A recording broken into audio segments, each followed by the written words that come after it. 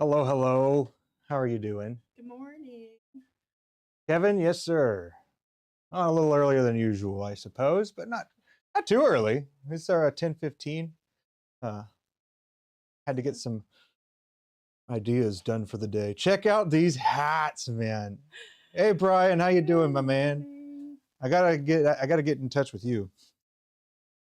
Your eyeballs stay better than mine do. My mom made these hats. So, so for Christmas Eve, we do like a dirty Dirty Santa. Santa and like a swappy Santa, we call it sometimes. But there was one White gift that elephant. my mom made one of the hats, and and we were like, oh man, that is so cool. I wish we had one. And so my mom asked me what Abby wanted for her birthday, and I said, Abby really wanted to get one of those hats. He's telling the story all wrong. What? I picked the hat, and then someone stole it from me because it's White Elephant slash Dirty Santa, and I was not happy that it got stolen from me, and neither was his mom, by the way. So he told her to make us hats. So this will be I our didn't tell her, I asked her. well, And she managed to get both of these knocked out in that small amount of in time. like a week and a half between Christmas and my birthday. Crazy. So this will be our Halloween costumes probably for the next like 20 years or something. But they're so neat. They're so neat. Your eyeballs stand up better than mine do. So this is actually kind of like a little eyeball unicorn horn thing because it's got some oomph to it, right? And then these have like little metal rods, like hanger rods in there to keep them erect. And it's also got foam in the eyeballs as well. So really, really fun. Yeah. I just figured that would be a fun way to start it off, huh? Yeah, don't want to get it all dusty.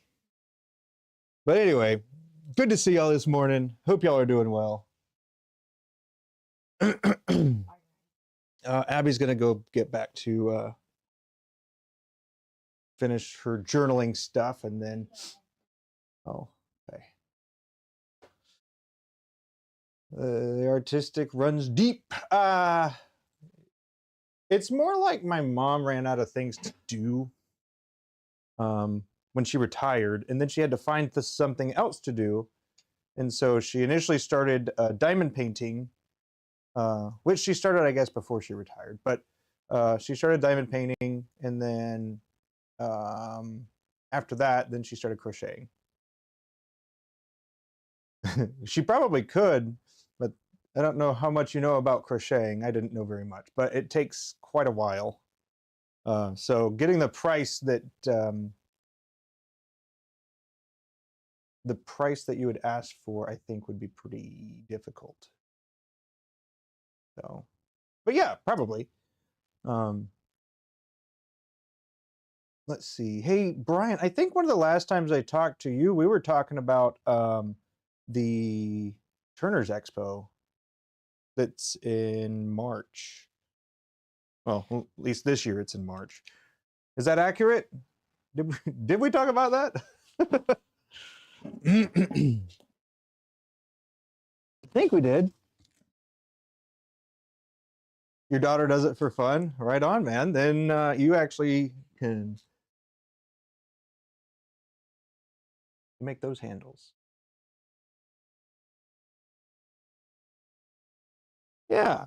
Well, my plan is I'm already going. I've already got everything. Um, I've already got everything booked. I had it booked quite a while ago, actually. But yeah, I'll be there, which will be pretty cool. Yes. And then, if I recall correctly, you are the fabricator of the bushings that you make. Is that also correct?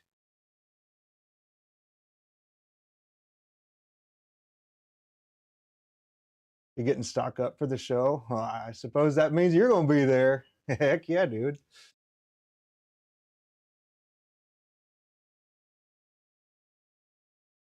Um, but yeah. Okay, cool, cool. I was thinking about that. And there is a diameter I'm looking to get made. But it might already exist. What'd you miss? Oh, the hats. We've got, they were like eyeball hats that had like eyeball tentacles coming off. They're inside. I didn't want to get them. I didn't want them to get all dirty or dusty. They're pretty cool, I gotta say. But yes, I've got the specific size that I'm looking for.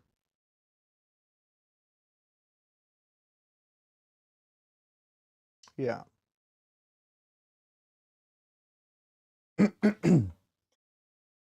Let's see.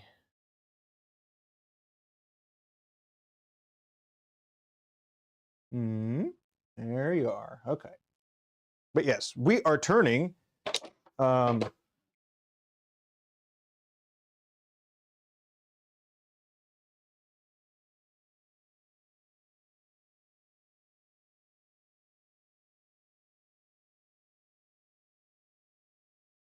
someone outside.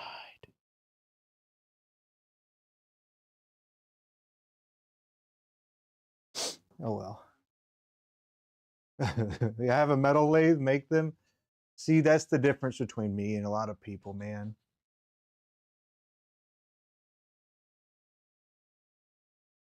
I stick with what I'm good at, you know? It's one of those things.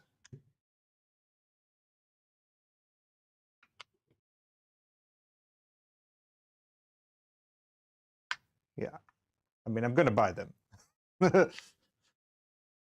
There's just things that I'm not good at, and I don't want to spend the time to get good at it right now. And not to mention someone already does it at a price that I am happy with. So all of those things combined, it makes it so it's like I don't really need to do that. Or I'm not going to do that. Because you know what? Good business helps everybody, you know? They call it currency because it's supposed to be moving.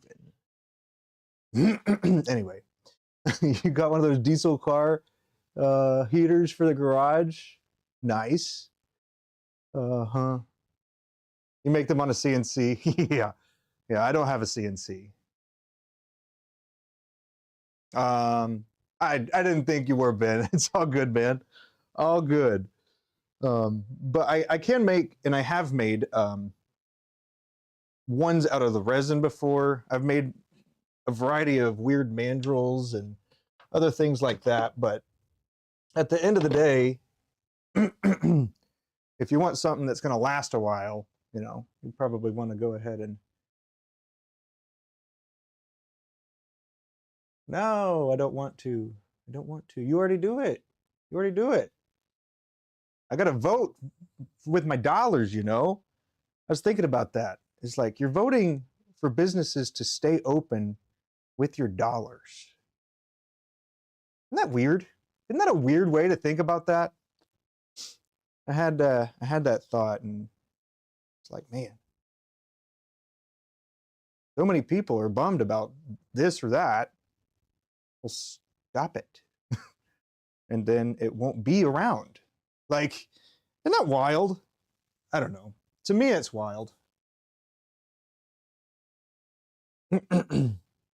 And you know, I guess it's one of those things that I try to think about other people as well and how they see certain things, and I want them to feel like they're valued, you know.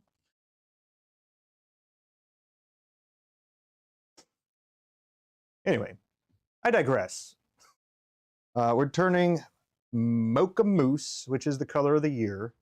They're brown. Abbie added a little shimmer into it, so they're looking pretty cool.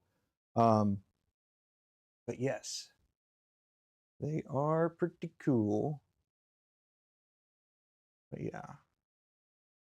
And might as well get to it, huh? I've already drilled and prepped them. Other stuff. What kind of stuff are you prepping for the show, Brian? Might have to add it into my budget. Let's see. I'm gonna hop over here. And here, yeah, okay. There we go. Okay, got some regulars. Abbie likes to do the special shapes first. Got some things that, well, anybody got any new projects that they're trying to accomplish this year, or different goals or targets that maybe they didn't get quite last year, but you're going to go again, get even closer this coming year? Your proxy?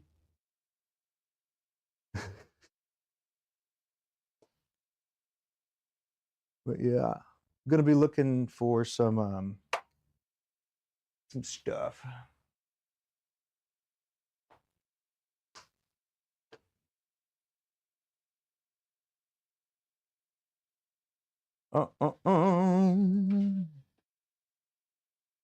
There we are.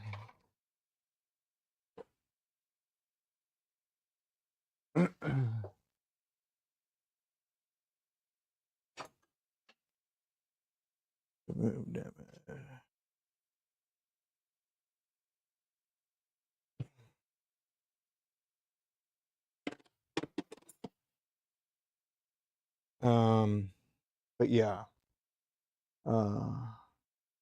gonna try to get a specific size made.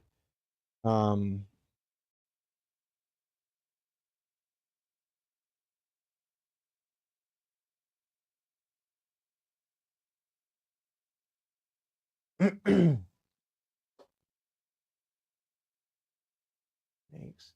Working with a guy on designing a mold for parts he makes. Nice. I tried that. Does it look anything like a lollipop? Does it look like a lollipop?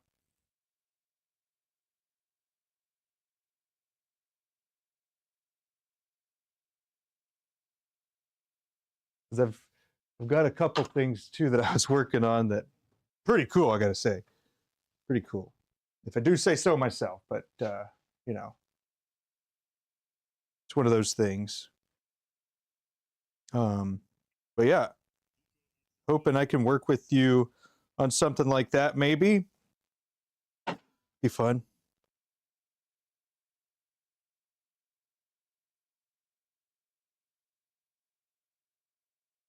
Okay, now we're good. The art and craft scene, Maker's Market and stuff like that, yeah. Well, I mean, if that's what you're interested in doing, I mean, don't be fooled. The grass is not always greener. It's a lot of work. So if you're willing to put in the time and effort, I'd say that it's probably worth it. But if not, it's not. Ah, okay. But yeah, grass isn't always greener.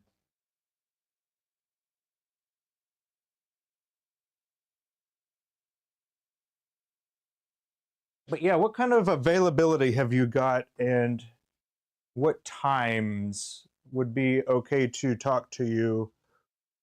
I think I've got your number as well. But yeah, texting wise, what would be an appropriate time, or I guess before or after?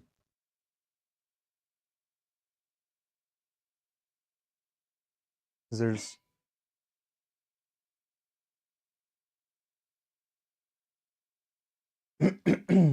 yeah, Well, I mean, if you're able to sell the tools, I mean, if we're brainstorming business ideas, I can do that too. I love all kinds of business stuff. Um, so if I was thinking about being in your position, Ben, and I was thinking about that, what would I do if I was in your position and I wanted to make it more more known? I think I would have a business card at the place that I'm working at, you know, and then I'd probably tell people that I have some things in the shop, and then you'd be able to um, come and train with me. So, I mean, that would be a starting point, because that's something that I'm starting to think about too, is being able to offer like a little mentoring kind of program where we can work on whatever you want, pin related, that I can do, right? I'm not going to try and get you to buy a course that I don't know anything about. But yeah, for specific stuff like that, that's what I was thinking about. And if you are able to stay in business at a turning store, I'd say that there probably is enough people in that area that would pay you, I don't know, $50, $100 an hour to learn some of the skills that you've acquired over time, you know? So I think there's a variety of different the things that I've been working on and thinking about is that in particular.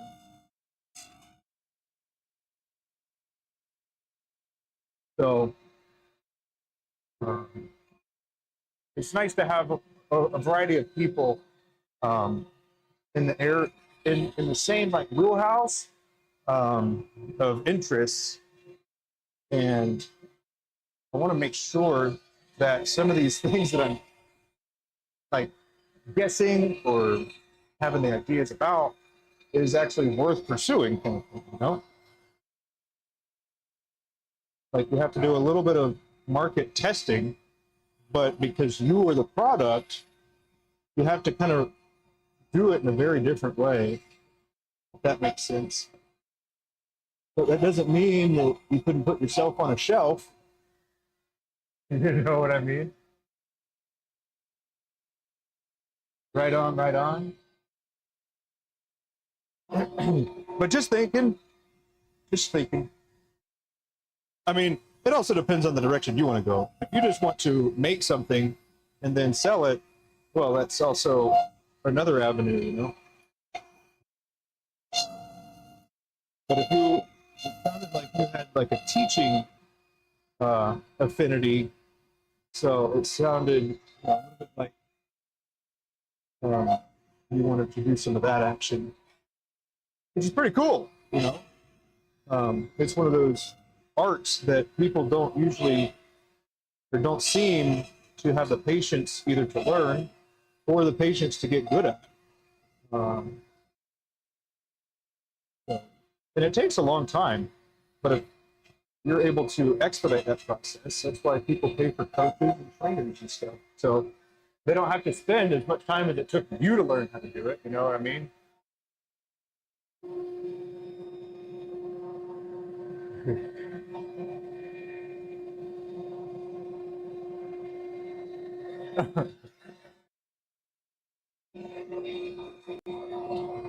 Anyways, it just thoughts.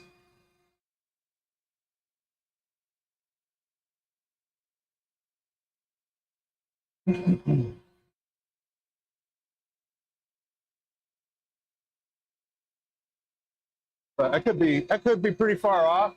You know, I could be way off from what it is that your intentions are. But I mean, I'm not sure how much of I don't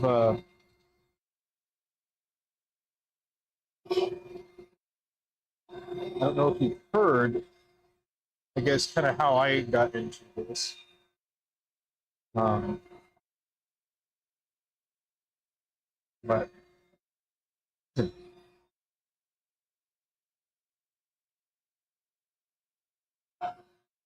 little different.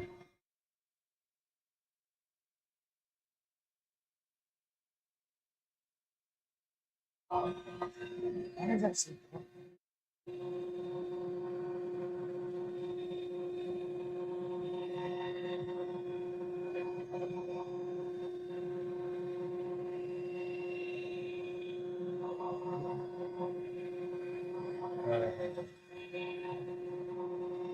Oh, that.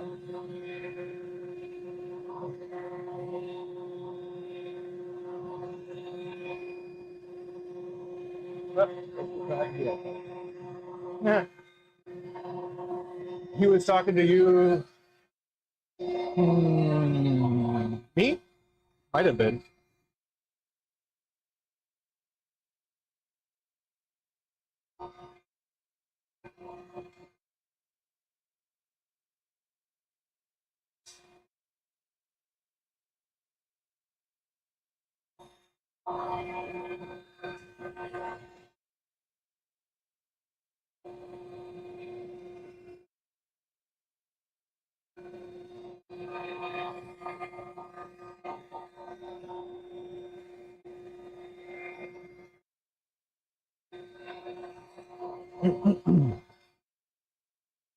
Yeah.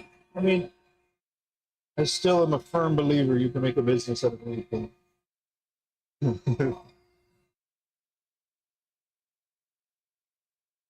But I'd say a big part of it is you have to think it's worth it too.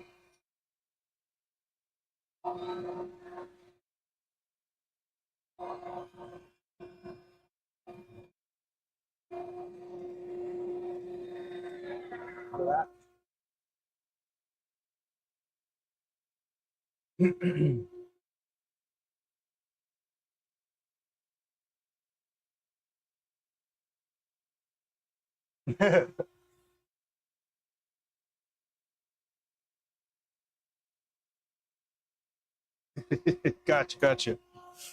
Pick it up, picking it up.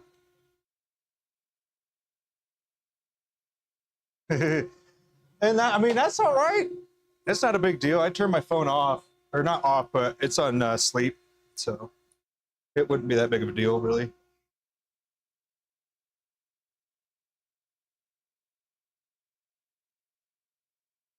Yep. Look at the feet finder scene. My goodness, yes. Ooh. Actually gonna pop this one over to the other side. That's how I turn my asymmetrical ones here. But you can replace it with a different one. Hey, this one.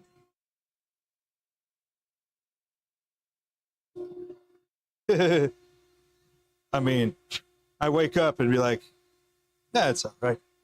No problem.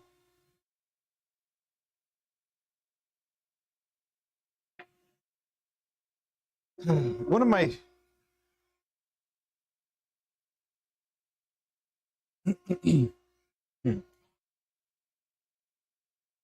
one of my hesitations, Brian, with working with people that have the skill set that I would be looking for is sharing that particular idea and worrying about the idea gaining traction without me. And I'm not saying you, I'm just saying in general, I sometimes don't talk about certain ideas because, um, well, because in some cases they're not refined, and then in other cases, I think um, somebody would make a move on them faster than I would. But I think that's also partially in my head that I think that would be the case. Um, but I only partially believe that because, well, I won't elaborate, but some people that are doing well have people in the same area that like doing the same thing. Yes, it's fine. Go with that.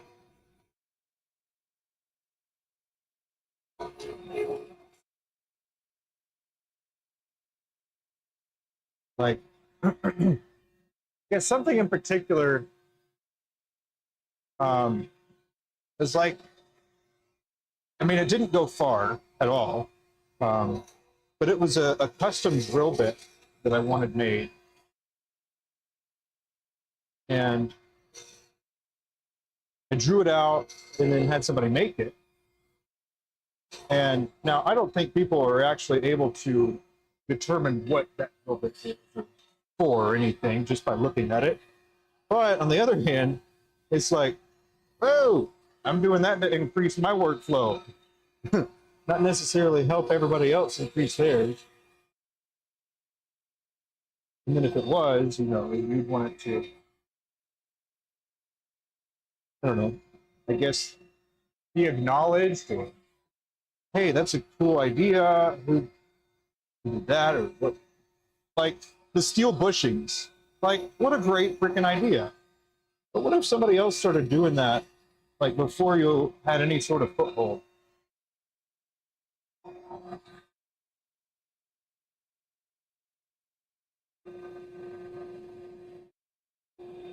I don't know. Those are things that I probably just worry about too much. And that's happened to you? That's awful.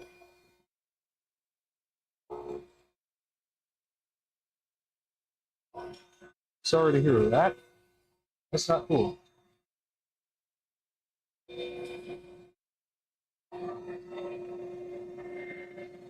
Uh, yeah, I think about things like that sometimes. How to, part of it's just built up in my head. But the other thing about it is sometimes, you know, it's kind of like that whole thing about cars.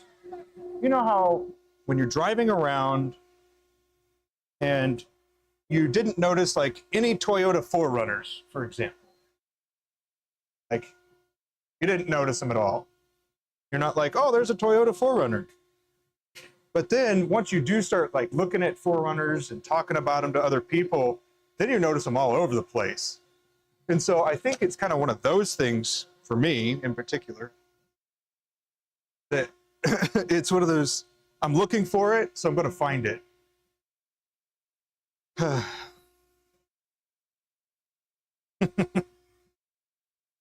Anyway. But I've got some pretty interesting ideas that will be pretty cool.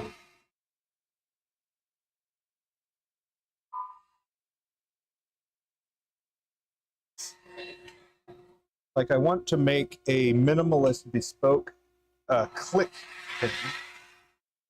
That's one of the things that I've got on my radar. And then I've already got plans for a miniature pen as well. And partially the design is from, I guess, inspired by, appropriate way to say it, inspired by the Vecos, but they're not the only one to make short fountain pens that overlap the cap and barrel. So, like,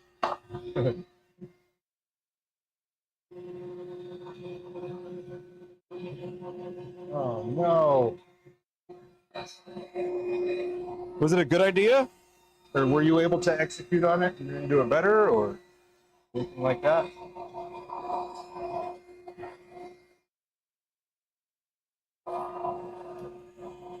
But then on the other hand, it's like ideas are kind of worthless until action's taken upon them. So it's one of those things too. It's like you have a million ideas, but you only have 24 hours in a day, and let's say we can only try out one idea a day, so you won't really have any good reference data to determine if that is a good pursuit or not. If that makes sense. It's something that you got to do for a while and see if it does anything, and then make adjustments from there. But yeah, those are just things that I think about a lot. Yeah, I mean, it wouldn't be cool. But on the other hand too, is I can kind of see that if you were to give credit, and then there were like a royalty or whatever, then maybe it would be fine. You know.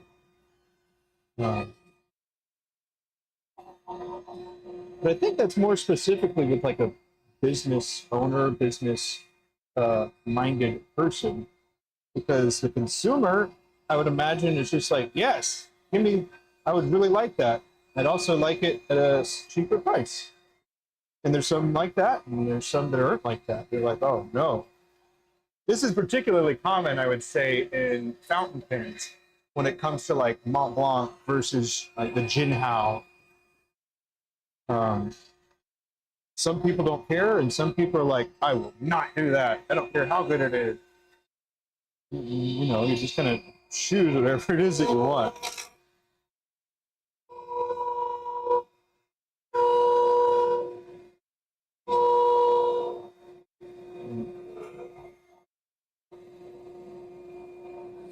I find things like that aren't very different, but they're the same thing. It almost seems like you're not really contributing to the craft that you want to promote. So in that case, I guess it would be like pin collecting. So pin collecting, if I wanted a Mont Blanc 149, but I get a Jinhao, whatever it is, and at the end of the day, it's still not a Mont Blanc, even if it looks the same, feels the same. But really, what's the difference? Toyota versus Lexus. I mean, you want the liability, oh, you got both.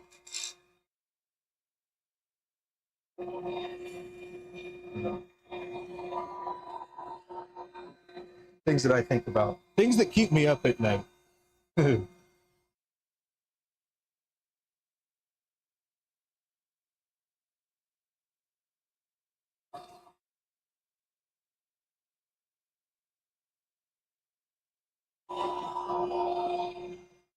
guess for the longest time, I wasn't even going to talk about making diamond painting things.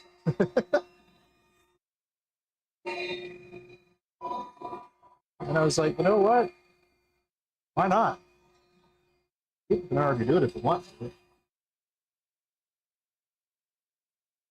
I guess it is illuminating some other things as well. But that's how things also develop and get better too. So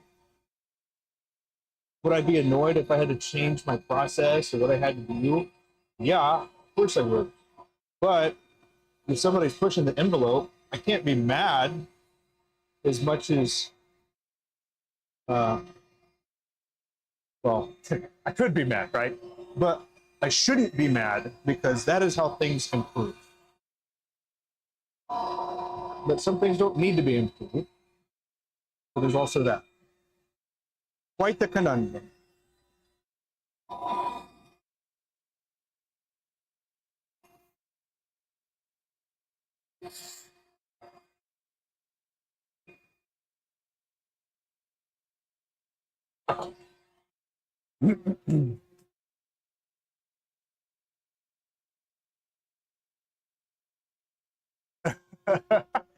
Man, there's only so many ways you can make a pin. So a lot of things are like that.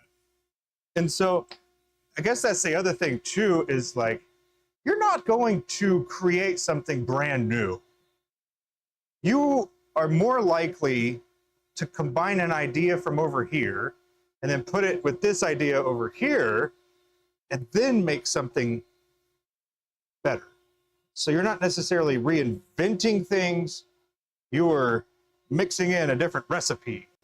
Is more of what I think about. But no, I wouldn't get mad.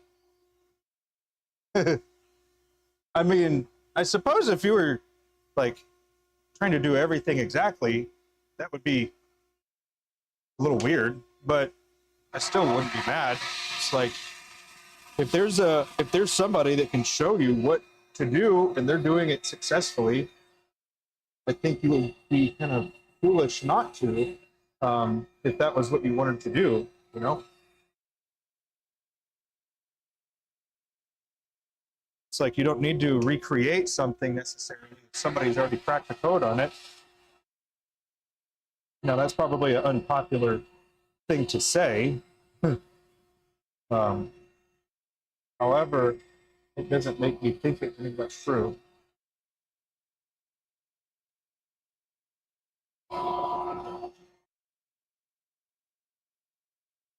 Yeah.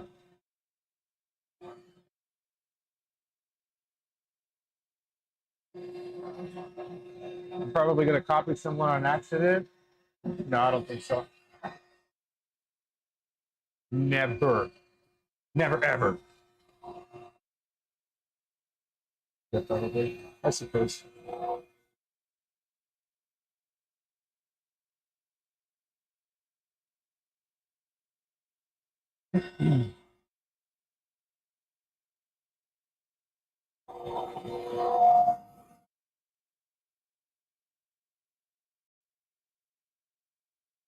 Yeah. Lots of stuff. Yeah. Gotta get some of the bushings. And I'll probably get them in a way that it is already set up for turning them. Kind of like how the diamond painting bushings are. Yeah, I'll probably just leave it like that, and then make the actual part 5/16. I think. I think that's what it is. I'm going for it. Oops.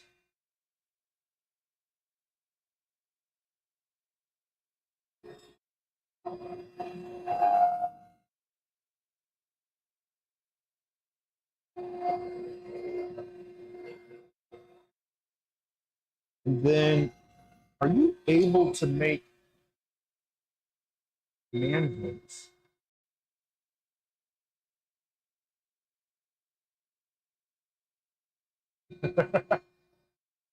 Oh, not me. Well, I mean, I was not the first one to create a diamond painting.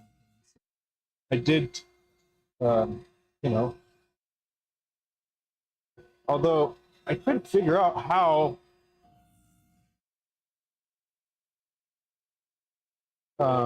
to do them without boring out the holes. So that took quite a bit of fine tuning. And I didn't know about TDC bushings at this point, and I started that. But I had some thread finders that I taped over that were smaller than the 7/32, and that is what I was doing before, and it worked, but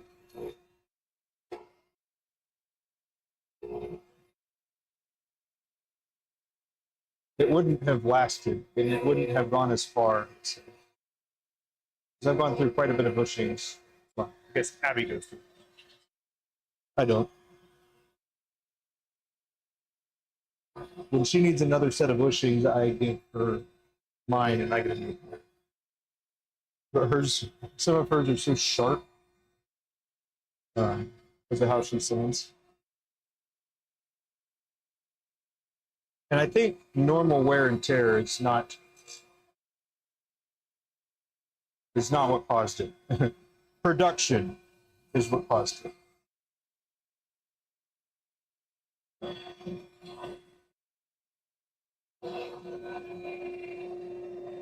The bushings themselves probably last a good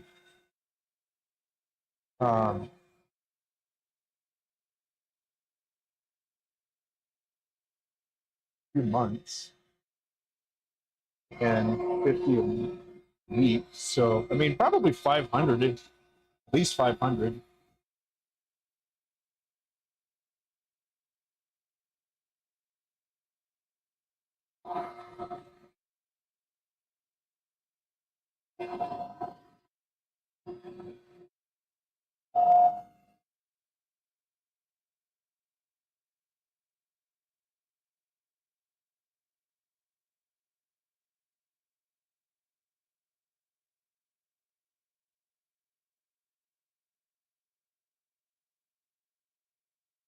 I did have a visitor come out, no doubt.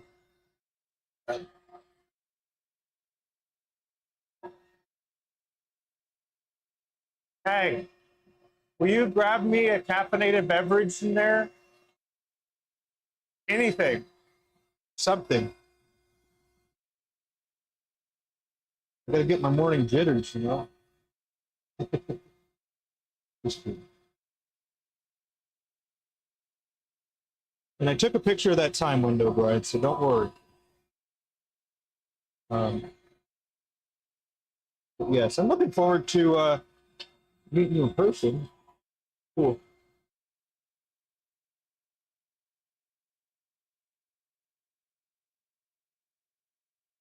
I'll be riding my motorcycle out there. It's about a 6-hour ride. So I'm gonna have to get saddle pants. Because that's gonna be a doozy of a ride. Thank you.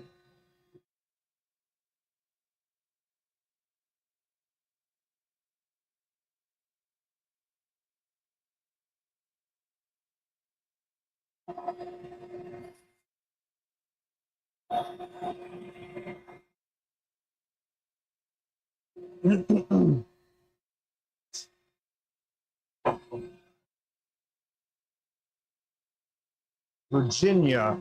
He's in Virginia. Let's see. And what big thing I'm gonna be making? Oh, come on, Kevin. Woodworkers? Ah, cool.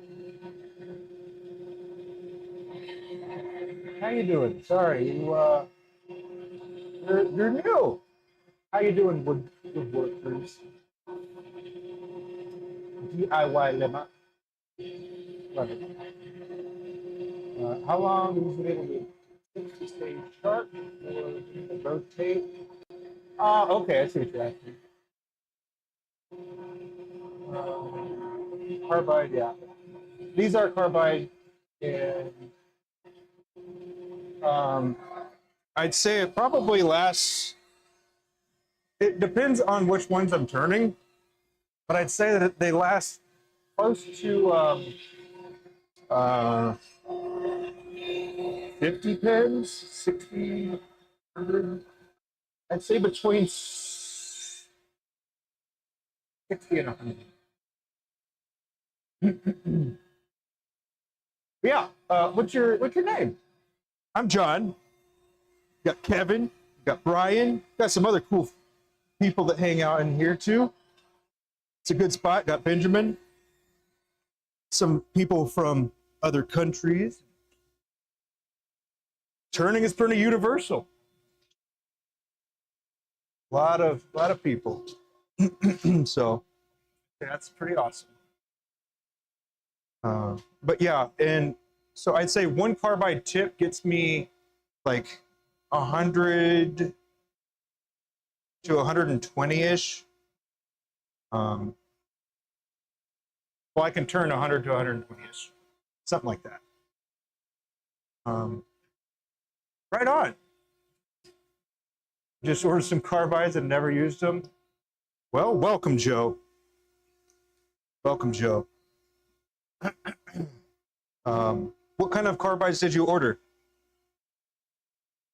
I'll get snuffed by some brands because I don't I don't actually use the carbide tips that come with, like the EasyWood, for example. I also don't buy those.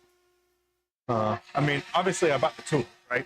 I got the tool, EasyWood tools, and I've got a whole collection of them up here. But I don't usually use them, or use the EasyWood tools carbide. And I will say this too, that EasyWood tools carbide are sharper. They're sharper than the ones that I get. But if you've been a follower of my channel for any time, you also know that I don't like them super sharp.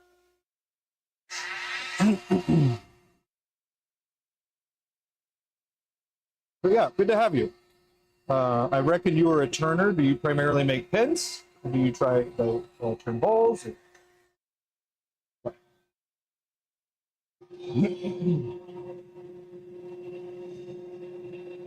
Oh, that's awesome. Well, congratulations. Welcome to the hobby. It's going to be fun.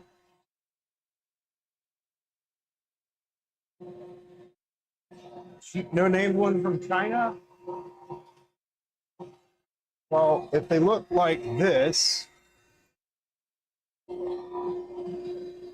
if they look anything like that, I'd say you're good to go. If you have the, I guess the same tool. Those, believe it or not, are more for, I'm pretty sure they're for planers. At least that's why they started making them. And then they just started making the round ones too. Pretty sure they started with a square. But I don't know if you're curious.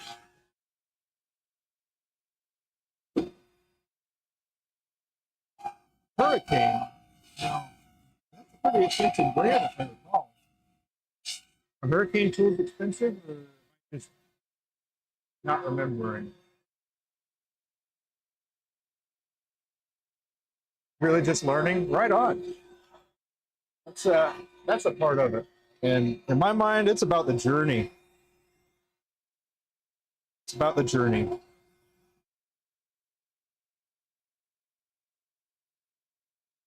I believe it or not, what you're looking at right now is my full-time job, and then my part-time job is also turning. I turn all the time, but I don't usually make bowls. I usually make pens. Like 90+% of the time, I'm making pens. So that is my area. It started without knowing what a lathe was, actually. I didn't know what a lathe was. So pretty cool.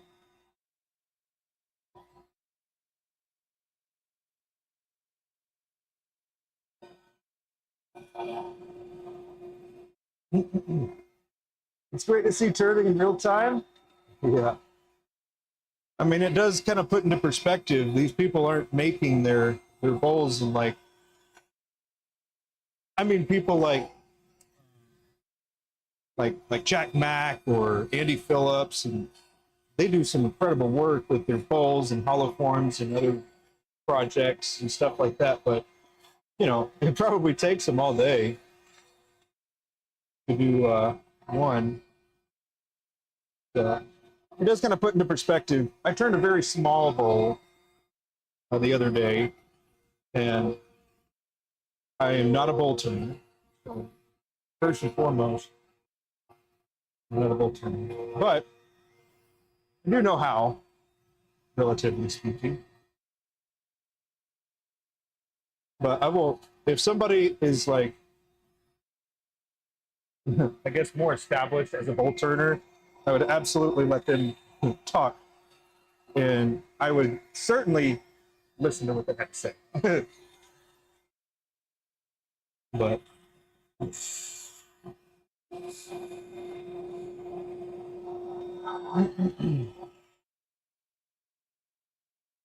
labor evolved into perspective, yeah. I mean, this is my therapy. Welcome to my therapy session. I turn and I chat, talk about business and about learning and tools.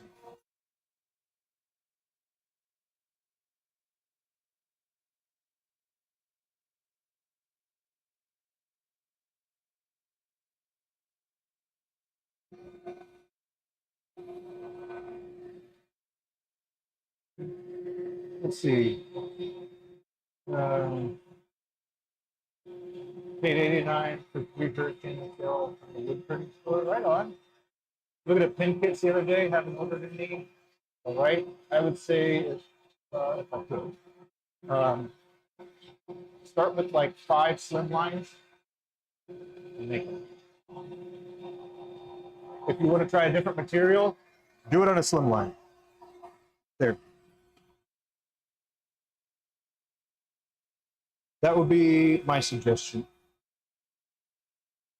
I don't even really make kits, and when I do make kits, I like the single body. However, when it comes to learning, I would say that bang for your buck, you're not going to be able to beat a slim line. If you're trying to make a pin. Now, something like this, on the other hand, is actually cheaper, believe it or not. But you have to know what to do and how to do it. So there is an element of that, and I can't just share everything. Just almost everything. You're a glass worker? Yeah, that's awesome. When you say a glass worker, do you mean like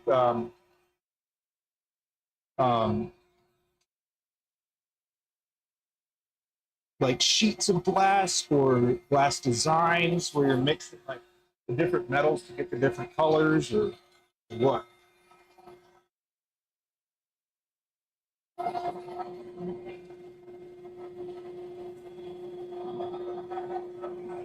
There's lathe specific to making pins. Not exactly. I would say that typically smaller lathes are more used for making smaller things like pins.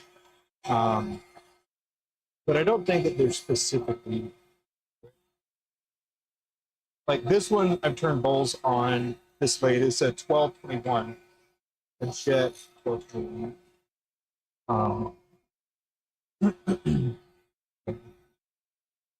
Pretty interesting. Oh, really cool, Josh.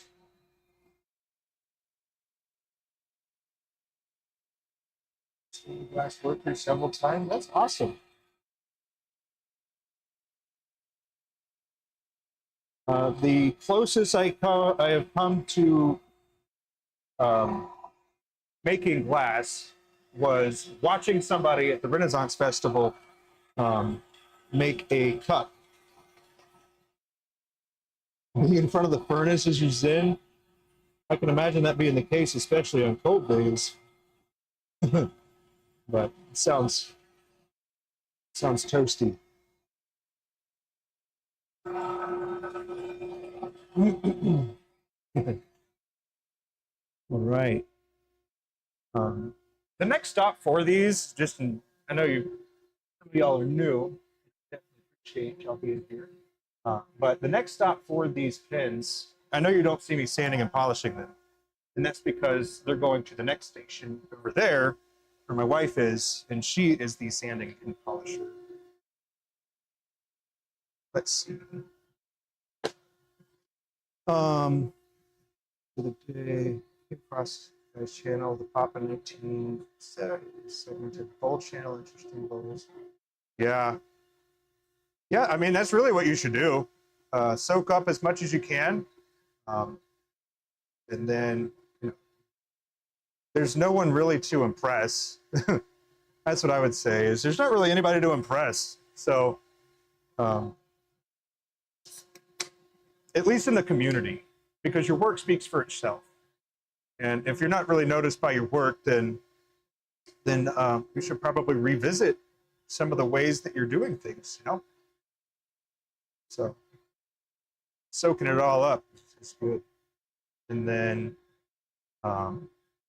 slimline, just the cheapest ones you can.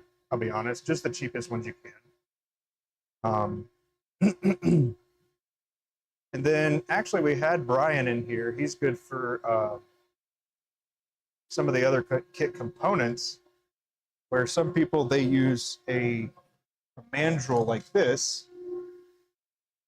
Let me switch views for a minute. We can chat. Hey.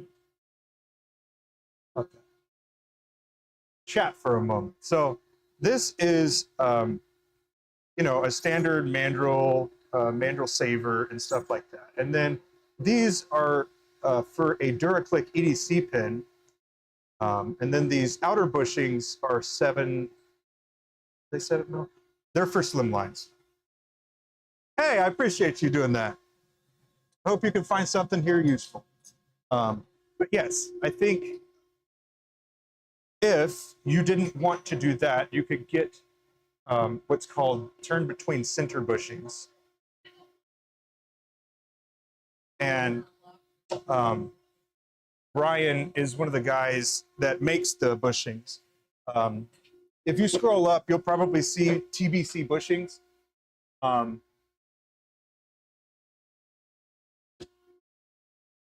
Sorry, turning my heater down a little bit.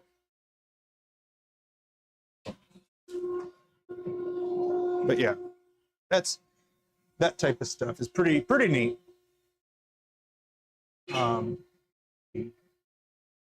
Oh, righty, Josh, EDC, everyday carry. Everyday carry. So some people say, like, here's my knife, this is my everyday carry, or here's my pen, and this is my everyday carry, or my notebook, or my journal, or whatever it is. That's a everyday carry. But some people think of them, well, you know, acronyms. Acronyms, they got different names sometimes, or some different meanings. But usually it's for everyday carry. Glock 19, right on.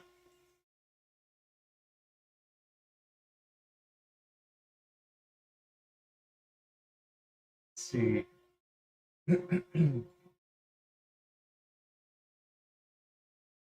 Yeah, Joe, thinking about it, like, I mean, it really boils down to what are you interested in doing? That would help me kind of guide. Like, if I had to suggest something, I would suggest trying everything and find out what it is that you like doing, and then tailor your kit or your setup for that. And you know, I could help you with that, or there's a lot of people that'll give you some pretty good guidance and stuff. Sorry about that, Brian. I'll leave you alone. I'm just giving you trying to help you out. Yeah, Brian's good dude. I'll be able to meet him March. That's pretty cool. Hop back over here.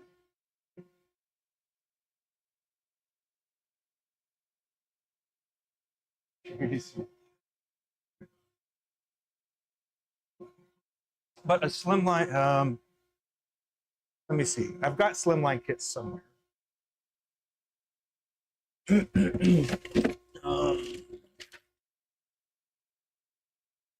Broke that.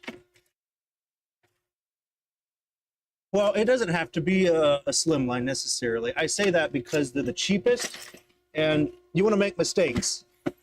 You want to make a lot of mistakes. The more you can make, the more you're going to learn. Let's see. I don't think he does any streaming. It's just his YouTube name. But if you type TBC bushings like into Google, you'll find a website, and that will be kind of what'll lead lead you to down that road. But here's a slimline pin kit. So use gnarly old wood. Fascinating, yeah. And I'm not. I actually have a pretty cool wood project that I've been talking about for a while, and I actually have to get to it now in the near future. But I'll hop over to this cam over here and show you. So a pin kit is like this. So here's the cone, and then these are the brass tubes. So basically you're going to drill a hole and put these tubes inside of it, right? And then you'll turn it down to the size that you want it to be, and then you'll push all the kits together. And the reason I say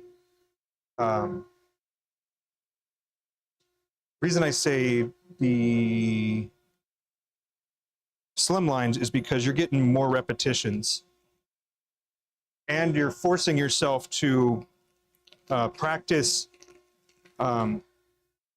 consistency, because if your pins aren't consistent, the pin parts are going to look drastically different, and then you'll see that when it comes to a full-size pin. So whatever you want to make a fat one, go for it. Doesn't matter. If you want to make a skinny mini one, go for it. It doesn't matter. The point is to get consistent with whatever it is that you're trying to do. And I think these are like $1. And so $1 per rep, I'm for that. Oh, nice. Your jet's bigger than my jet. Can't be having that. Just kidding. You've always found projects where they use gnarly old wood and epoxy fascinating. Yeah, I've done that a few times. Some of my other videos, I've got those where I did, well, turning a pretty crazy bowl. That took me way longer than that. But part of it was because of how I did it. So it's my fault.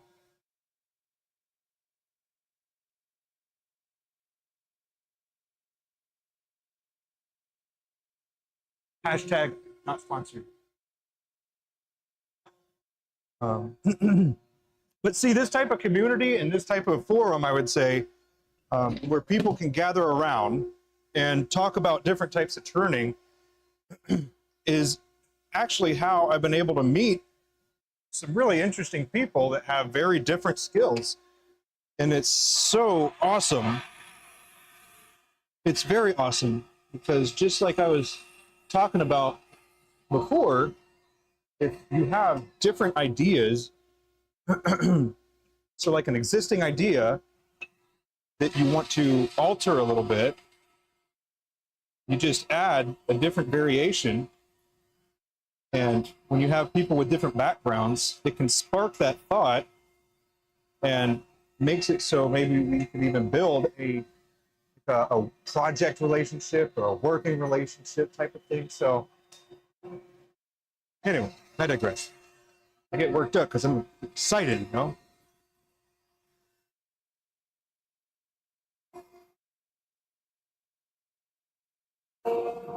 We're not really into stabilizing. My wife makes all the blanks that I use pretty much. And we, let's see. Yeah. I did make a cool pin the other day. It took me quite a while. I did a lot of different tricks on it that I hadn't done often. Definitely had combined all those tricks at the same time. But it turned out really, really cool. And also keeping an eye out for some more of the bow-tight material. I think they also call it like green cordite or something like that. Like, because it was used for boats, right? And this is one of the blanks right here. So it kind of has a spectrify look to it, but it's paint. It's layers and layers of paint, just like cordite is. Really cool stuff. Made a get into that.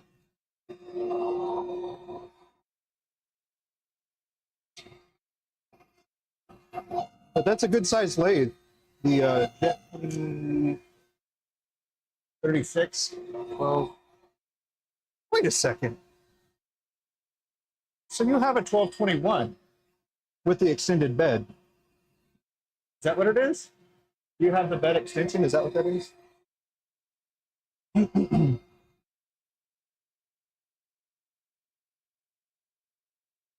Make some baseball bats.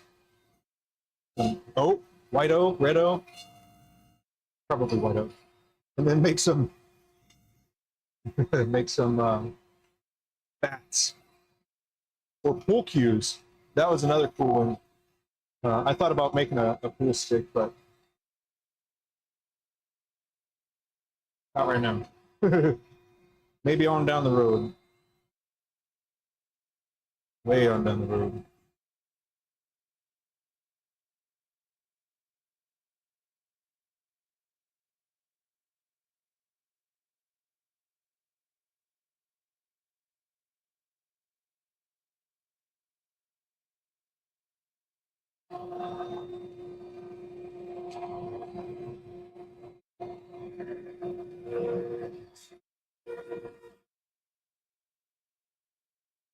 I don't know if links can be in the chat or not.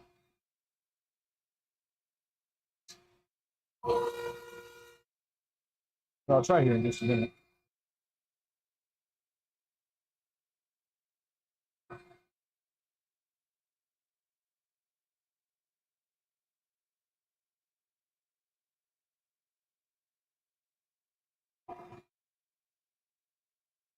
Yeah, I try to use this as an opportunity to, you know, talk to all kinds of people and answer questions. And, well, just hang out, really. Sometimes I'll do more like, I guess, educational type of videos where I'm talking about what I'm doing and explaining it and everything. But this, I've turned close to, I probably turned over maybe 15,000, somewhere around there.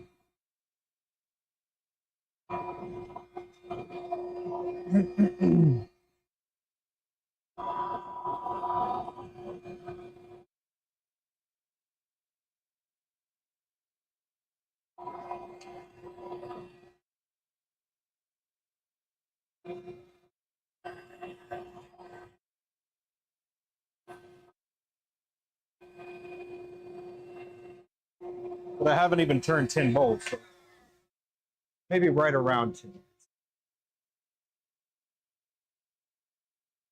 Had a bit of a bed on the backside. Right on. 15-year-old model. Hey, if it still works, it works. It's probably even better than the one I got.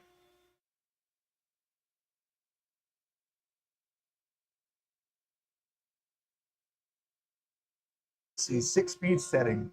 Interesting. Interesting indeed. Uh-oh. Went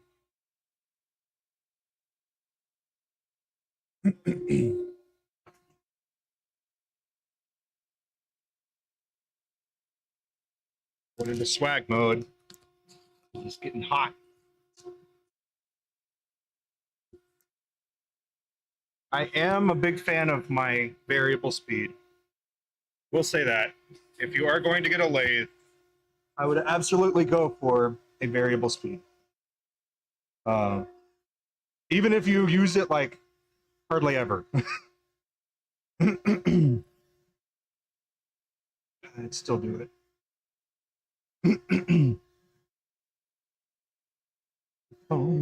Let's see. Sorry, I had to get.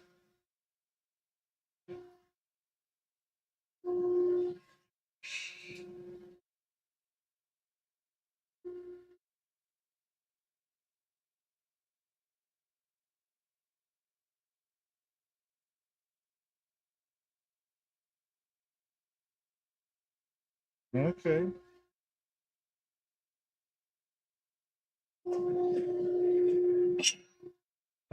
Let's see. All right. Let's take a look right quick. See if.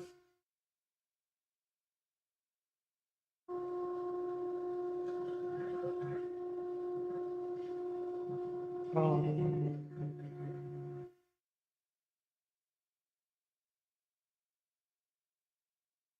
okay. Here we go.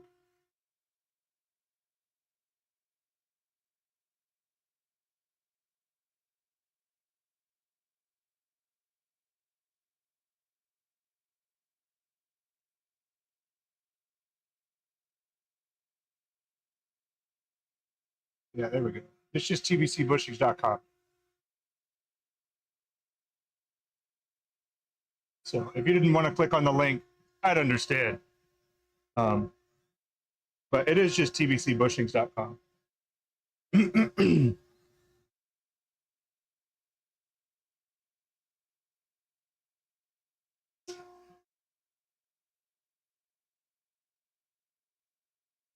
Yeah, you got the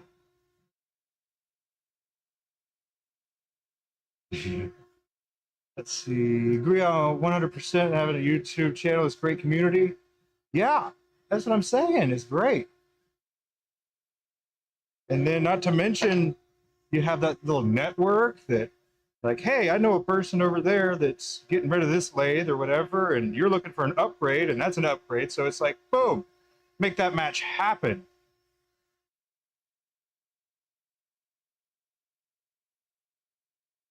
That's just one of the many examples. You tried to put it in chat, but it wouldn't let you. Sorry. I don't know what those settings are. Let's see.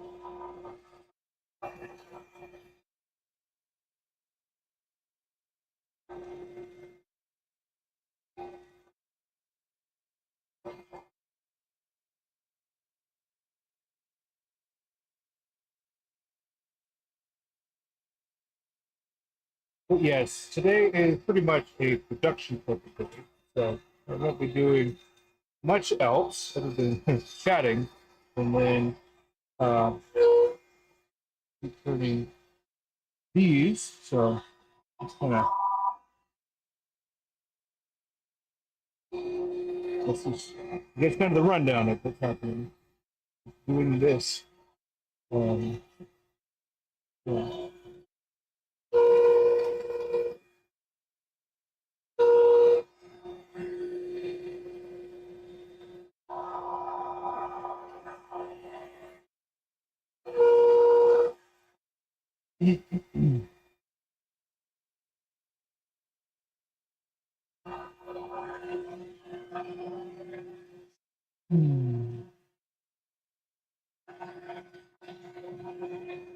You've done lives and turned on there were giving me pointers. Right on. Uh, have I seen those step down drill bits? I have some. Uh, Raise the best, more speed. The V-shaped here ones. Now, not like this. I mean, this is, you know, kind of like that, I suppose. But no. Let's see.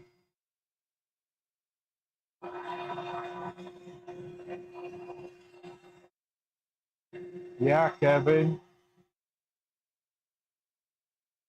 Kevin.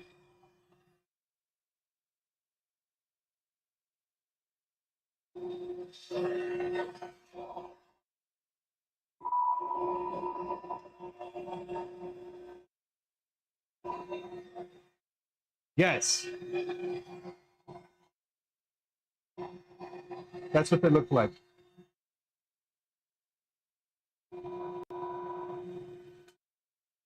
What speed? I am at 33. Usually ranges between 33, 32, and 34.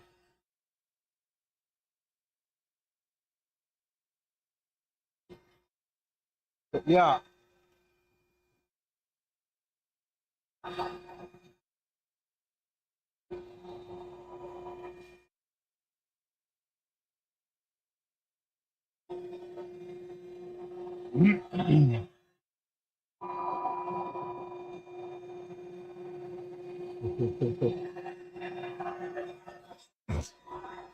All good, my man. But yeah, I do have setbacks. And that's a part of one of my bigger projects too.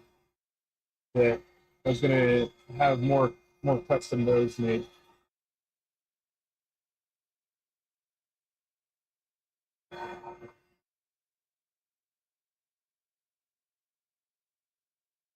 It took me a few times to figure out how to use it effectively.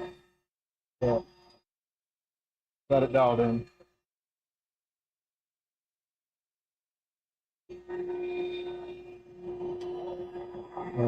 But yeah, that is, I guess, one of the things that I was talking about with the particular idea, right? Because if you can reverse engineer something, then you can actually make it again, right?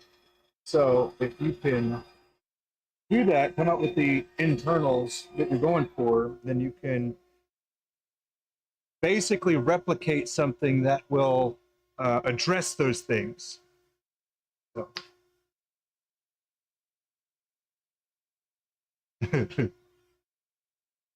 Doing the whole shirt and Joe Dirt. Let's see, do your research? Yeah, man.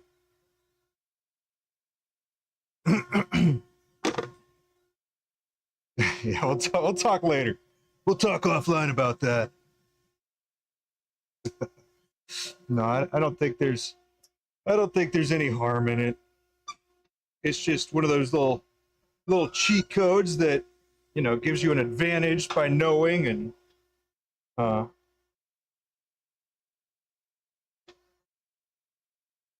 see, one side of me, I should have been like, no, I don't know what you're talking about. But then on the other hand, it's not me, man. I'm not gonna lie to you. Just be wrong. But yeah. You like the looks of that pen? Heck yeah. Appreciate it. The like I said, the blanks my wife makes, she makes them all. And then these are going to be these are diamond painting pens in the making. So basically, you're giving people a different handle of what it is that you're making, of what they're making, right? So it's basically like remaking one of these handles, remaking a handle for our comfort, but you know, it's a different handle for a different purpose.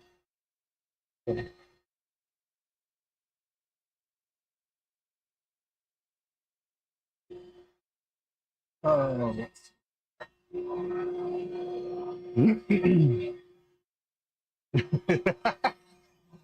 I know, okay, I'm just kidding.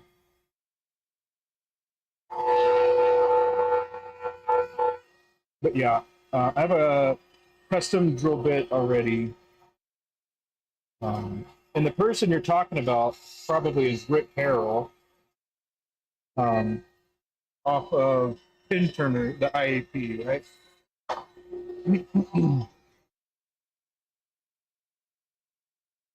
Yeah, the Turner's website is something like that. The IAP, whatever that's called.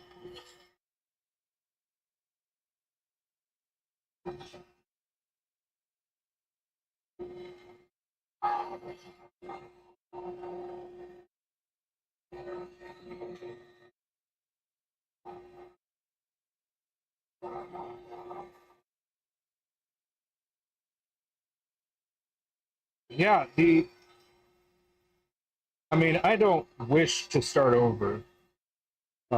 It's not one of those experiences that I would go back and do again. Well, I would actually, but I wouldn't want to.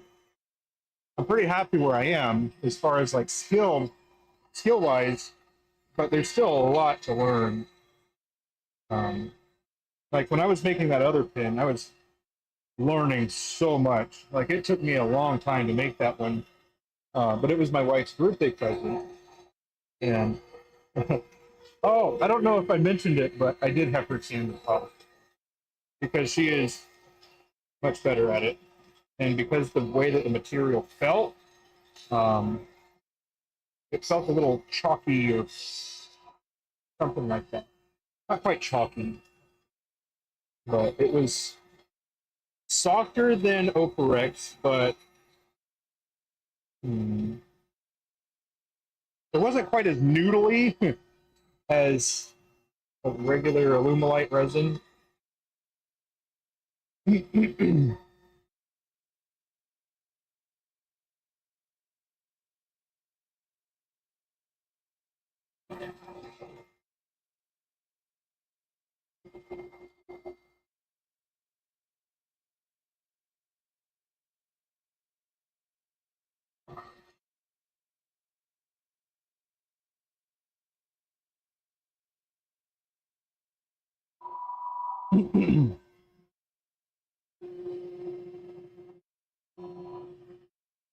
Yes, I do.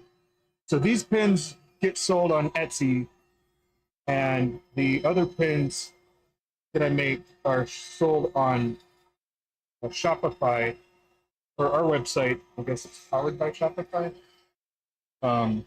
Yeah. So my fountain pins that I make, sell them there, and then these are sold on Etsy.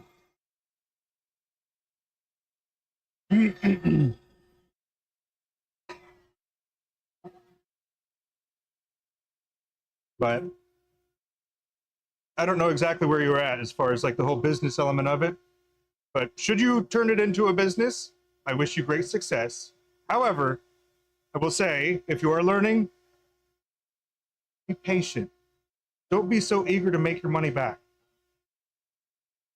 I think that's one of my biggest things that bother me, I guess, is when people are like just learning and then trying to immediately start selling it. It's like, my goodness, man, or woman. Come on, woman, man, just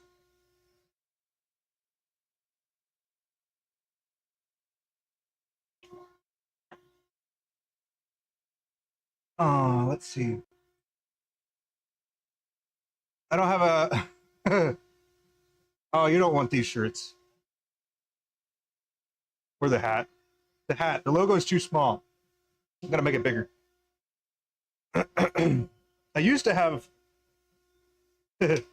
I used to have a video up that was when all of that stuff came.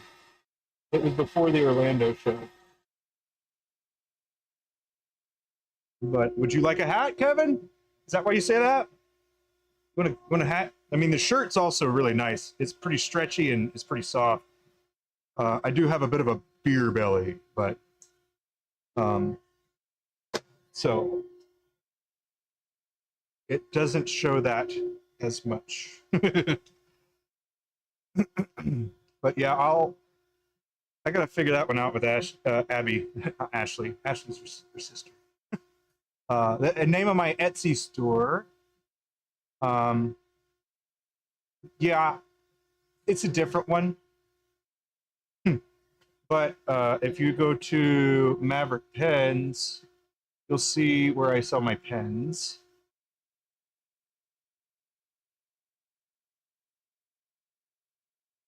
Maverick Pens.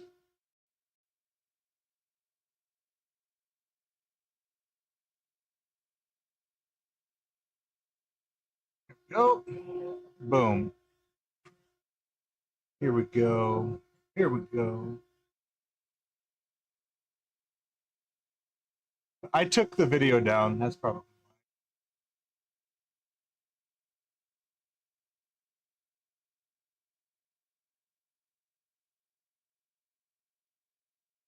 That's where I sell the fountain pens.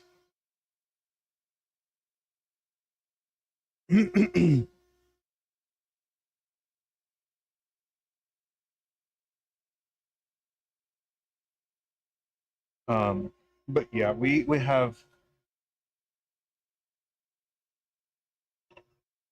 Well,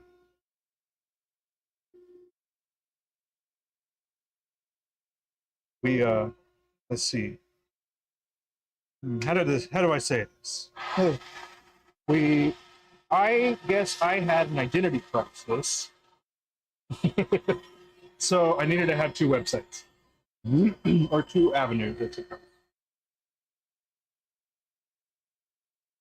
But yeah. Bum, bum. Hey, I appreciate it. Appreciate you taking a look. And that is pretty much what I make on the latter part of the week. Like usually actually today and tomorrow I'll be working on fountain pens. But it was Abbie's birthday, so that put me a day behind. And I was working on a different thing too.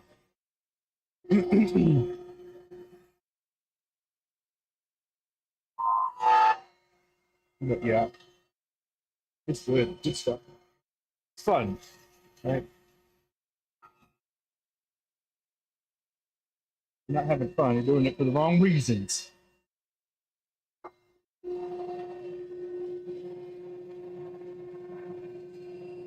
Yeah. No, no, you don't, Kevin. No, you don't. You do the good work, man. You're doing all the glow stuff, and you're doing the good stuff, man. Get inspired by you sometimes.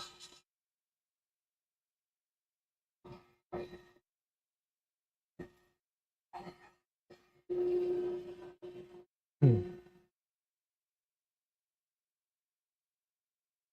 Um, let's see. Did I know that?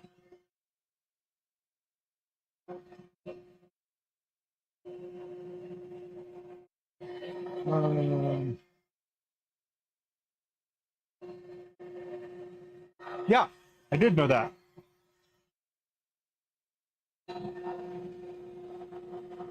There you go. See, I knew that.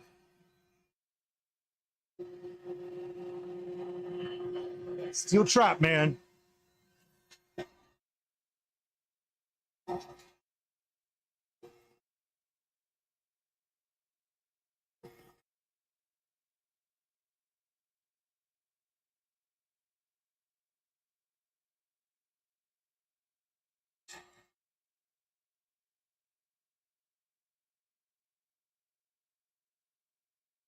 Yeah.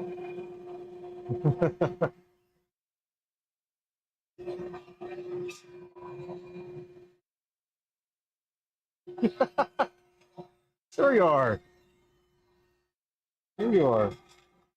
I'd say that you're closer to it than not.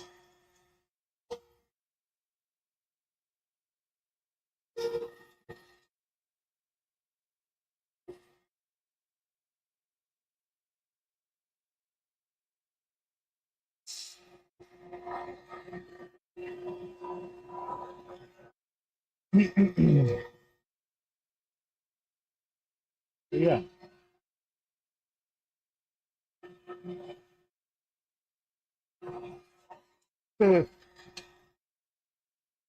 Well, I'll go ahead and dispel this. It's not stalker, okay? I didn't stalk or anything. You did say it.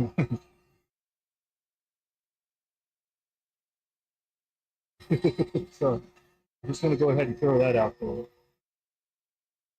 It was when you were talking to Abbie, and then we talked about the different birth dates that were coming up at the beginning of the year and stuff like that. And then that is when you mentioned it as well, and that is the point in which I wrote it down.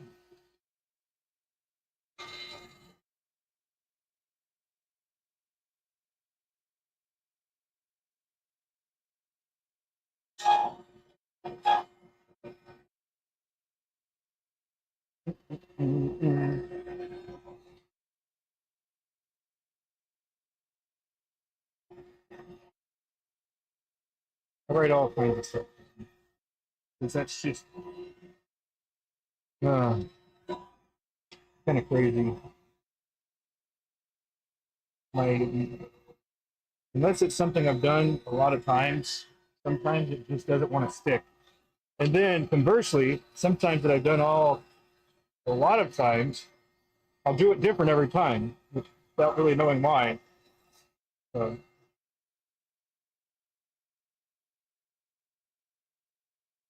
just I suppose one of the perks of being me. Yes. Oh, would you like to talk to her right now? Might be able to get her to take a seat and chat for a moment.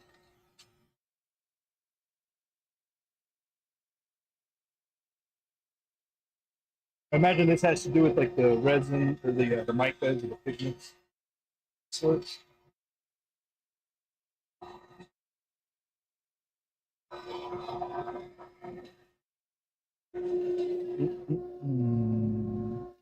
These are really neat. So the other ones that Abbie has done that were similar to these were called pumpkin spice, and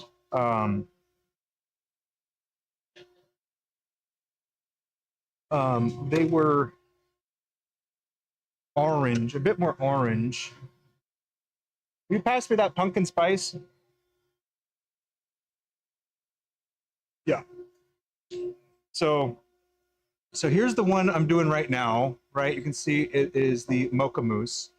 And then this is the pumpkin spice, which you can tell is quite similar, but it's got orange instead of like a lighter brown. So pretty cool. Let's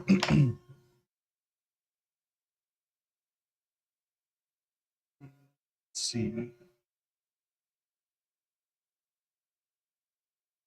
Hey, come here for a minute.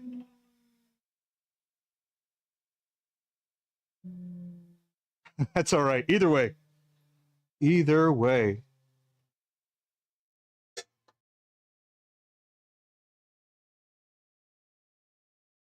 Here you go. What's up? I'll adjust this. Sorry. All right. This is my wife, Abbie, the blank maker. Hello, everyone. So we've got Joe, Right. and Brian was here. He was driving. I So we saw got, Brian come in at the beginning. and then let's see, Joe, and then we had Josh over here, Nice. and obviously Kevin. We got Kevin. He's here. Yeah, and other people hopping in and out. Are you going somewhere, or was there a question for me? Well, they were talking about my shirts. One of my shirts. Oh. And maybe a hat. And I was like, I don't know where to do that. Did we put them up somewhere? We did, but then we didn't talk about it. And then that video that we made of like unboxing all the swag or whatever, took it down. I don't even remember where I put those. What? The shirts. We had them in an Etsy. I think that was Ragbag. Mm, Or Maverick Designs? maybe. Maybe. birthdays. Oh, yeah. You left Lulu out here. Yeah, my birthday was Monday. It was January 6th. John's is February 20th. And it's funny, all four, so me and his and then our two daughters are all at the beginning of the year, right after Christmas. So we go from Thanksgiving, Christmas, New Year's, to my birthday, Stella's birthday, John's birthday, Evie's birthday, all within like a couple of months. So it's a lot of holiday. It's a lot of celebrating. And what ends up happening is kind of like what happened for my birthday and for Christmas too, is we did birthday with my family. We went to dinner. We did birthday with just us, and then we did birthday with his mom, cooked us dinner last night. So I've had my third birthday for this year already, but yeah, it is kind of nice, especially since my parents and siblings, 3 of their birthdays are in June. So we do still have like other family birthdays, but at least the big ones that we're in charge of are done towards the beginning of the year. And it works out for me because often if you're like, you don't get something for Christmas, then I'm like, cool, I can ask for it for my birthday. Yeah, with Valentine's Day. Valentine's Day. We don't do a ton on Valentine's Day. We have a date. We do, usually with the kids, because it's, I don't know, it's one of those overly commercialized. Yeah, holidays that I don't know. We spend every day all day together. So we usually make an excuse to go out to dinner, or I think last year we got Golden King crab legs from Costco and did that with the kids, which I want to say they were like sick. I'm pretty sure they didn't even eat any. You and I ate like all of them. Anyways, so we do stuff like that. Yeah, very Hallmark. I don't know. I feel like the meaning behind like loving somebody all the time and having a day to celebrate, it's a little cheesy. So we don't usually do gifts. I think it's more like a dating thing. Maybe. In my view, it's more like a dating thing rather than a you're already married thing. You know what I mean? It's like if I'm courting a lady, I don't know. That'll be a special time where I take her out. Y'all still usually get me flowers and chocolate. We get the kids chocolate. We all have dinner together, you know. That's about as far as our Valentine's typically goes. And that's okay. We're both on the same page with that. It's kind of the same thing most of the time for anniversaries. We do stuff, but it's, I don't know. We'll be married for 14 years this June. It is cheesy. Yeah. Valentine's Day is it's cheesy. It's exactly it. So like, it's fun to do. We do it more for the kids than we do for us, of them getting Valentine's Day cards and chocolates and stuff.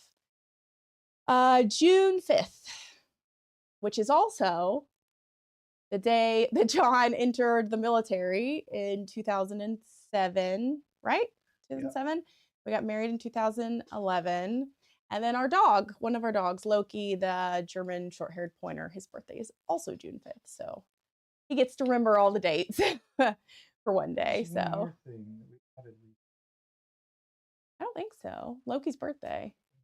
There's some more reason than that. I don't remember what. I don't either. Of course.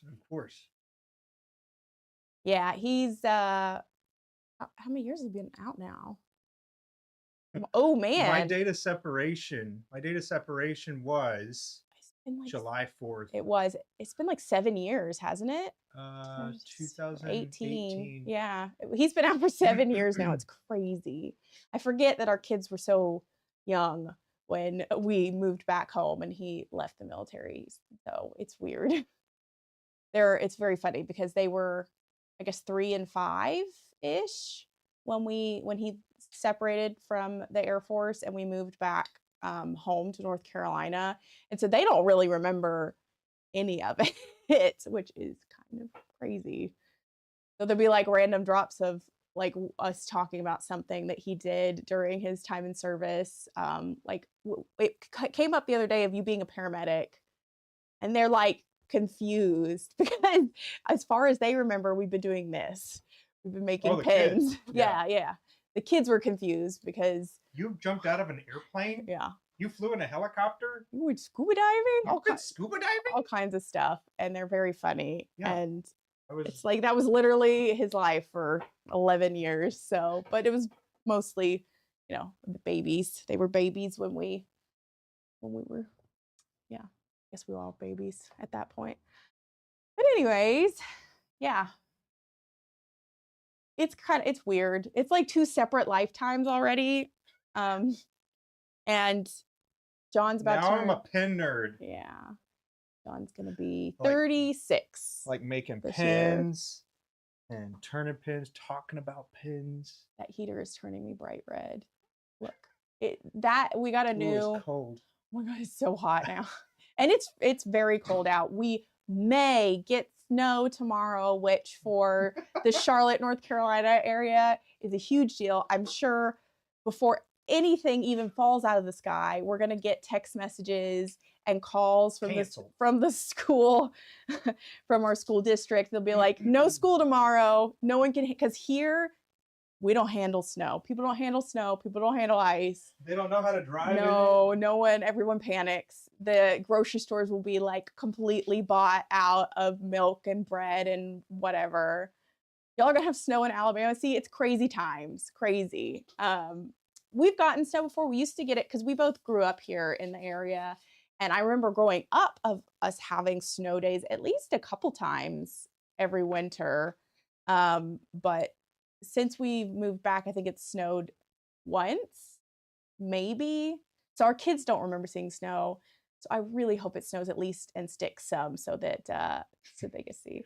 One time it snowed here, it shuts down. Yeah, even if it's going to freeze and we're going to have any sort of ice, they cancel school. We've had days where they predicted like all of this water and flooding from some storm and they canceled school and then like it didn't even rain. The kids were just home. So they are overly cautious, which we appreciate, and everyone loves a good snow day off, whether it snows or not. But John just had to go get us some more propane this morning for our big propane heater in the garage because I was sanding. If y'all saw my birthday Franken pen, the Fordite, whatever pen that John finished, I had to sand my own birthday pen because that's what I do, and it needed CA and stuff. And I was doing it in the morning yesterday before we had heated up the garage, and my fingers were purple by the time I went inside. And my toes took forever to heat up. It was so cold. Get a diesel heater. Cool. Yeah, we had a smaller propane heater from last year. It was like maybe 10,000 BTU or whatever, and it works-ish. It like took the chill off, but you know, we went for a 30,000 one, and now it's like sauna hot in here. But it's funny because as soon as you turn it off, because it's just a garage, it gets cold again very quickly. And I need to do some resin pouring this afternoon, so just stay a little warm in here at least. Thank you. Yeah, John. I think John did an excellent job on that pen. He was, if you were hanging out with him during that stream, apparently he was really debating with himself whether he wanted to ask me my opinion on the kind of finishing of it, of how he was going to put the pieces together. And he did end up asking me, but I liked all the things that were his original plan. So I'm very happy with it. It's super cool. Grew up in Indiana in the winter. He had an enormous blizzard and lockdown for weeks. Yeah, that's crazy. I've seen pictures of places like that, but we both grew up here in North Carolina, and then we lived in Tucson, Arizona, which we actually did see snow, I think once, maybe. And then we lived in Albuquerque, New Mexico, and we did see snow there, but not that kind of snow. Yes, he should have definitely just gone with his first, and that's usually the case for stuff like this. He was overthinking it. A part of me was not expecting you to say yes for that section, because that blank was 170. You wanted to use it on there. It's special. It is. That blank was not $170. It costed us $170. It was $45 for shipping. It was so expensive. It was one of those things that we got put on his list for this ebonite rod. And when John asked him the prices, what did he say? It Between was 75 and 100. yeah. And then This one, he ooh, charged is a us real good one. like 145 bucks.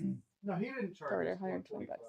It was expensive. Whatever. Shipping was 45. It was the most ridiculously expensive ebonite.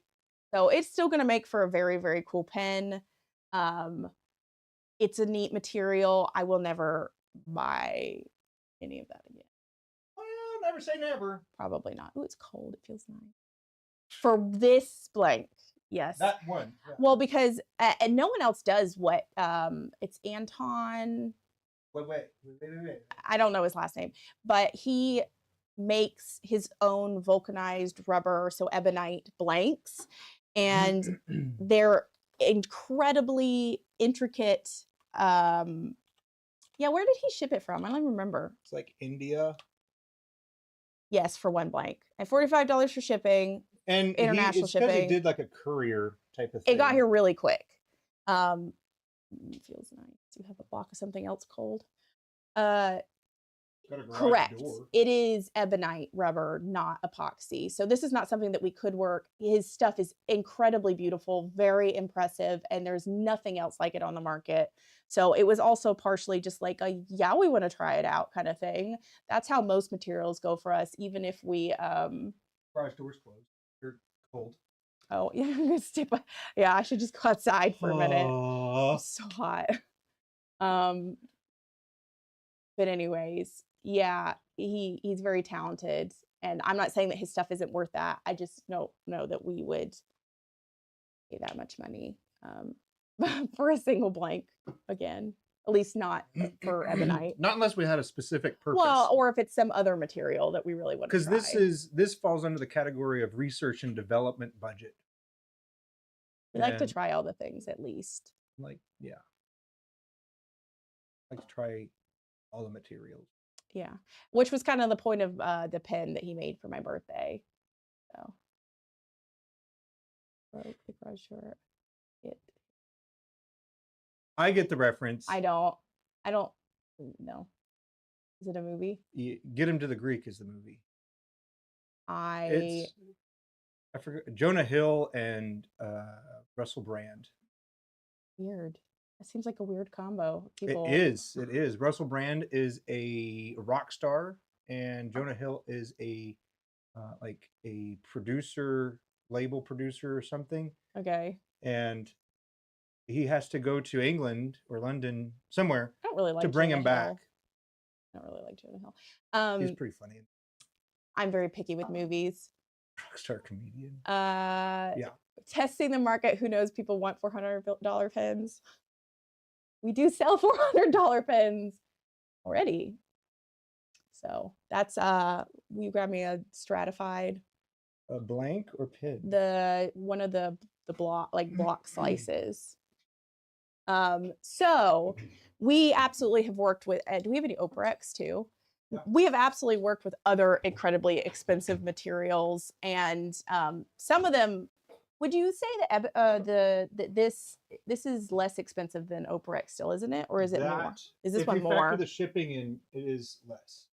So, for our $400 pens, it uses a material that we make ourselves that we have since named stratified material. It takes me over a month, usually now several months, to make a block with all of the layers. They're usually 30 plus layers, and they're very finicky, and we make some really cool striped pens out of them that have to be have a special finish and some other stuff, so they take us quite a long time. So we do charge $400 for those. And then Operex, ooh, I don't know if it's, there we go. So Operex is synthetic opal. It is created using resin and silica in a matrix. It's done in a lab. It is very expensive for the material. I think that was 70. And it's also, with most of these expensive materials, they're kind of like finicky. I don't know, they can be a pain, but when you're doing detail work like threads, for example, you got to change the dimensions a little bit because it will chip out the teeth. How I don't know if you've tried to create threads. how many dollars per like amount to make a pen did we for the material alone? It's about $50 a blank. So it's about $100. So I guess you're right. The ebonite was more expensive, but the material for the Operex on its own is about $100 just for the material, and that's not accounting for any sort of like breaking or issues. But those are a couple like the special materials that we work with. We mostly work with my Alumilite resin blanks that I make. So the whole thing with my birthday pen that he made was that it's not materials that I made. It has no material in it that I made, which is fun for me. So it turned out really cool. And we were even looking of where we could get, or if we could even buy more of that boatite material, this very cool stuff that pen was made out of. And I can't find it anywhere. And I think John reached out to the guy that we got it from. So we'll see if we could even get any more of it, but it turned out really cool. And I know John sleeved it and worked on that. Yeah, some materials they're pretty expensive. For typical, so we use, it's a polyurethane resin. So not epoxy, because a polyurethane is better for just urethane. I don't know. Urethane resin is better for turning. It's not as hard. It's, I don't know. It's a little more difficult to sand because the material is softer, but it's a lot better for turning. And when we have sold blanks in the past, we sold them for about $15 a blank. Some people charge up to like $25 for a fountain pen sized rod. Yeah. Which are a little under 9 inches, I think, or around 9 inches. So this is a typical bespoke fountain pen rod made out of our resin. So that's what our typical price is for materials if we're not doing crazy stuff. And then John went in and grabbed my 8.5.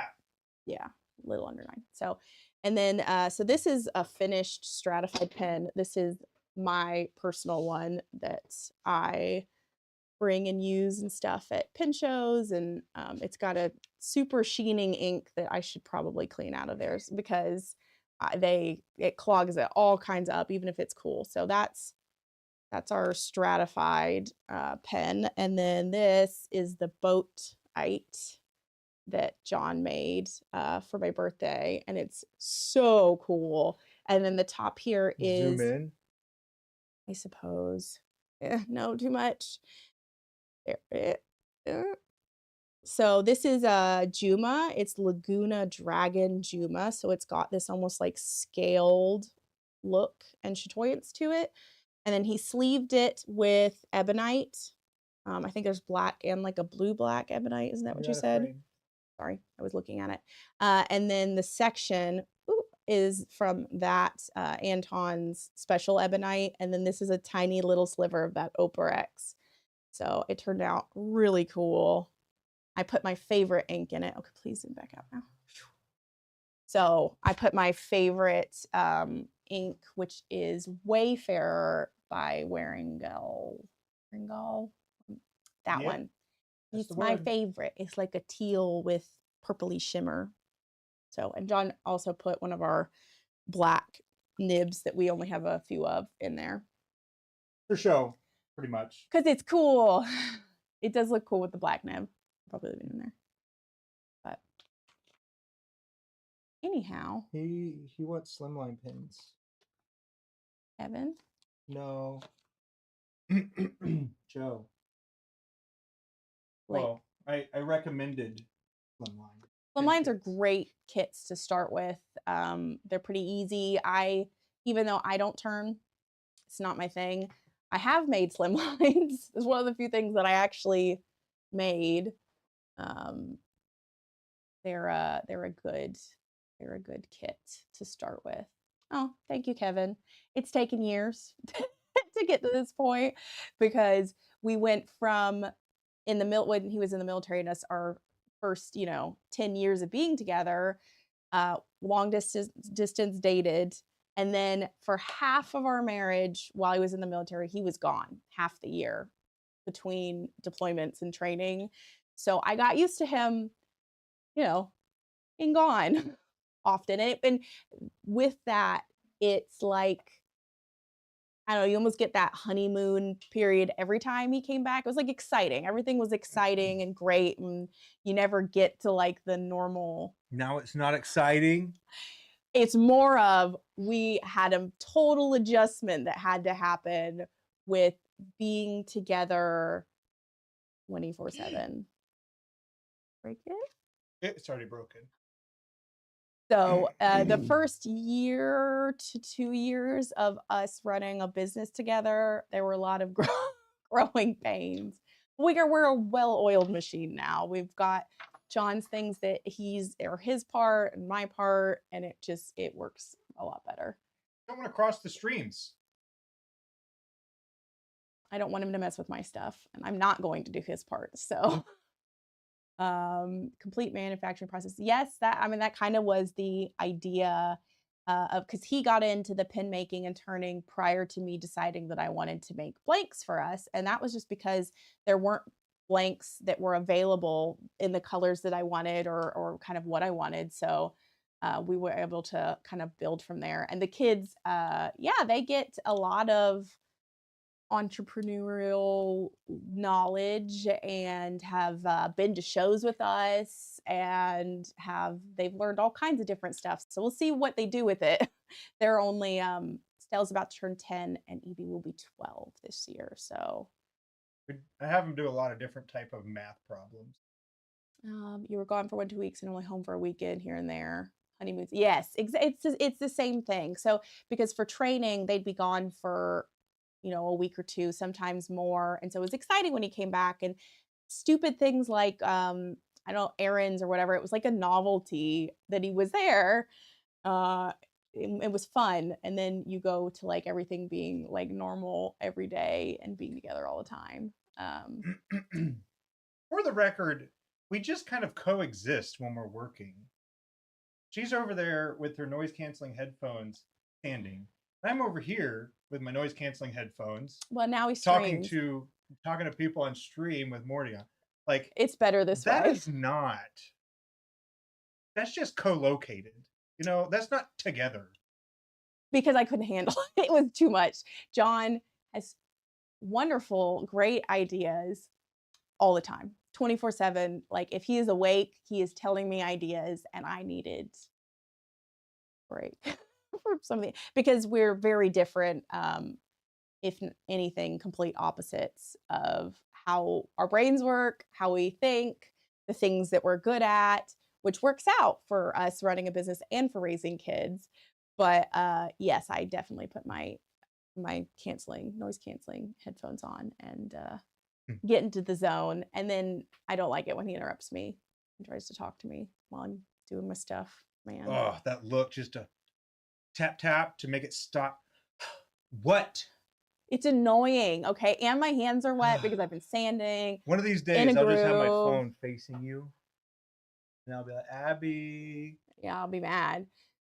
Kevin knows. It is exactly like the don't touch my candles. It's I tell you something, what to do, what not to do, and then he just ignores it. So it's true. It's very true. But it works for us. So started business when you're 9. It shaped your mindset with a can-do attitude. That's awesome. We both of us, none of our families do anything like this. They all had very standard, like normal jobs. My dad worked in business. My mom was at home. His mom worked for the school system, and his dad worked for auto parts. So neither of us were raised with any sort of anything like this. So basically that you can literally make anything into a business, and you can do, it's just a matter of like figuring out how or what you have to offer.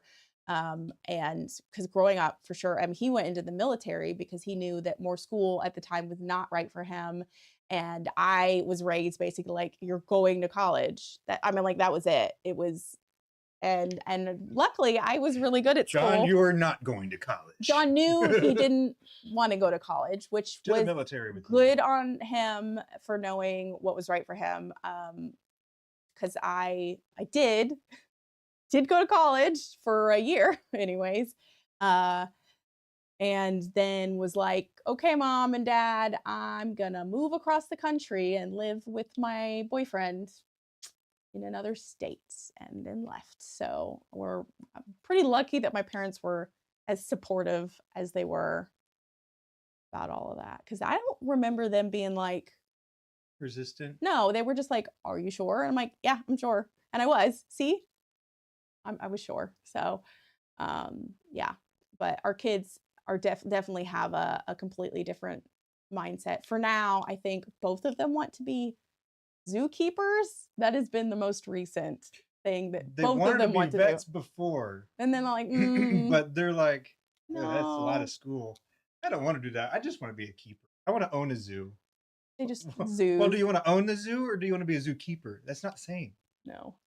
So there's still a lot of things we're still ironing out, some of the kinks. We had to rein Stella in Orlando when we went to the pen show, because we brought the kids for the last 2 years to the Orlando pen show with us. And she was trying to, she was hard selling people. They'd come past and she'd be like, do you want this pen? You want this pen? Let me show you how pretty this pen is. And we're like, okay, Stella, because we don't do that. We don't hard sell anything. We let our stuff speak for itself and just sharing our kind of enthusiasm with what we do. But instead, after we kind of kicked her off the table of hard selling to people, she went around the whole room at the Orlando Pen Show, literally just asking people questions about what they were selling and talking to them and complimenting them. She loves to compliment people, and she means it too. But she came back to our table with like a pile of stuff that all the other vendors had given her just because she talked her way into a bunch of goodies. It was hilarious. And we were both like, we don't know where she gets this from, because neither of us are very extroverted or social in general. We're pretty introverted, socially awkward people. Oh, Phil Hellmuth. I don't know who I that remember is. Phil Ivey. Professional poker. You'll have to look him up. I know, that's what I'm writing down now. Who was the actor? Gosh, yeah, you used to look like that for a little bit anyways. But yes, we were very impressed, and we're like, man, we need to think about what kind of job you should be in, because it's got to have something to do with people. She's good with people, and she means it, which is why she's so good with them. Is she's genuinely interested in what she's asking people. And it helps that she's adorable. She's tiny and short, and Got big old a eyes. 10-year-old. She got big old blue eyes. Big old eyes. So she smiles at them, and they're all like, yeah, here's some free stuff. But anyways. Somebody else walking by. Hey, that's cool. That's free. No, not for you. Oh. Okay. Well, it's true, because, for example, our older daughter, Evie, didn't want to, she like went around for a little bit. She doesn't want to talk to people. She's a little bit more reserved. She's an observer. So she sat with us at the table, or wanted to be back up in the hotel room watching TV, and she did not get a pile of free stuff. So sales research manager. Yeah, maybe when she's older, she'd be telling us to buy everything. Yes, she loves just all of it. Someone would tell her something, she'd be convinced that that is the best thing on the planet because someone said it to her. So there's the other side of that. So, but yeah, it's fun. We enjoy it.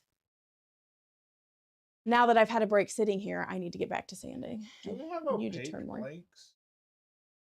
Those. Sure, probably. I'll have to look through them. But I didn't used to put much transparency in pens, in the blanks. Awesome. Good to hear. Oh, I it was nice- appreciate that. It's nice good to meet you meeting as well, you. Joe. Thanks for hopping in. Just trying to figure out some of the logistics for those slimline kits that I don't really need in my shop. And then maybe working something out like that where we can send blanks with them per kit. Oh, sorry. Anyway, just thinking about that, Joe. All right, well, see you guys later. So, put my pins back and get back to sanding. Get back to work. Yeah, good chatting with you. I appreciate you hitting all the notifications and whatnot. Just a pin maker here, doing my thing.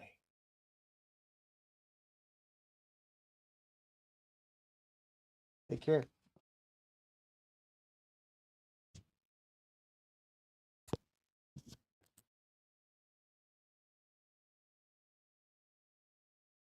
And I'm going to get back to turning because they're not going to turn themselves, you know. Oh, Abbie never did that.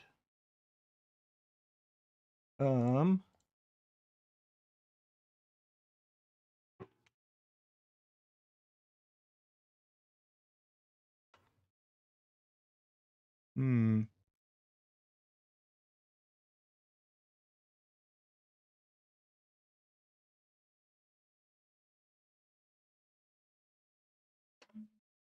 Bum, bum, bum.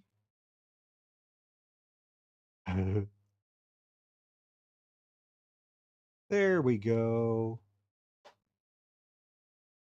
Well, I don't have anything up there. So it is. Oh, these are from Crooked Mill. But whatever's cheapest. Like another tip that I would suggest is don't be afraid to break blanks.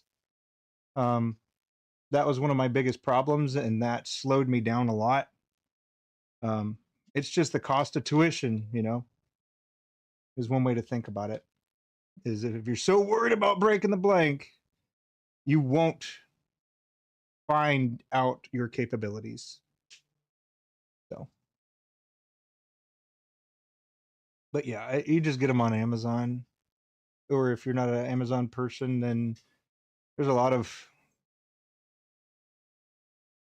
well, I don't know if they have slim lines or not, but Turner's Warehouse or stuff like that.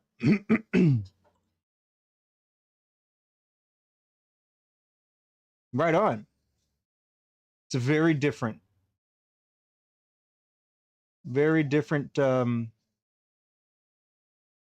material to work with, I'll say. The dogs is barking. Abbie. Abbie, Are you talking to me?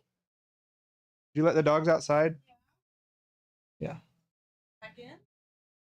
Well, yeah, they're barking. Being annoying. Have a mountain of black walnut. That's cool.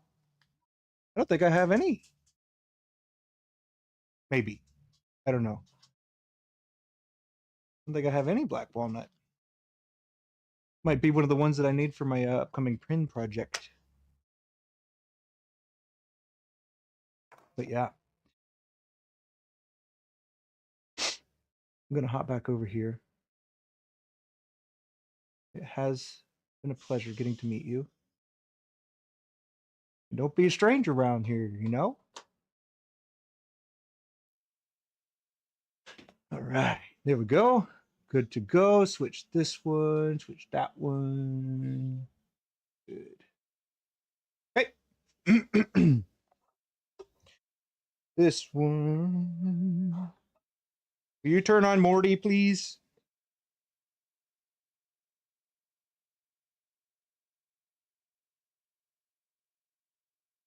Right on. And certainly feel free to ask questions.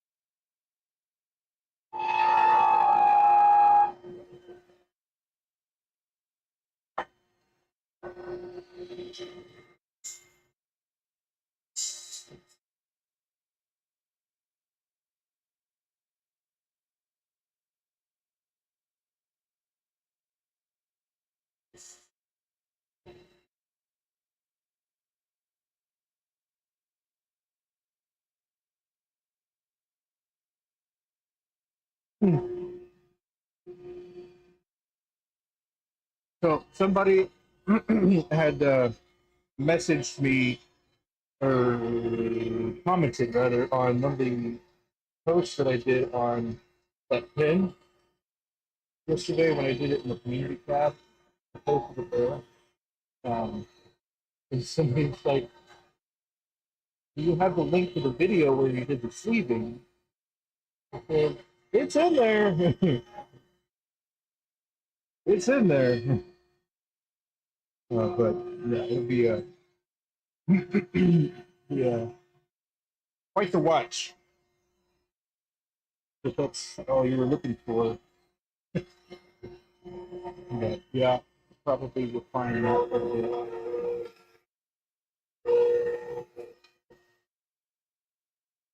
bit. That's probably what I'll work on this weekend. Because I think that's going to be a pretty cool video. But it won't have, probably won't talk. It'll probably just be a watch it kind of thing.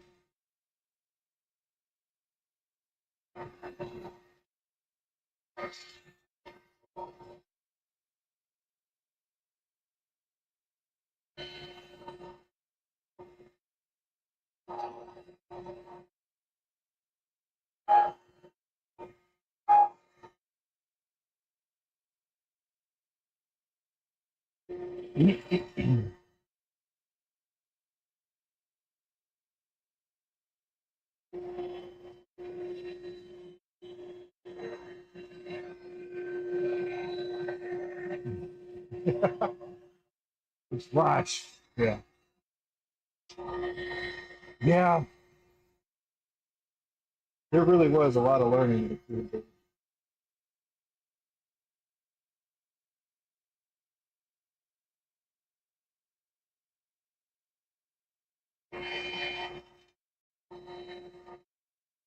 We're taking some of these things that were just ideas that I had practiced in a very different on a very different thing, but then applying it to uh,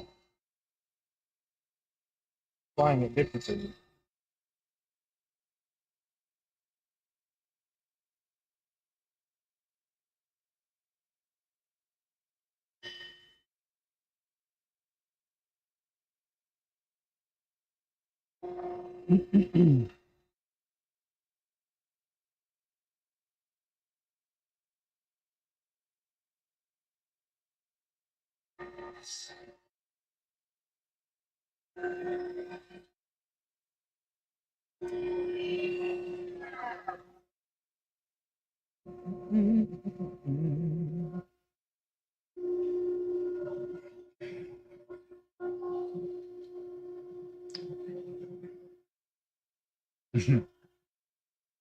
It would.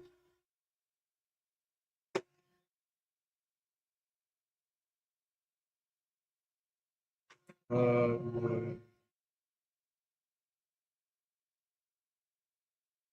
some commentary. Yeah. Well, the mic inside is better. So. And it's not the only that it's better. It's quieter too. I've actually been looking at different mics because at the end of the stream yesterday or the day before, it both of my mics were dead, and the other one wasn't charging or something wrong. Now this one is in. That's a real bummer. I can't be. And I tried to switch over the cam to the microphone on the camera, but for some reason OBS wouldn't let me do that. So, really annoying.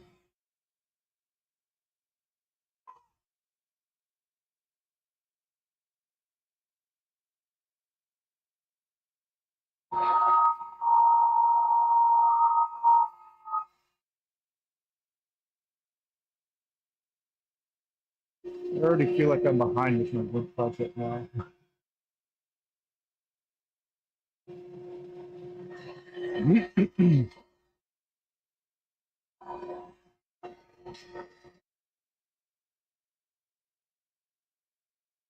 But on the other hand, I was actually using that as a practice to test out my sleeving capabilities.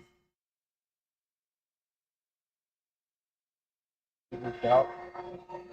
Well, the second time. Worked at the first time. Well, the crossfit at the first time.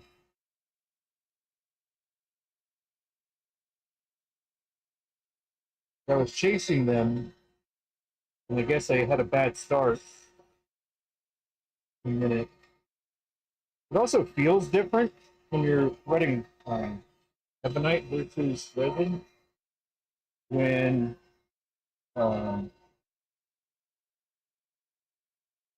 it just feels different. So there was more resistance, but then I guess later I found out that using the it's cross-threaded. And I thought it was because it was just rubber gripping. So that's a learning, I reckon.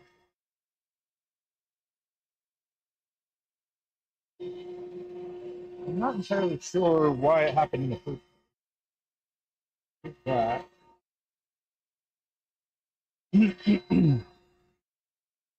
Like it should have been fine.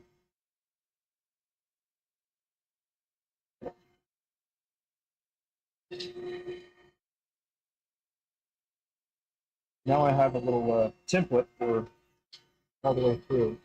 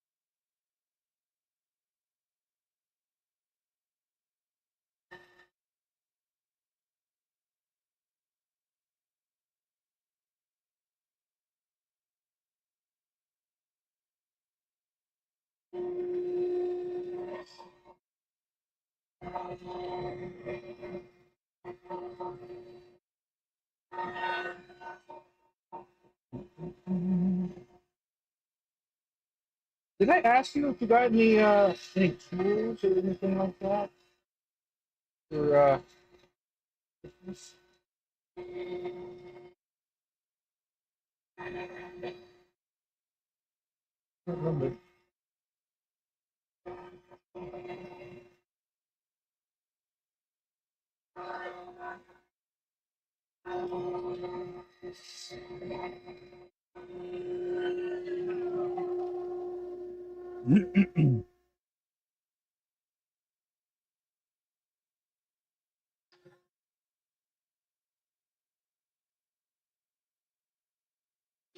Any tools, like different any equipment or anything like that?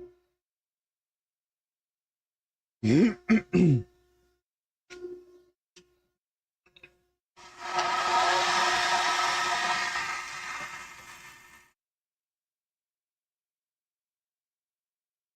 got the tool chest and the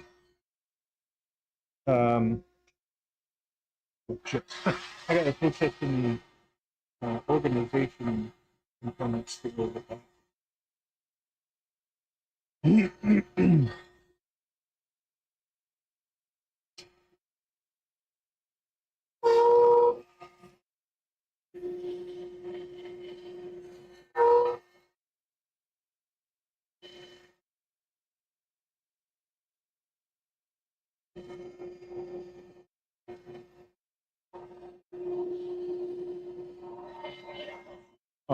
Also, I just looked, and the shop itself is not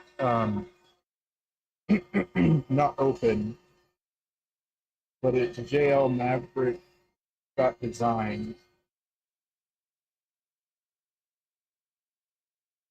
But there's nothing in there right now. I think they're just all hidden. We did that so we could get them, but haven't revisited the swag here, you know?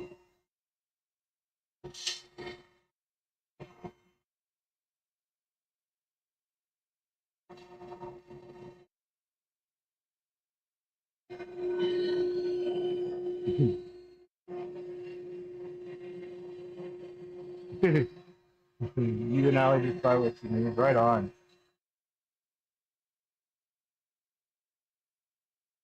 I hear you.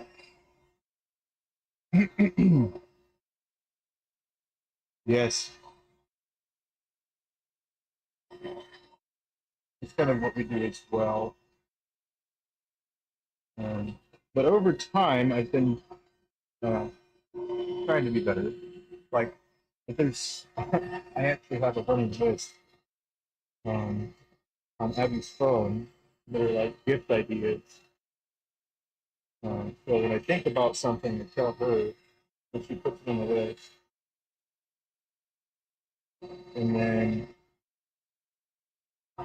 sometimes it'll just get just completely knocked off the list, or it'll end up being something as a gift later on. I don't know.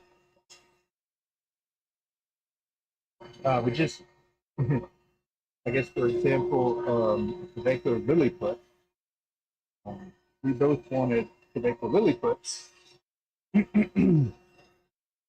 and they're copper. We didn't have the opportunity to hold a lily put, but it's pretty cool. So this is the Quebeco lily put in copper. Um, really quite small. So it's pretty cool. This is just a little one here. Let's see. It is 3.5 inches uncapped.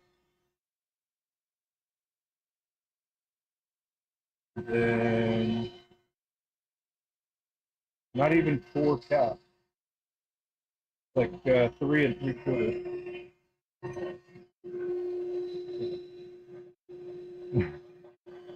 You have to rein her in with the stuff she wants. I hear you. It is really small. Really small. It's a great little pocket thing. Now, if you're wearing white pants, I don't know if I would trust that quite yet. But she wears white pants.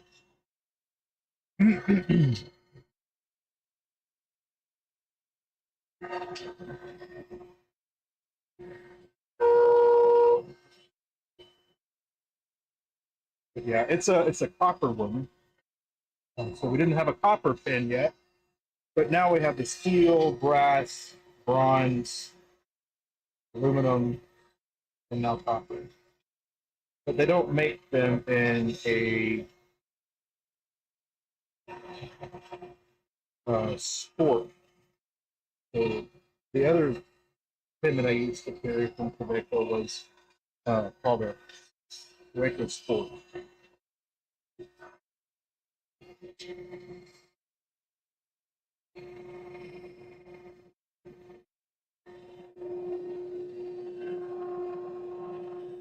Yeah.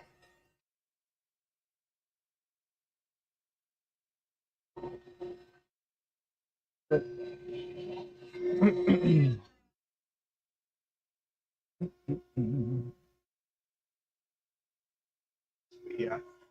I mean, stepped drill bit. Yeah. Yeah, I like them too. It smells like a penny. So if you don't like the smell of a penny, you're not gonna like it.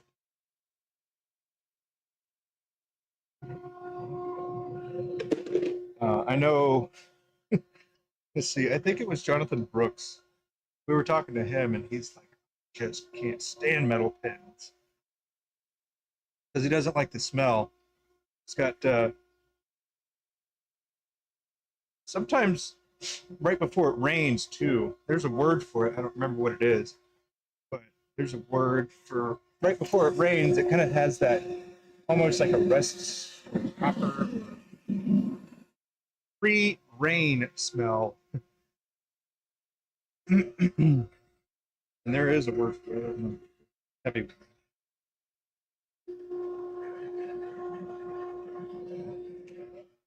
It would be pretty cool to build a pin around some precious metal. Um,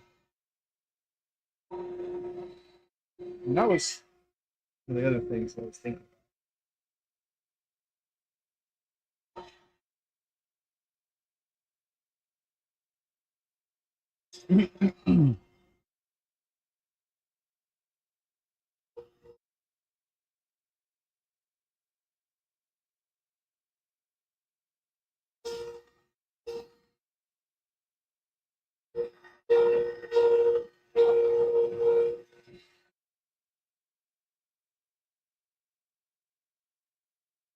Hey, a couple more people hanging out. That's good.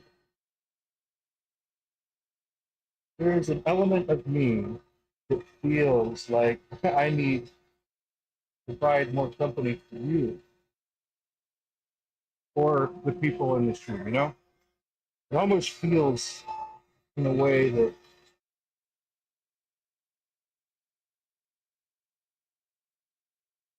I don't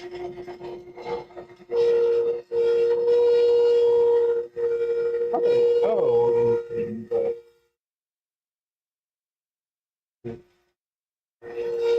progressing wise,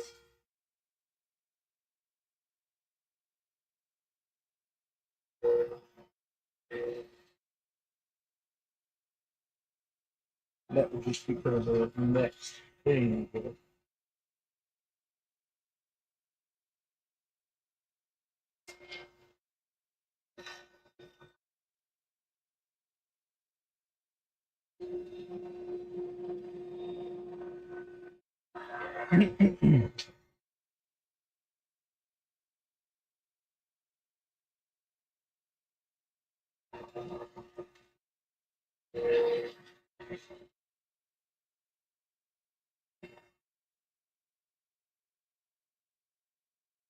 Hmm.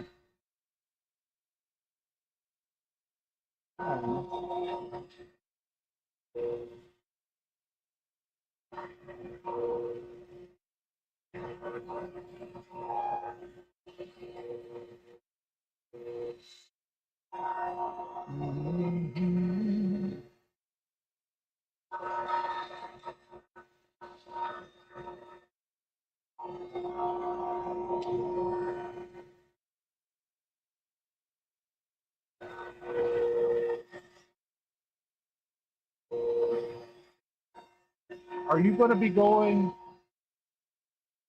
I think I asked you already, but are you going to be going to any of the shows as a spectator?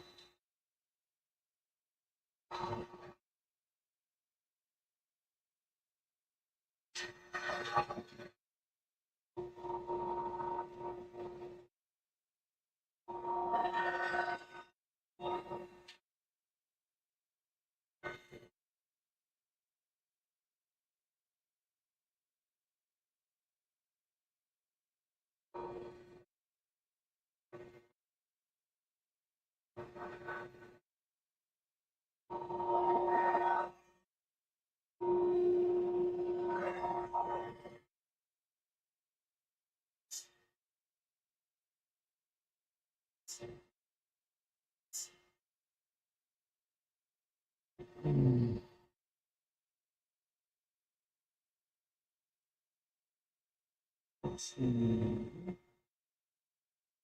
Sanity back.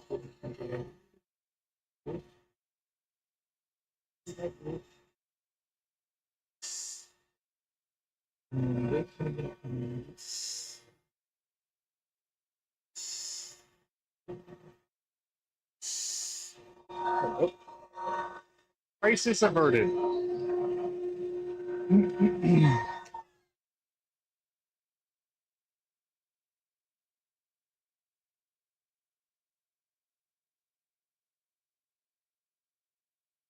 Just turning it.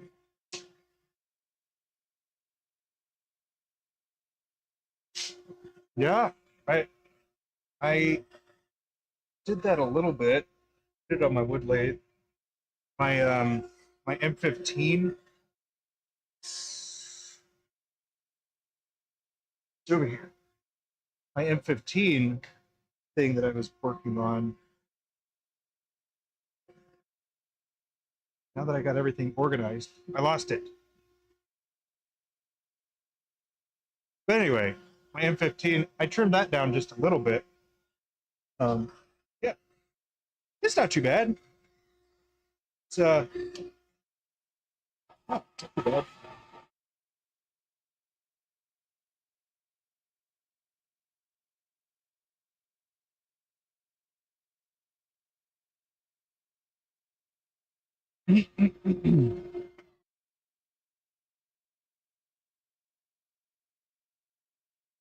I mean, that's really all you're using when you use the metal lathe is not even that, I guess.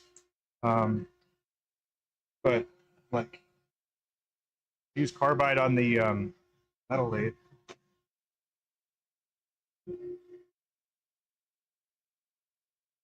Plan to spectate, nice.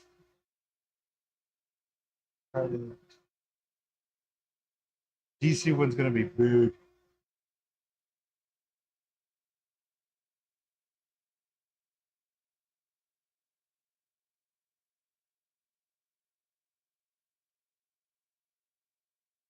That's awesome.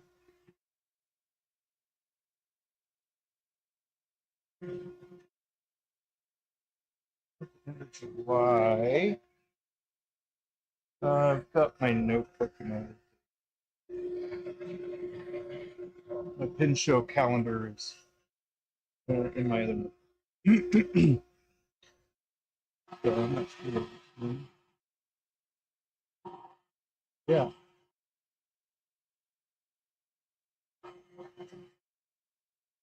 Nice. I'm gonna hit some of the corner ones too. I haven't hit found any. This is my first time. Pretty cool.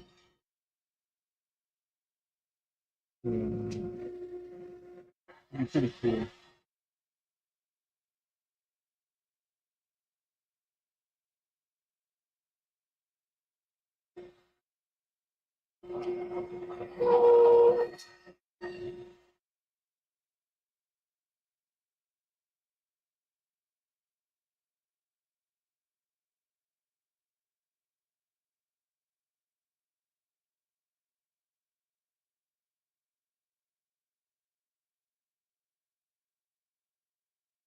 But yeah, I didn't even know that was a thing until Brian came on. He's like, "Are you gonna go to the mate?" And I was like, "What?" The show. I was like, "I don't know what that is." So when I found out what it was, and when I found out the date, I booked it. Way I can go. So I've been booked for a long time. That sounds like a pretty reasonable um, goal. A pretty reasonable timeline.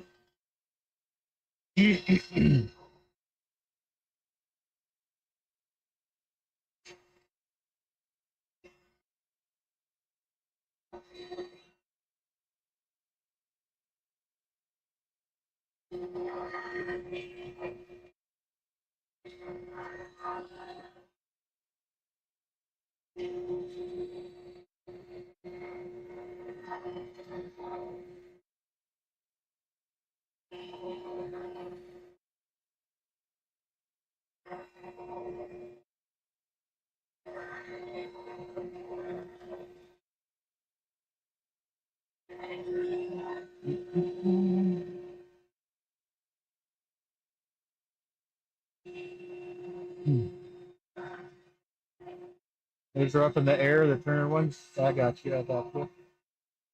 Didn't tell you the local wood turning chapter was called. Ah,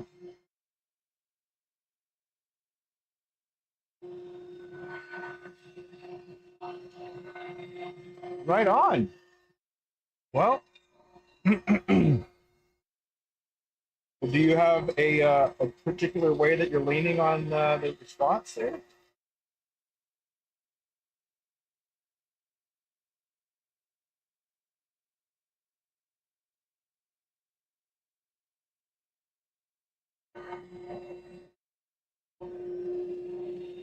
That's pretty interesting.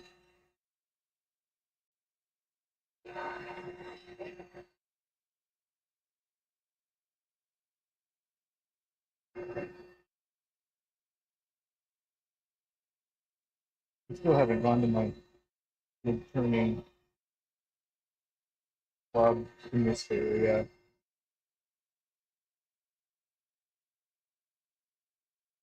But I do know that it exists.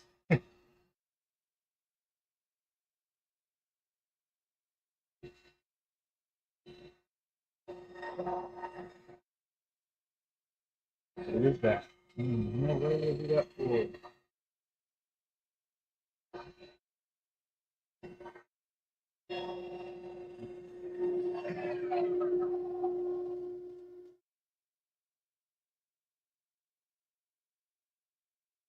We're talking about rain in the white.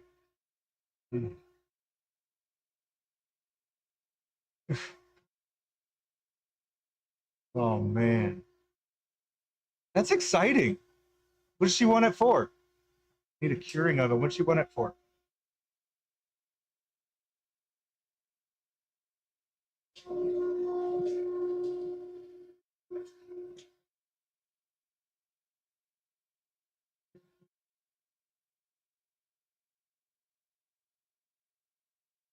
I hear you on that. I mean, it is a pretty significant responsibility, even if it is only once a month. Um, you know, depending on how involved that particular crew is, be tough sometimes to source people that as presenters and handling logistics and stuff like that. I mean, it could be good experience. Could be good experience. It will definitely put you around people that are interested in the same stuff. Let's see. What else?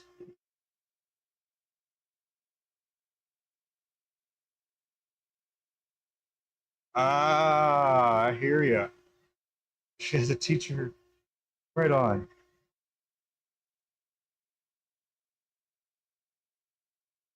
Makes sense.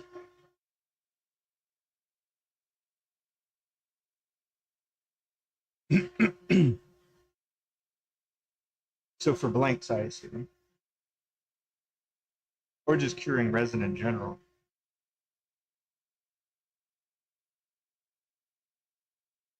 Could be great. Yeah. Could also be terrible. Who knows? It could be whatever you make of it.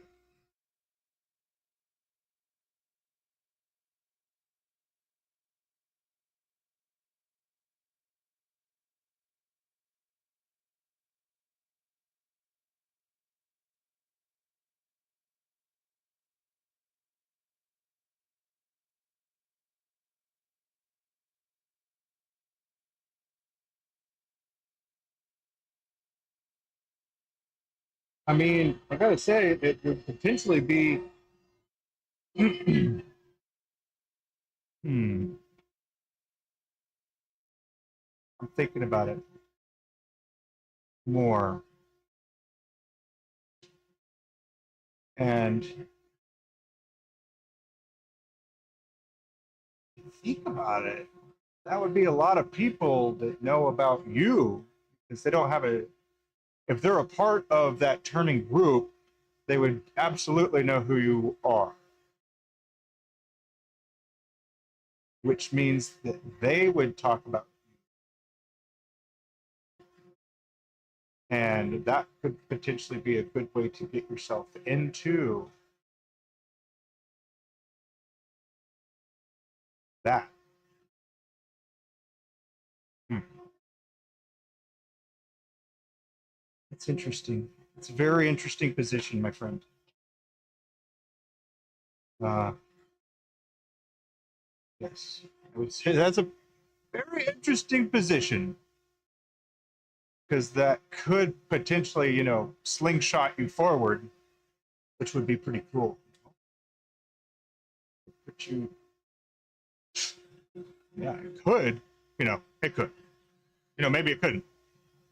Huh. I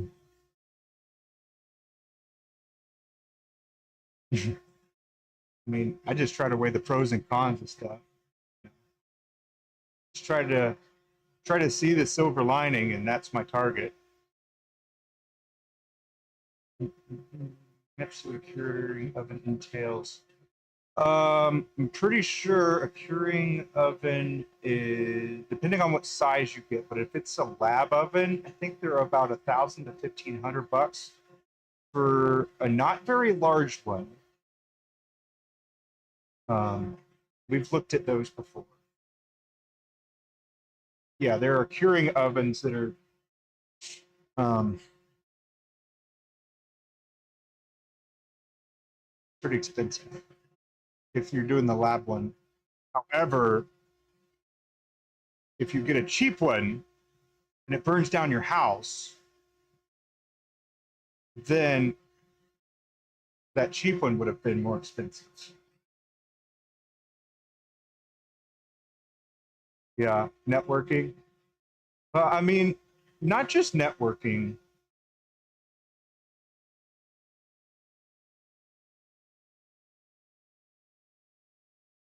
I hear that. Hear that. That is a pretty significant expense. But conversely, it could, work out for you like what? I mean, if you sold, say you did $10 a blank and you made 16 blanks, or say 12 blanks, and then you sold them all, that's $120. You do that 10 times. Oh, here's your 1200. And those are actually not very expensive blanks. Let's see.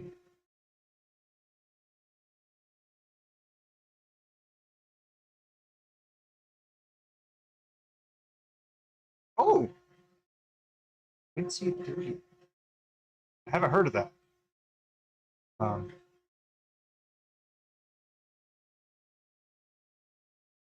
hmm. I guess I should go ahead and say this. This is not business advice. I am not your legal counsel or whatever. I can't tell you what to do with your business and all that jazz. But if you were to buy one, you would be able to expense it. And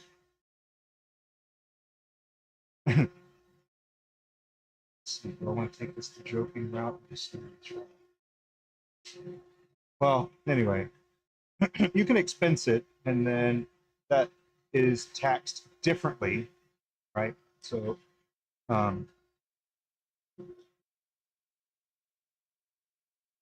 let's I'm not sure what the exact number is for business tax, but it's different, right? We'll just leave it at that. It's different.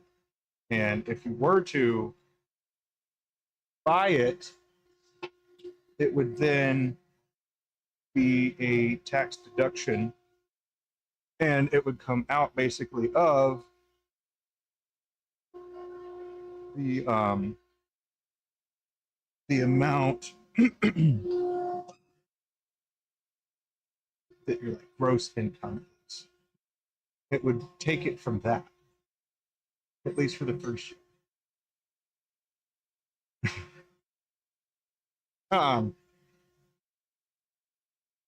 Just thinking out loud. But yeah, I think it's really cool, and I think it's like a whole different. Yeah. Well, I don't know. It really is just a different game.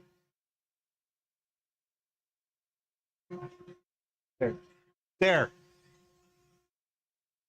It's good enough. It's a different game where you learn there's a different set of rules for the different game.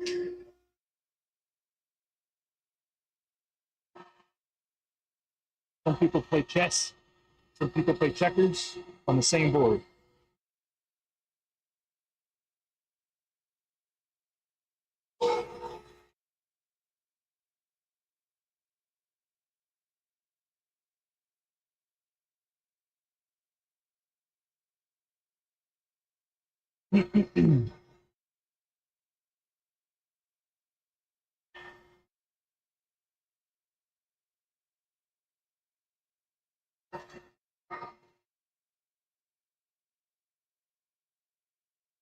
Anyway, I guess the funny route that I was thinking was some people are like, oh yeah, just write it off. I'm like, what do you mean write it off? What do you think happens when you write it off? It's not like it goes away. It just goes to a different place, which is still dealt with, but differently. So it's always confusing to me sometimes when I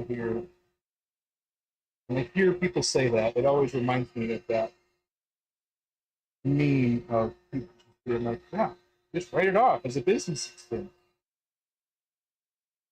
Yes. Okay. But you're still buying. The business is buying. It's still happening.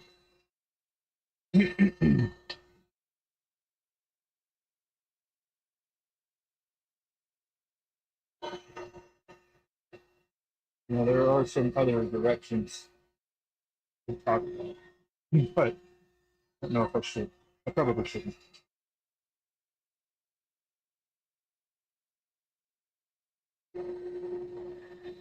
But yeah.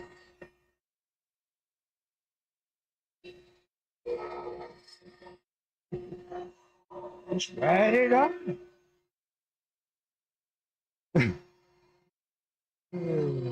game sucks. Not wow, right? Yeah, it's not. And you're getting something for free.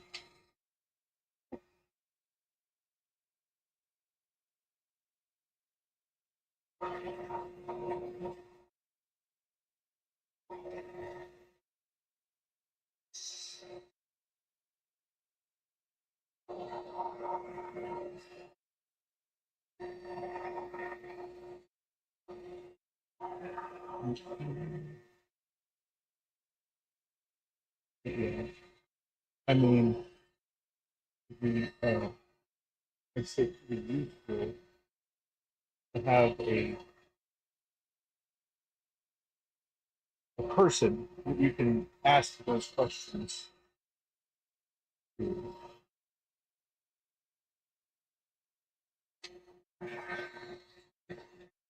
And then when you're working your way through that, I usually keep a mindset of I can trust, but verify. Trust, but verify. One of the good rule of thumbs that I have.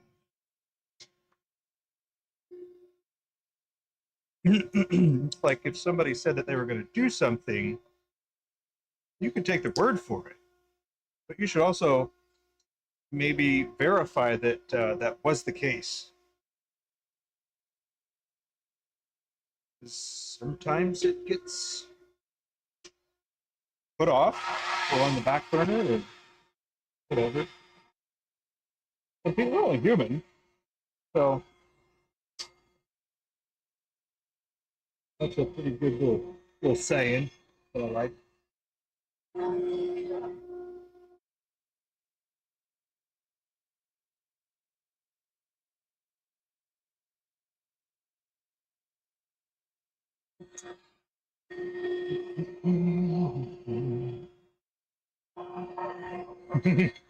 Yeah, you too? Good. Good.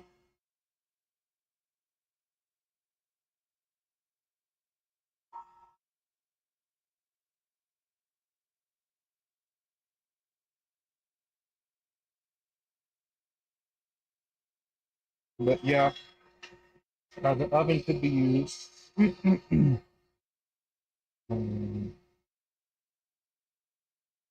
Which would help with the curing.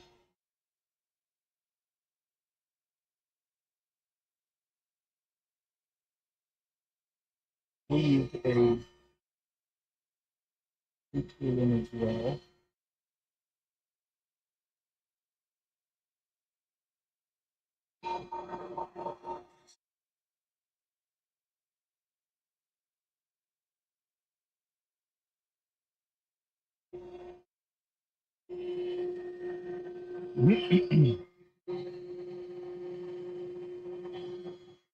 Yeah, very true. Very true. Different circumstances, different different geographic locations make the difference too. I don't know if you've ever tried a VPN before, but if you have turned that on and you put yourself in a different state, what you're seeing is going to be different. Like you might not know exactly what it is that you're able to see that you weren't able to see before, but it's kind of crazy that the VPN, when you're using, I don't know, you put yourself in like Georgia or California, or not you, put yourself in a different place, according to the VPN, to the IP address, and then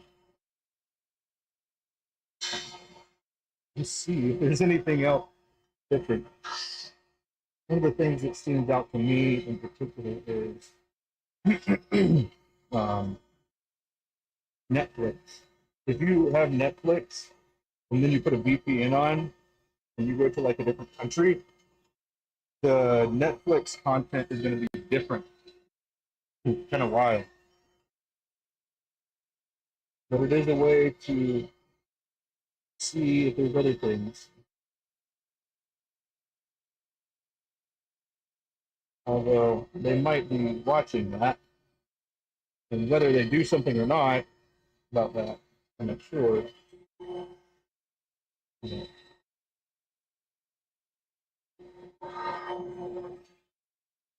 Weird, you know?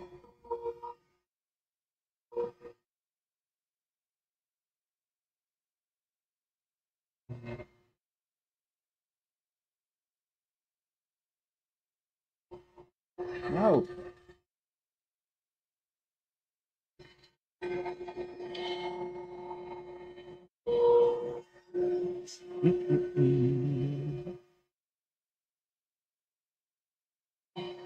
Yeah. It's pretty weird, isn't it? When you do that? Curing, I was just saying that we cure blanks, especially when it's cold. But it does make them set faster, like completely. Like there's a demolding time that you're probably familiar with, but then there's also like a curing time, and then it's best to turn after, after it goes through X, Y, and Z. And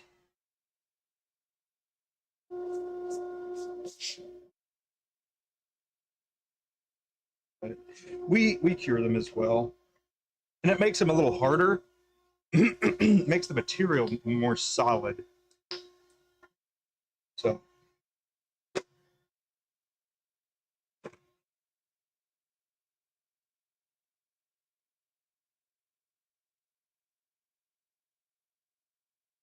Seven-day normal cure time.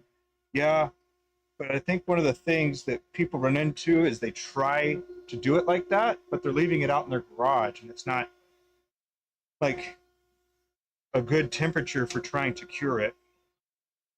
Because when the chemical reaction happens in the resin, it heats up to a certain point, but then that chemical reaction doesn't continue to happen afterwards.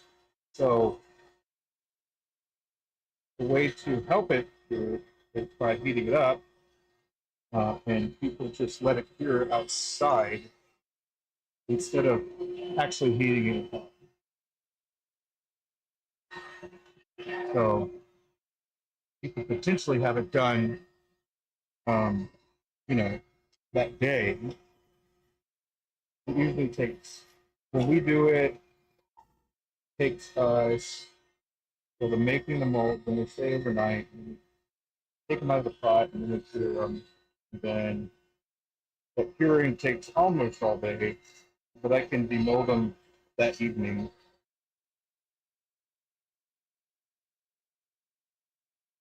But that's just us, you know. Uh, we've had to adapt and overcome and adjust and tailor and all that stuff. What works for me might not work for you, but that is not the most consistent answer.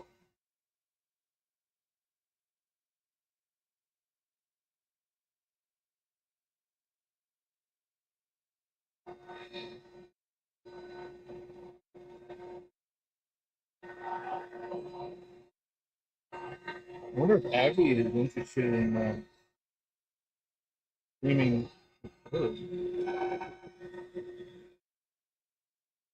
I'm not sure that. I'm not sure if she's interested in that. Nope.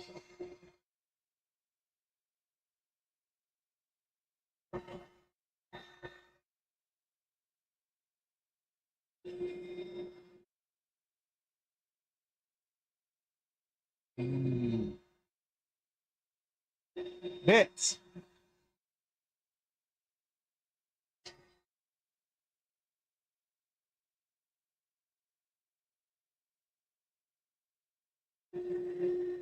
Seems she's um, interested in.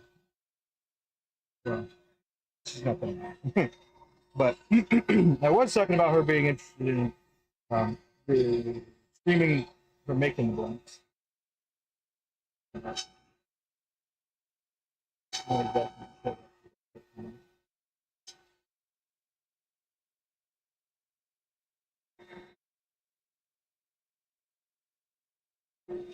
Heat and blank 5. No. No.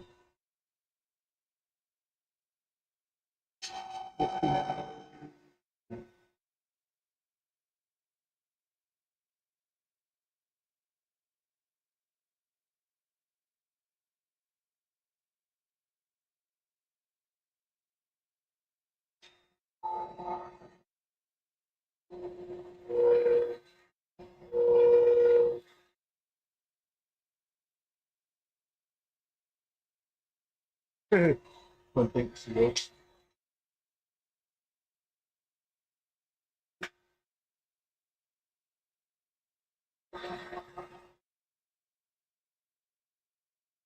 I mean, it's just like the making of pins.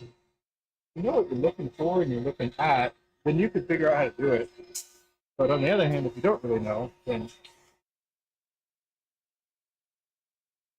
It'll take a little bit of time to learn. You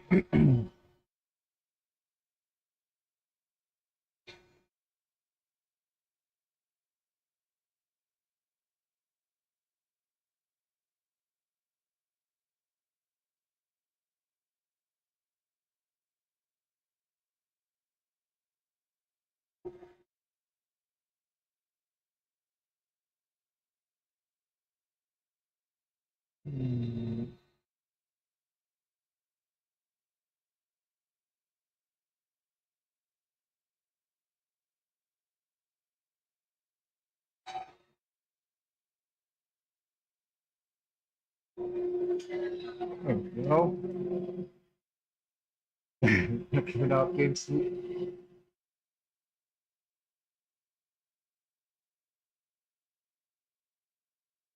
Think about this a minute. What? What you got? What is?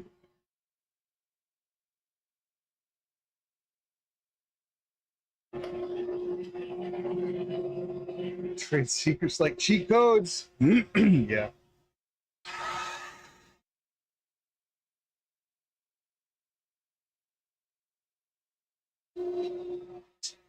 I think about that a lot. When I see courses online, I think, why don't people just go look it up? And I often forget that the reason you wouldn't go look it up is because you don't have the time to go look it up. What you want is the answer. And if you want the answer, somebody's got it. No.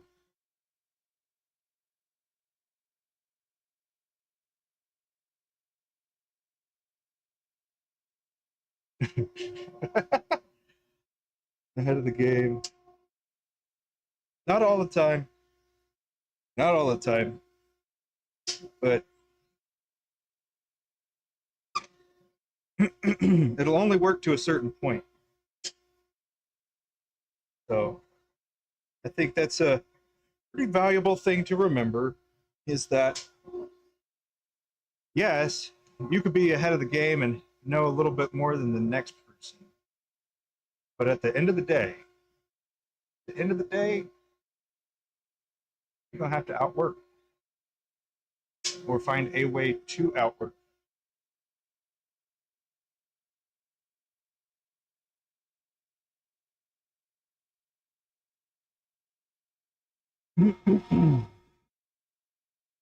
Like, thinking about it, like I've thought about it quite a few times in a variety of different ways.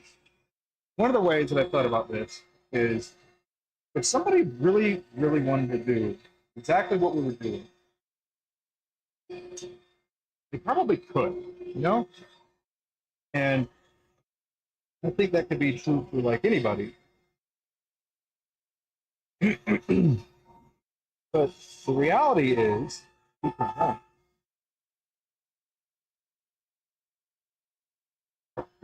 because you have to do something for quite a while, and you can't just pretend that you want to do that for a long, long time. So I find it interesting that that is the case. For example, if somebody watched me do this, they're like, oh man, I think I could do what he's doing, and I think I could do it better. So they open up a store, they start selling diamond painting things, and they start making a lot of money. Right? They're selling, business is booming. But they don't actually like making the diamond painting things. They like making the money. So it's one of those things where that's not where I would want to be.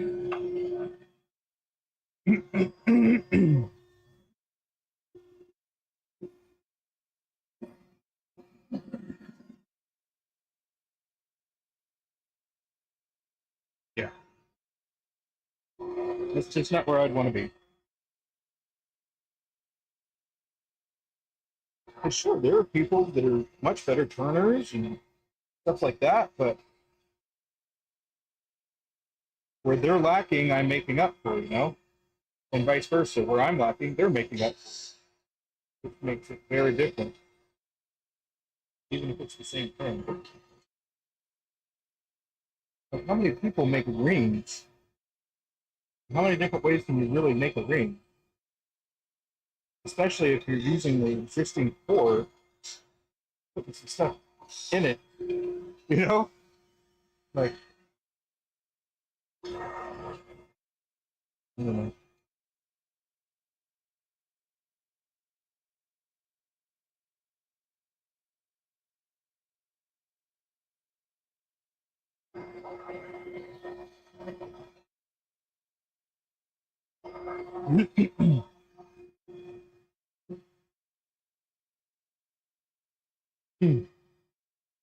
That's where they might fail, thinking they can do it better than the next. I mean, even if they do succeed, like if they succeed and their business outgrows yours,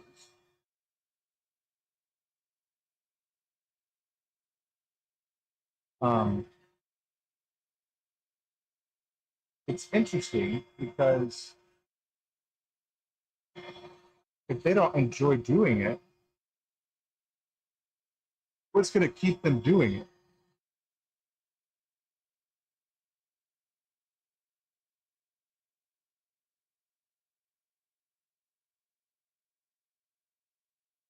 I hope that you think you could do something better than the next person.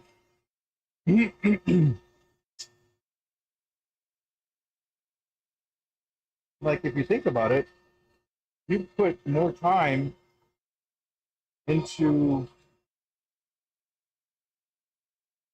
making something like that than other people. So it's like the whole learning how to do it versus depth of understanding of what is being done. So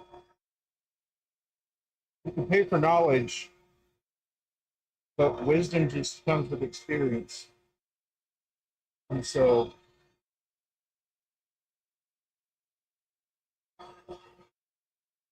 you just got to be patient and learn it as you go.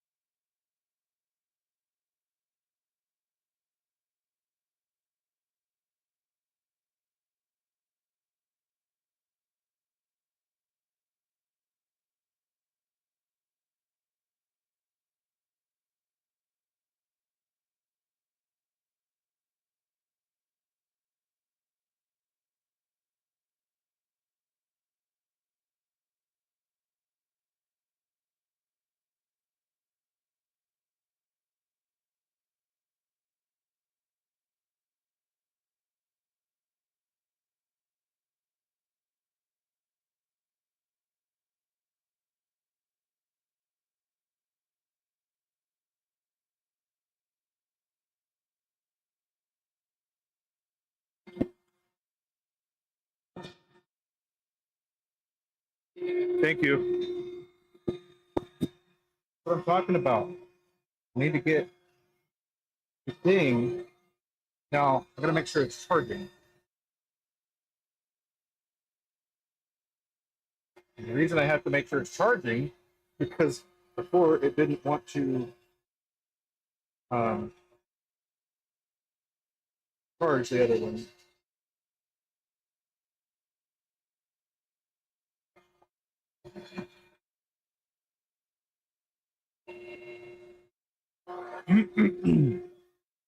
Thank you for letting me know, sir. You look at some of the Orlando pens.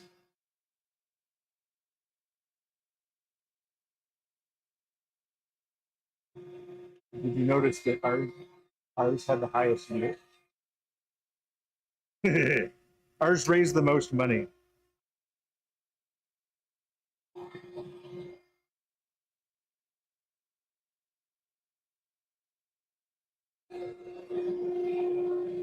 I lost my pen.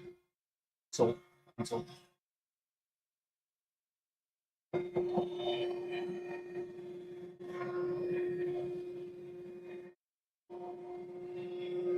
Oh, there it is. Found it.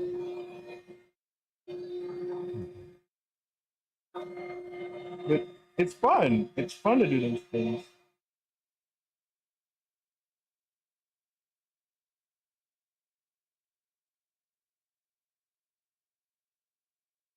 It's like one of the few times that I actually get competitive. I don't I don't really care necessarily about the outcome, right? The outcome is just bragging rights.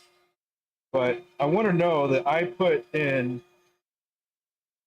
my best effort with some of the cool ideas that I've been toying with and and see how it goes. You know, I want to see how it's received. So, I mean, I could have gotten no votes and I still would have been happy about the one that I made. It just makes you a little happier, if that makes sense. But yeah, it's like a little claim to fame. And in the Orlando show, not last year, but the year before, we did really well.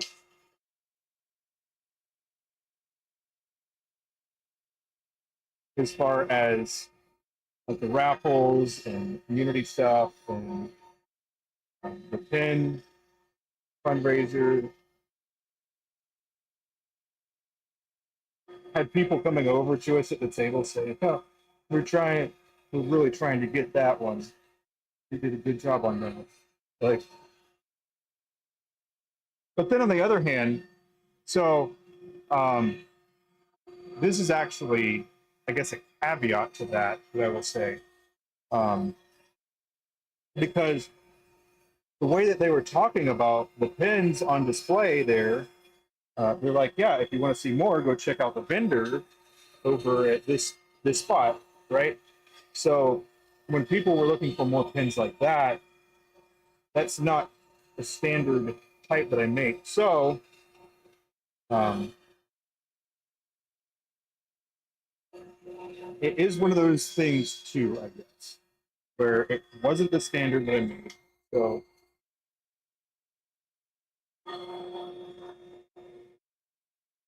people may have come over expecting one thing but not getting that.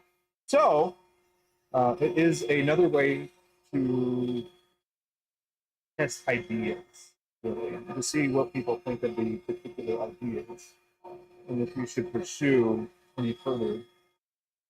Um, Maybe a certain thing that you're trying or working on, or whatever.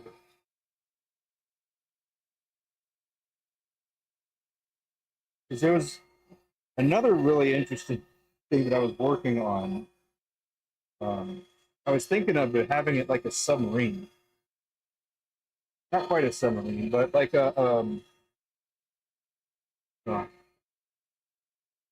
guess more like a cruise ship with the windows, but it can like go under. But I'll show you in just a second.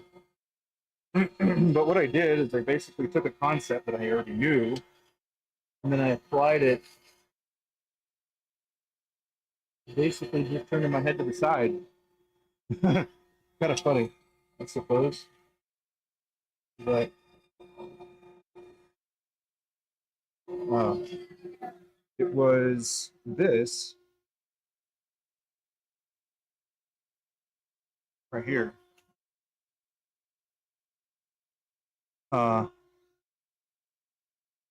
still might try. So, but check this out.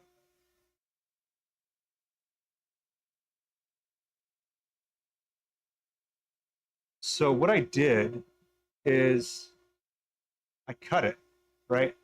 I took a blank and I drilled a hole in it, and then I cut a different piece, and then I stuck it in there. So basically I created a window and it's all sealed, right?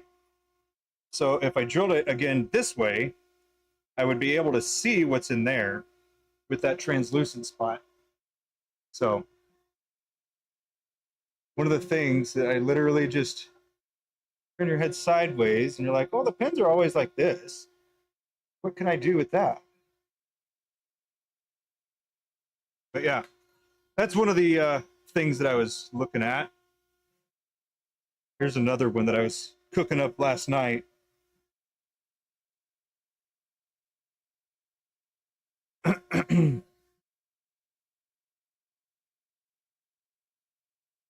had to check it out.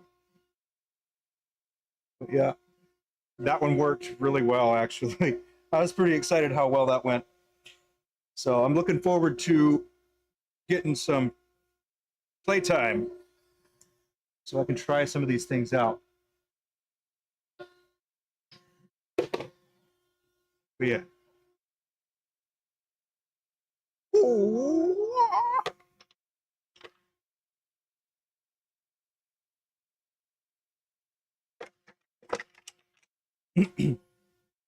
Hey.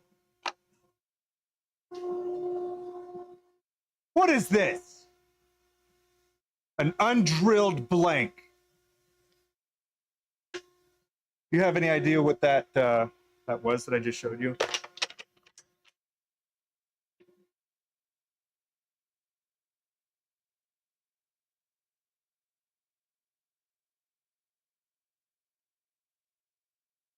Brad? Brad is as the pin turns. Yes. So that is actually a trial. It was a trial for an ink window.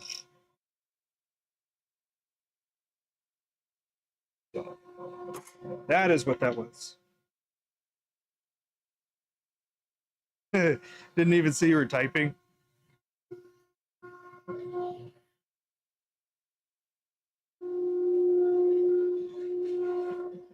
Alrighty. I gotta do a little bit of drilling right quick.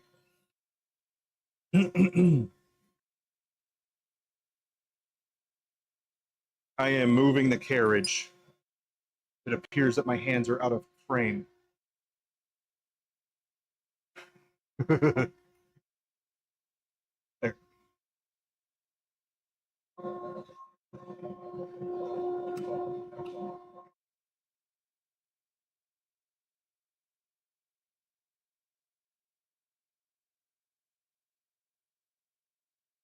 Mm.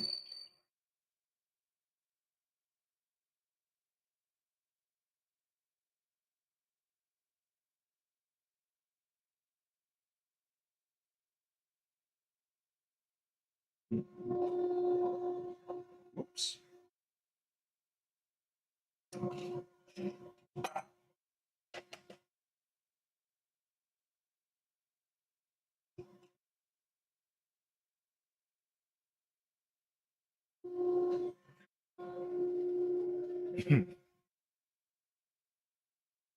I mean, gotta be clear about things, you know.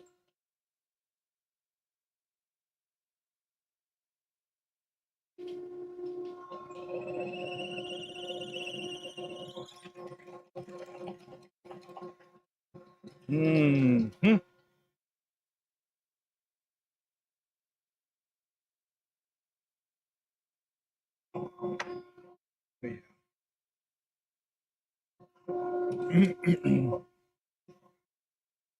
Let's see. How many people we got in here? Got anybody in here? I mean, other than you, Kevin. Looks like we're pretty good. Pretty clear. This is the bit that I was talking about.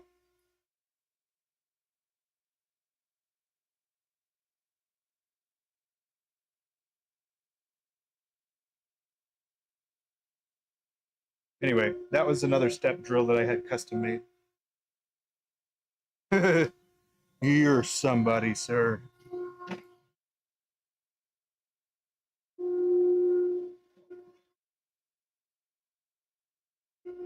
Oh man, see, I guess I just had to show something off like that, and that made the number spike. Just kidding. Only a little bit though, because the number did go up.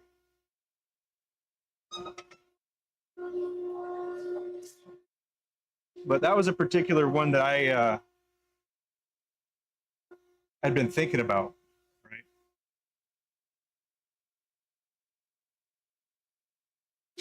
Because it used to take me a long time, but now faster.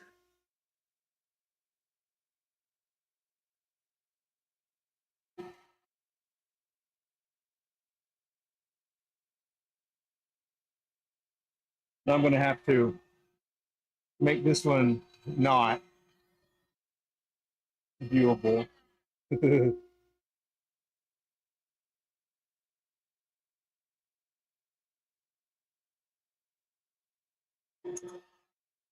Yeah, I'm going to have to hide this video once I'm done. And make it private again.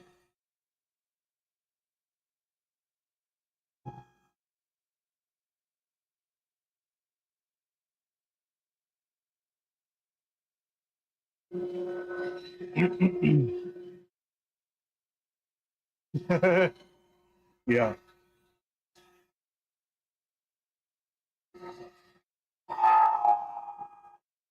Yeah. I mean, just add a couple ideas together and then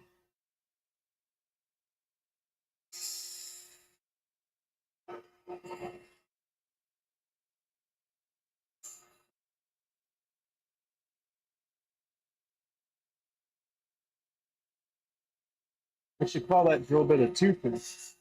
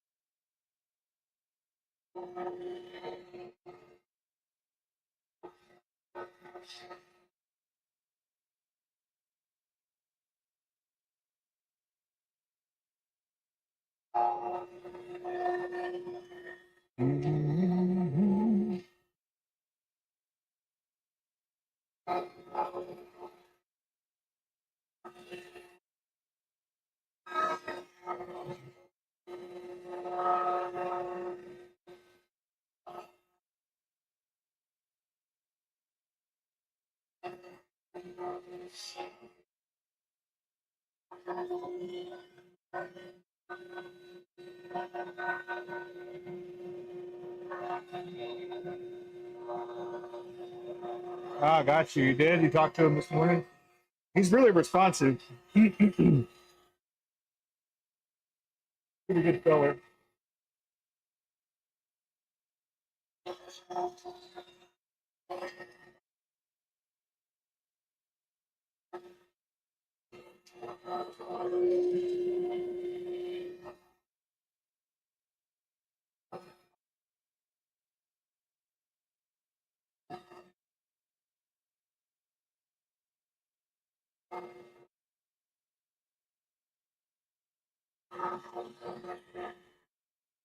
But yeah, I've been putting some things together, and I'm going to end up doing a pretty decent order.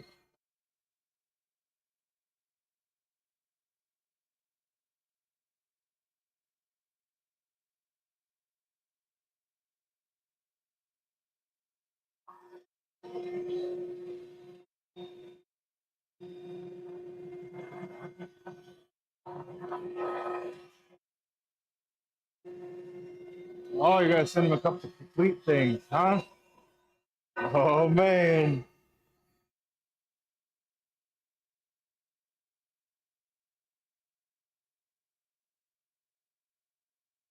Really cool.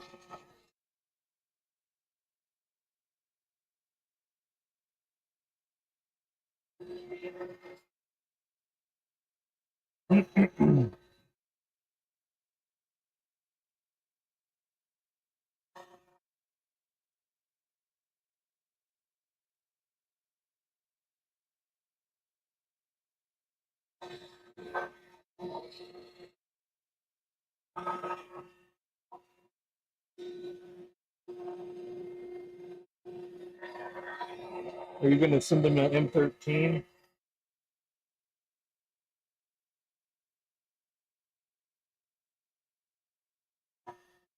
Or we could talk about it later.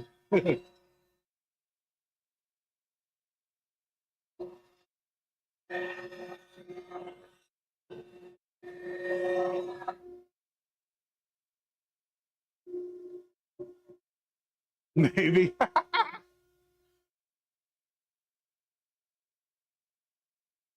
Ah, it's only a one-way street. Got it.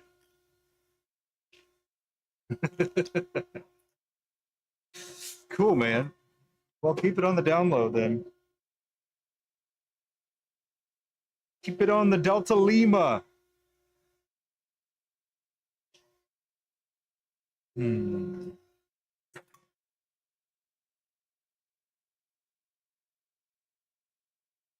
Earbud, no! All right. Just saying, keep your stuff on the down low.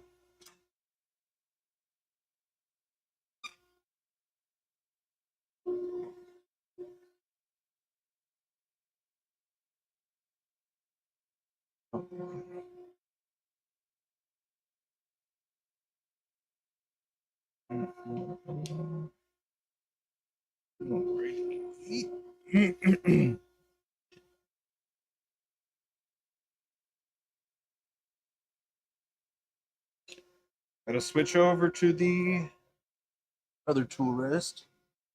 Here.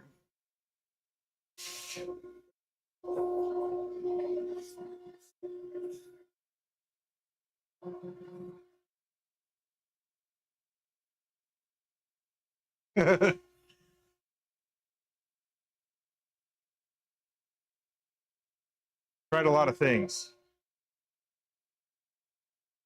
Definitely not everything.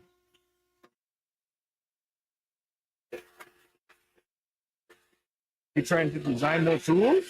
Components? The components is what I think is huge. Right.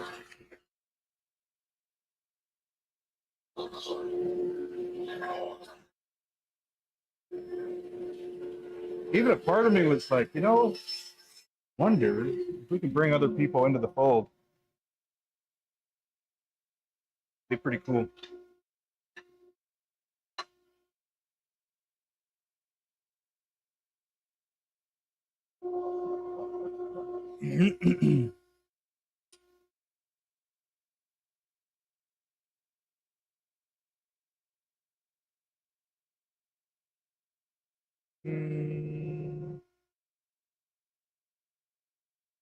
Bum, bum, bum, bum.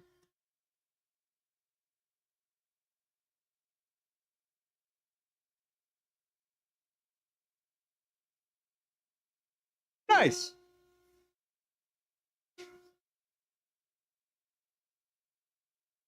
Pretty cool. Let me just write that down right quick.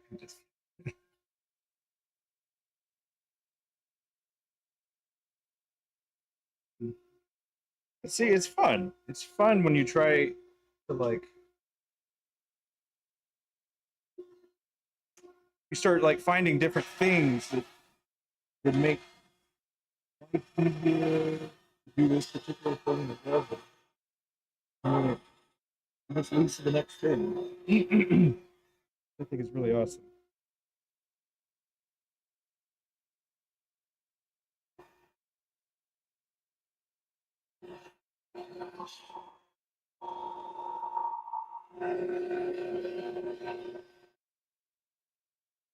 Mm.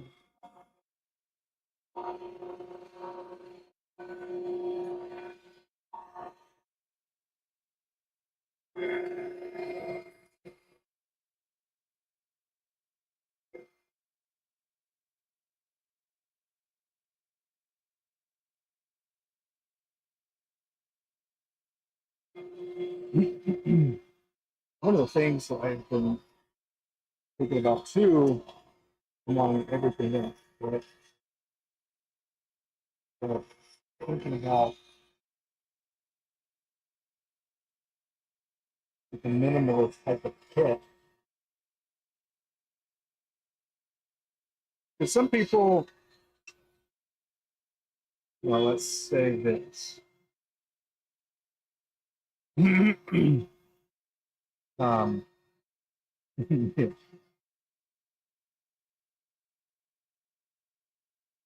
uh, just thinking about a bridge between bespoke and kit.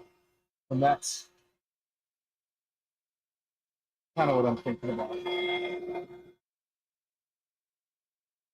Yeah, but I got different kind of designs.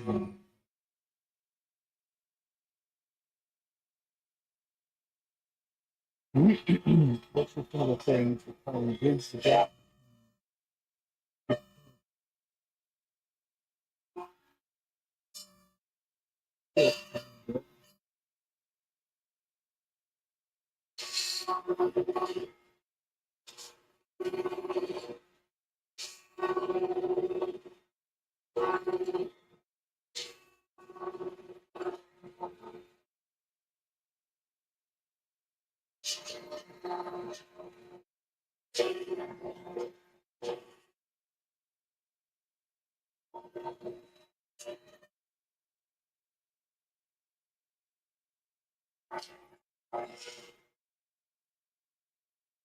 It almost, it almost makes me feel like, hey, I want to talk to you about this, but I need you to sign this non-disclosure agreement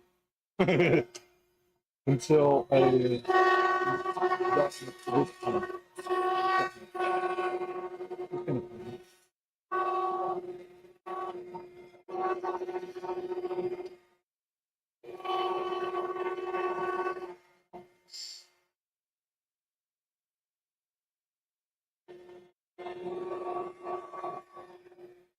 So in one term in a large, all the largest. Not my favorite thing.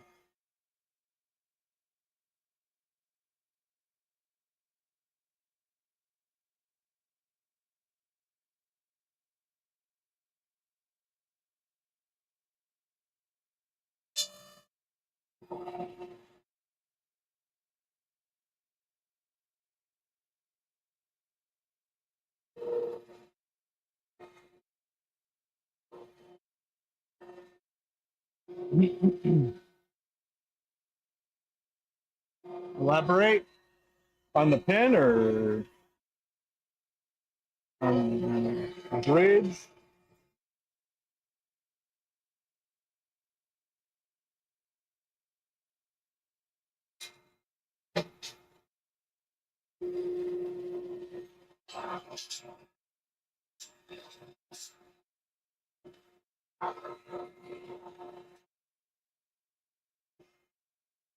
I mean, really, that's probably not going to be like an immediate project.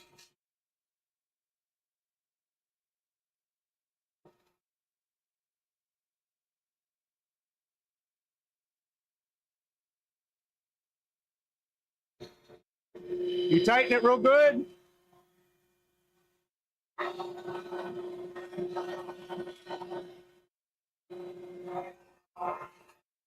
Need help? Okay.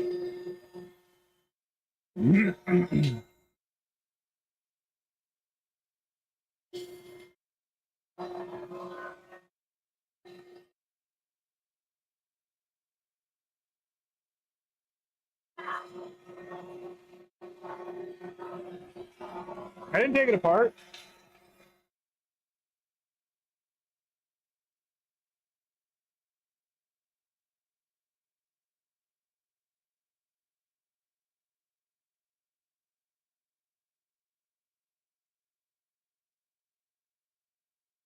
Matt,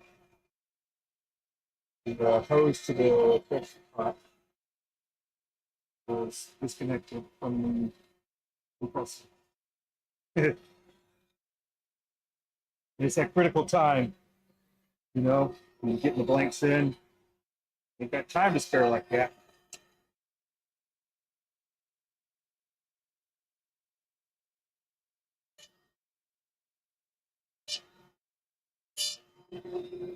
The bridge, yeah. Well, I mean, I think I mentioned it before, but basically, um, the goal is to have like well, I guess if we zoom out,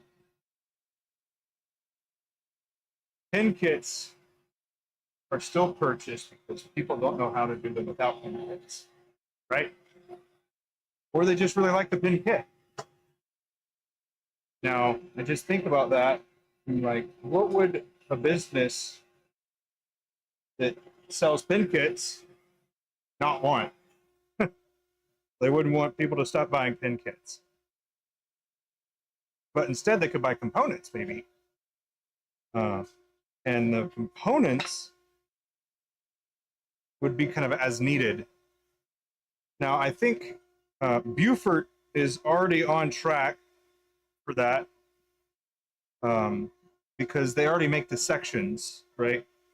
You could just buy the box sections and you don't even need to make the sections. Now, there's an element of that that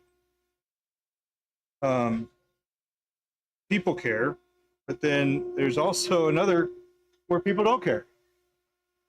So it's an interesting thing. But I was thinking for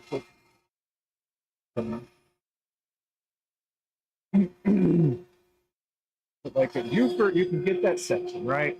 And like that's the most complex part that's finicky. And if it's already done, then all you need to do is drill a hole here, drill a hole there, thread it, and put it together. So I suppose that could that could be said about just about anything, but that is one of the existing things that I think is pretty interesting. Same thing with like the Apollo kit. I think about that too. And it's pretty cool, pretty simple.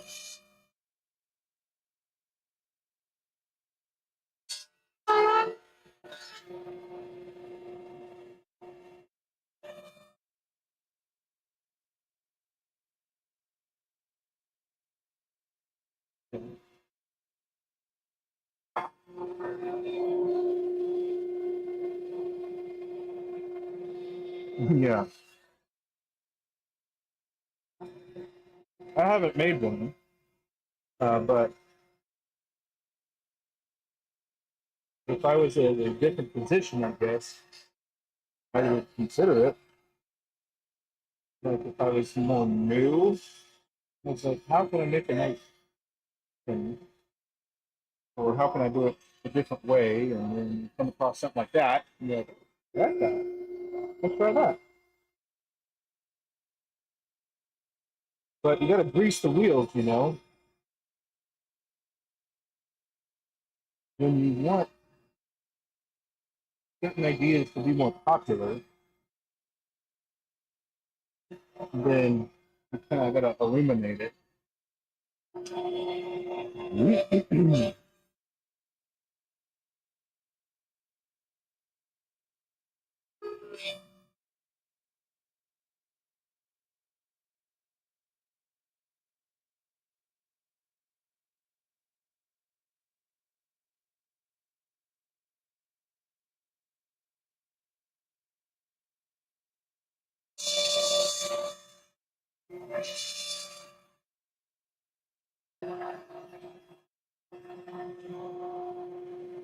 Let's see, sharpen blade.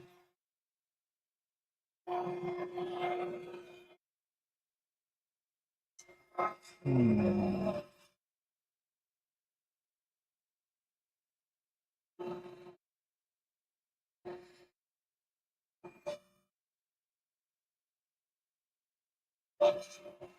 Don't think I understand. Sorry.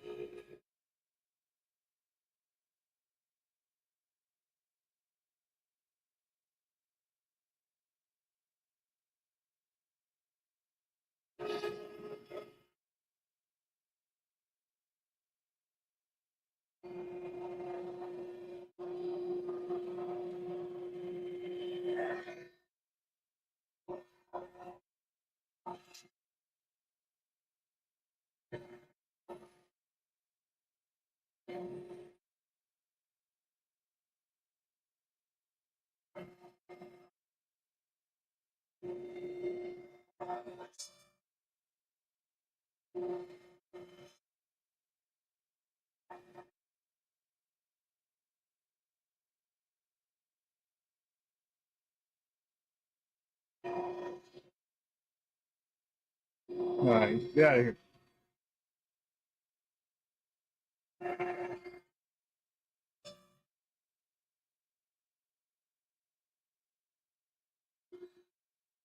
Oh, are you affected by the fires?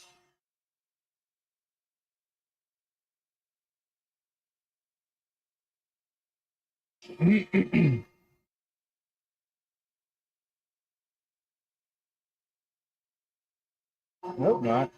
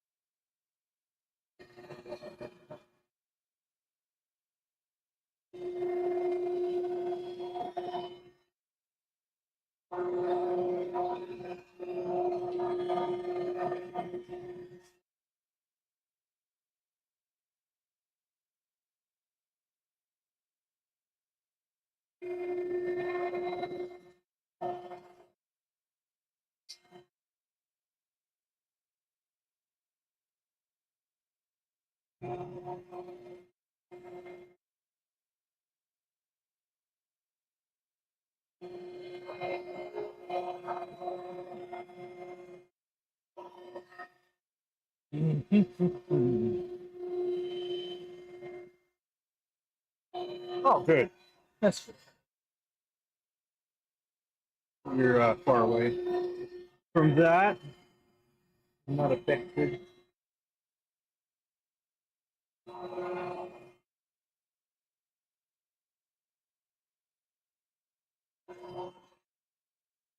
It's a bummer, though. It's a bummer.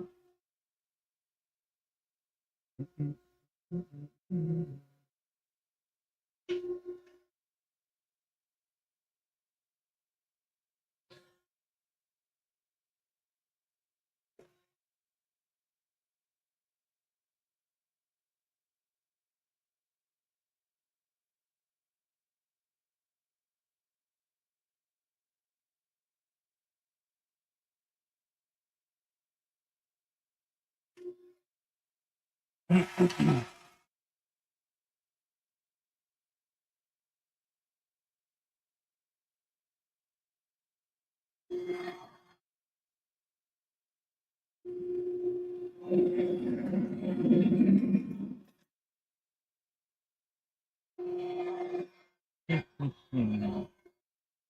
1.5 hours.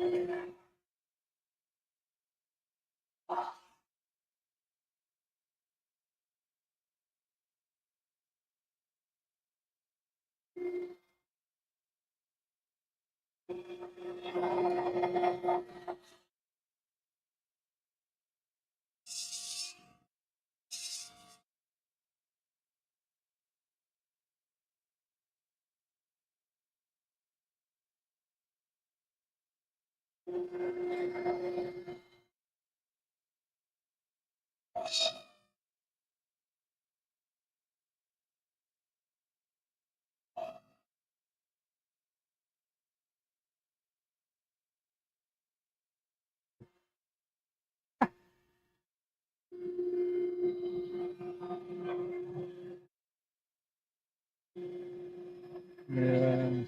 Yeah.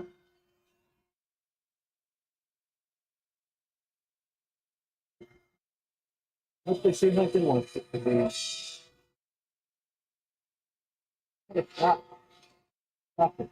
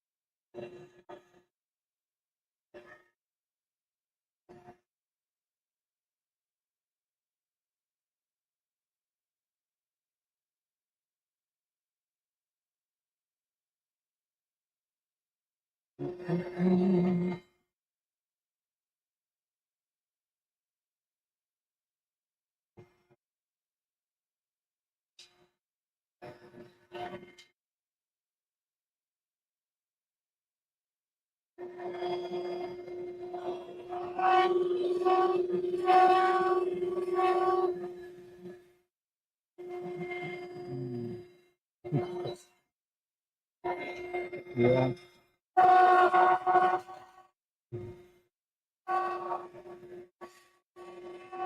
I mean,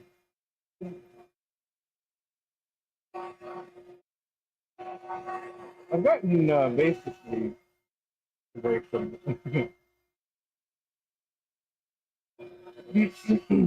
like I went into the military. I didn't pay any attention to that, anything. And then I just existed in the military. And one of my team leaders, he's like, you see the news? It's like, I don't watch the news.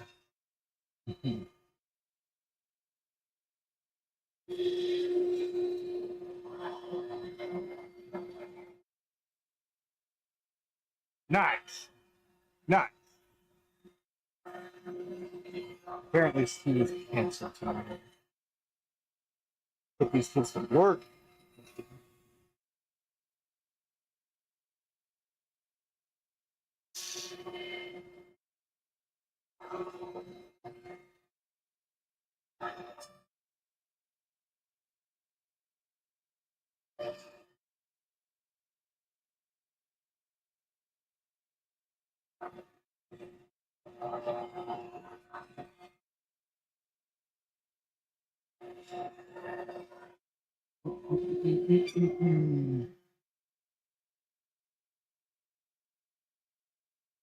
No, I haven't.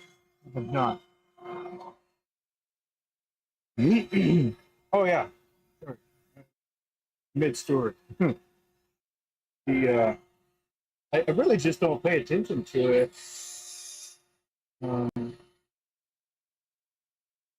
like I think I think one of the things that I saw, there's a Denzel Washington um, clip that goes around, and it's like if you don't read the or if you don't watch the news, you're not informed. If you watch the news, then you're misinformed. Yeah.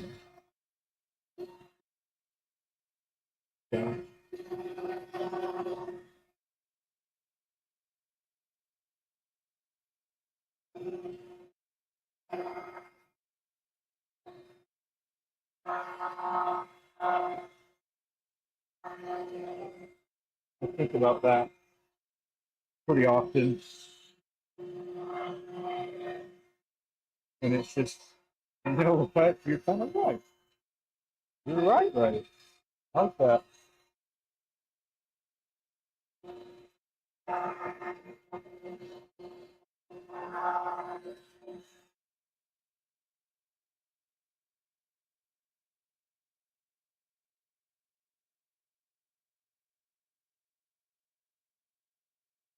But yeah, so many people are all about that, and I've seen different content creators as well, like pivoting, and like that's their main subject or topic of conversation now, which I I find to be very unfortunate.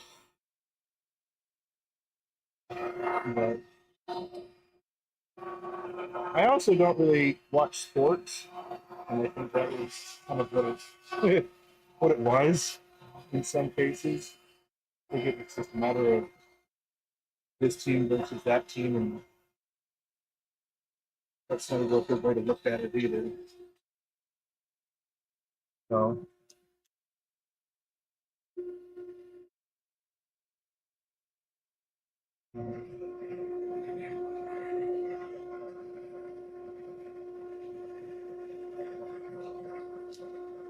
I guess I'm probably one of the weirdest people because I think no matter what, there is a point of whatever it is, and it's whether or not you understand the point that they're going for. Because if you think about something hard enough and long enough, you can find a way to justify its existence or it happening or anything like that. Like, well, if I was this and I was in that position and I had to do this and I had to think of this for all of these things, like there's no telling where you would actually end up at the end of that whole train of thought.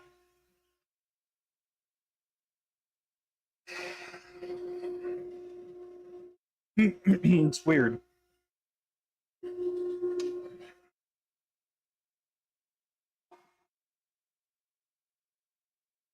But I think the best thing to do is position yourself so that you can do your way.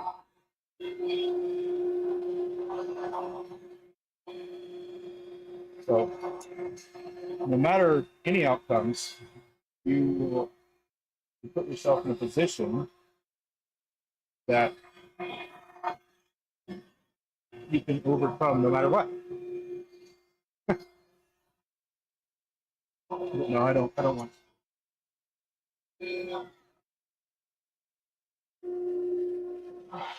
But then again, I never did. So it's not a change because of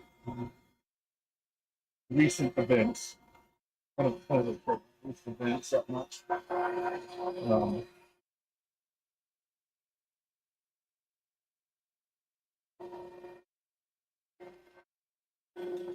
I don't know.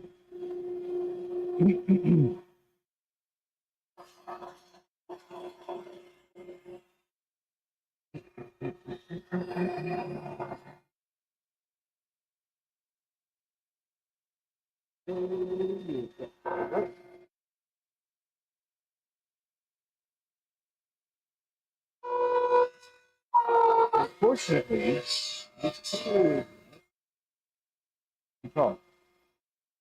by just a smudge.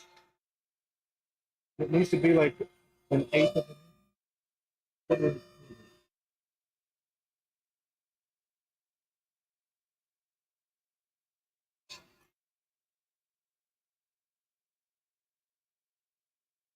You gonna go get Evie?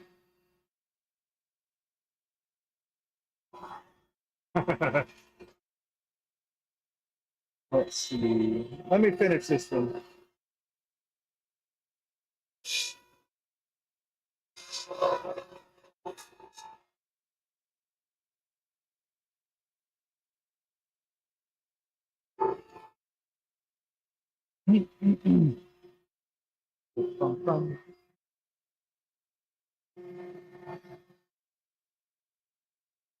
It's where you just don't have fun watching it. Right? Well, I mean, well,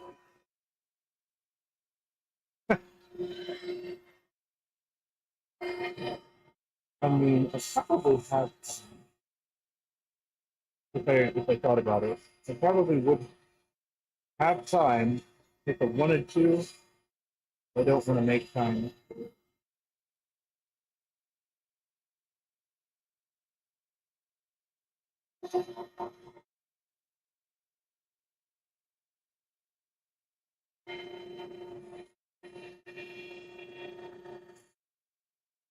I find the amount of money that is made is crazy. Like I don't hate him for making that much money, but I think it's a little bit sad when it comes to- because I think about it from everybody else paying that amount of money to be invested in the sports. You know? So if you have one player get like a 4-year deal and it's 20 million over 4 years, that's 5 million a year. Like I think about ticket sales, like how many tickets would that be? Or that's one player, and then you think about how many actual players there are.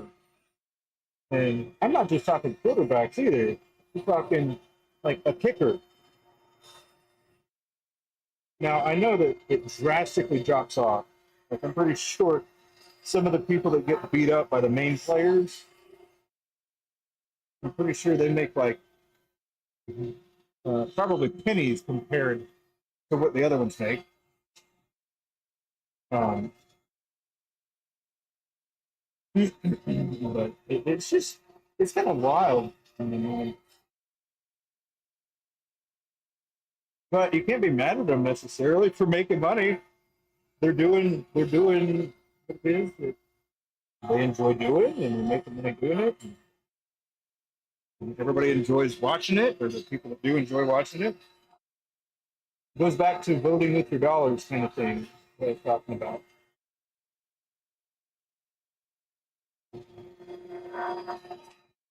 So I think about that. Think about things like that.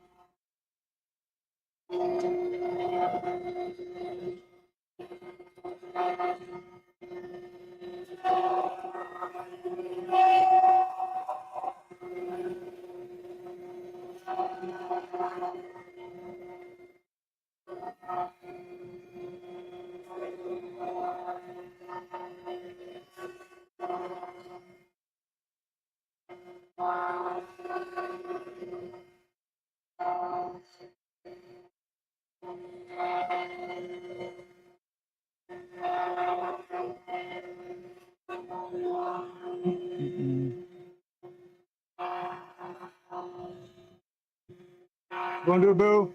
Yeah. Yeah.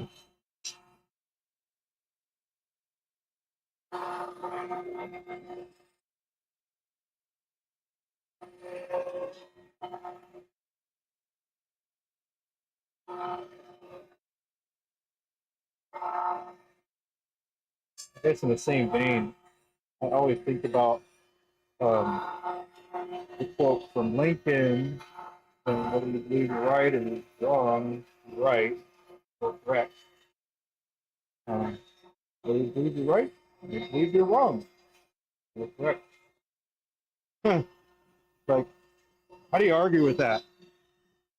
If somebody believes that they are right and they are unwavering on whatever it is, you can't make anybody be different. So you just love it. Love it that there's so much different, so many different things.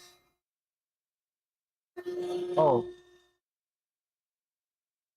that's funny. Stella should have rehearsal today, but she went out. But I don't think it was. I don't know if it got canceled or not.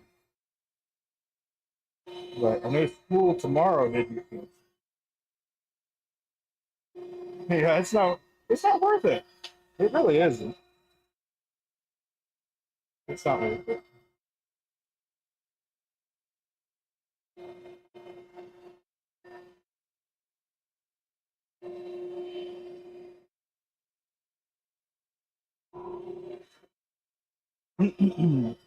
Check the report. She's in rehearsal. Um,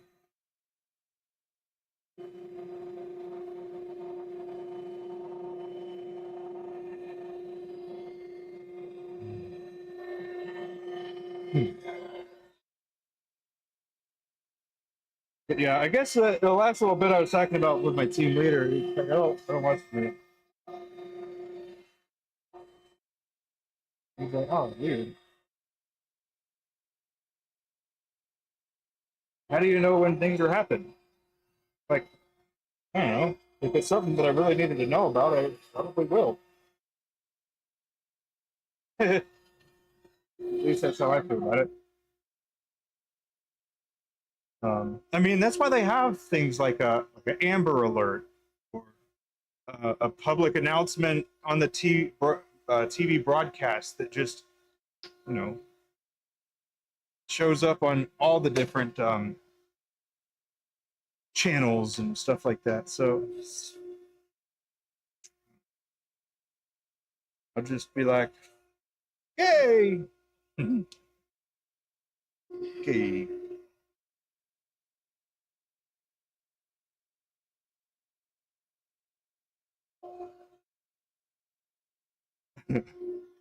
Been seeing a lot of React videos.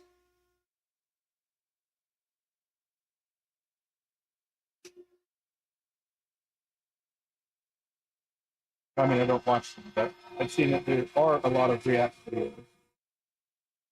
Um,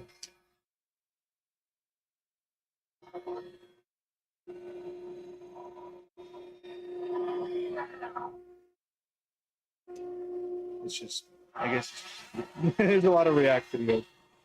It's funny.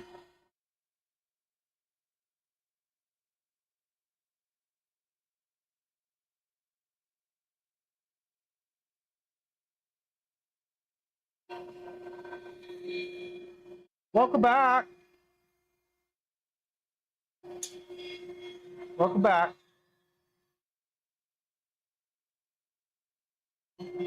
Yeah, like reaction videos where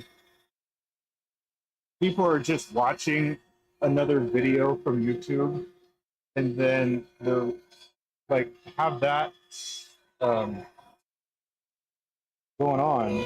No, pause it. Talk about what they're thinking about that.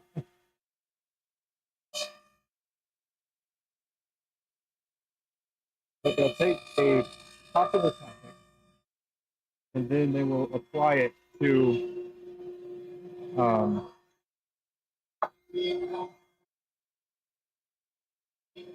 they'll apply it to their own YouTube account and talk about whatever it is.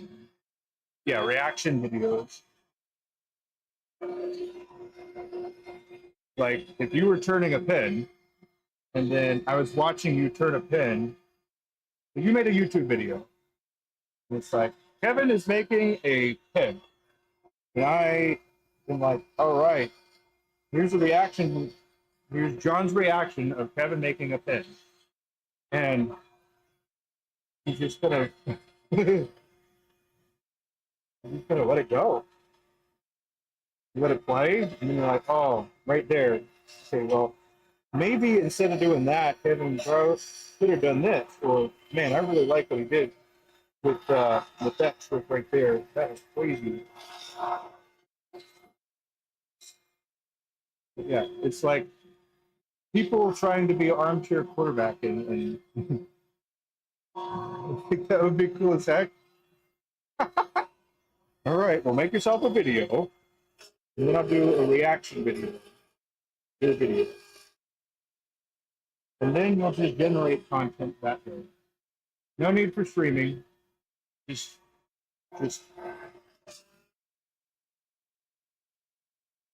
take a video and then do that.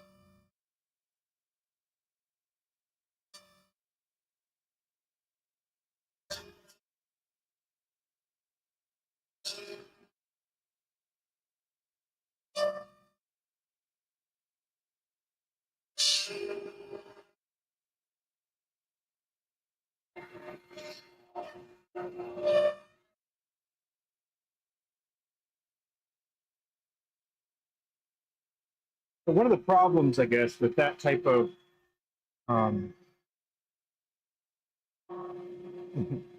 nice. Building a computer, you got all the components? Oh, yeah, just thinking about it. It's like, if you spend that time to watch that person's react video, what's happening potentially is you're taking viewers away from the people that will watch the actual video because you're watching the reaction, and you're making a reaction based off of it. So people aren't going to watch those. But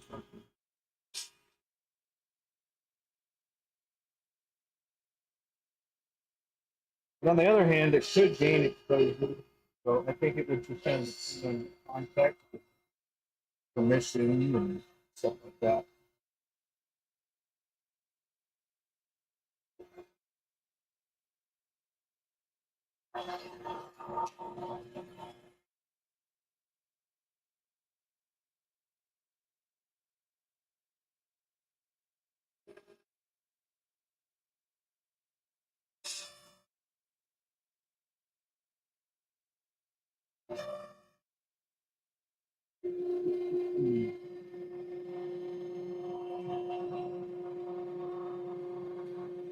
The son-in-law is getting this month, right? Cool.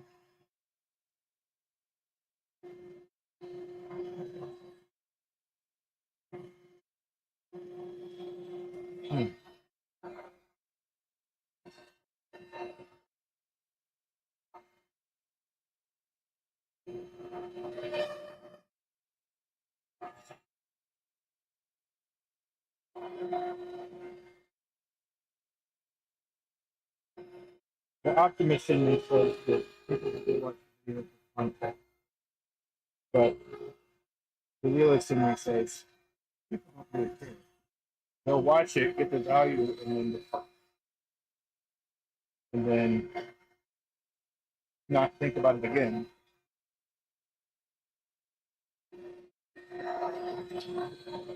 And I don't blame people for doing that.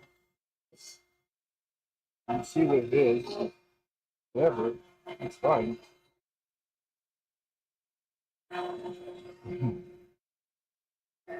People hear the story and they're like, okay, well, whatever.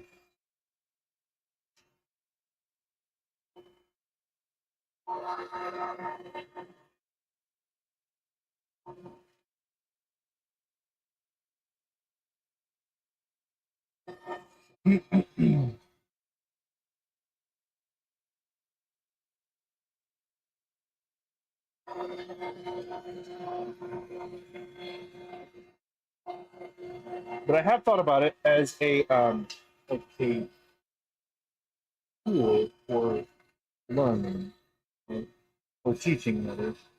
But if I am looking at somebody else and how they made a bespoke pit, and I did a React video on how they make the bespoke pin, there's a good chance that if people didn't see that video in the first place, they're not going to go watch it after they watch my React.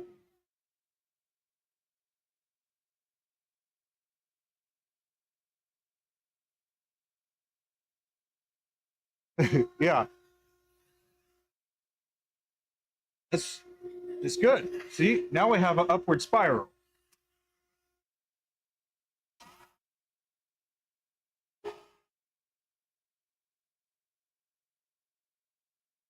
But there is a point, if you look close enough, I guess, there is a point where that would be uh,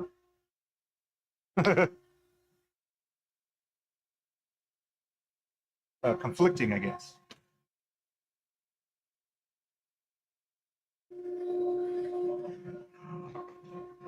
Oh, look at that. All done with the special sheets.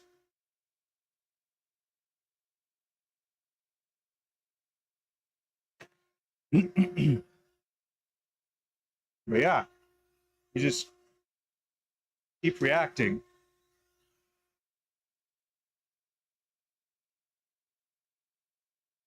But see, if it's like a mutually understood thing, then I'm for it. I don't know. I guess I'm not even opposed to it entirely, because there's like the whole fair use and somebody's doing it and it's not illegal. In my mind, that just means that it hasn't caught up with the person.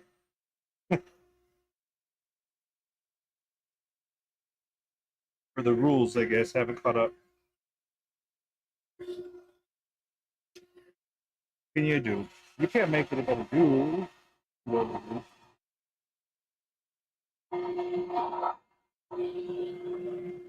is.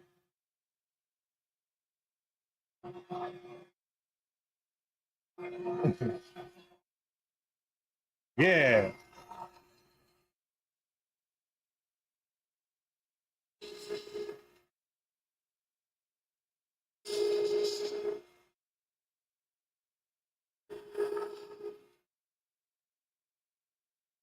I'm gonna react to your reaction, reacting to me.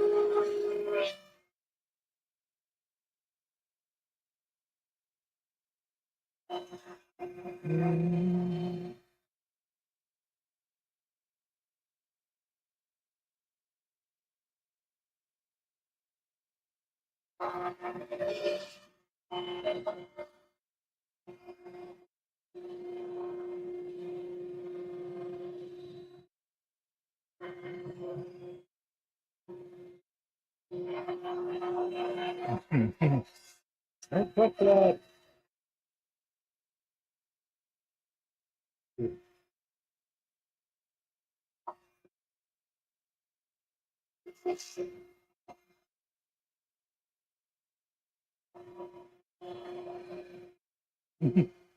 I was thinking about it actually last night. I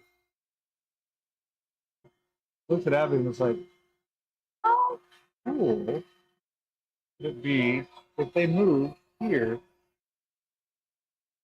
Oh, it's wild. Wild to think about.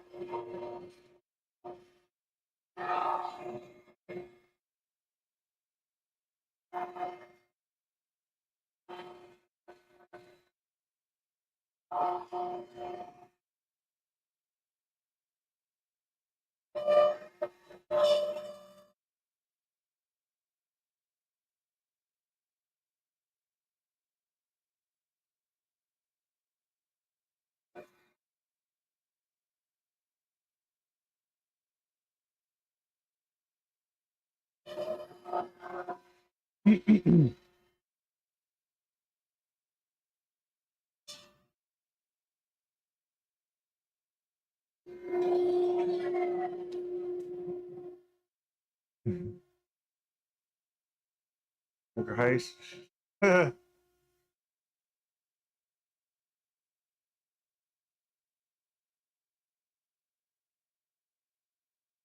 Yeah, I definitely I can see that being the case.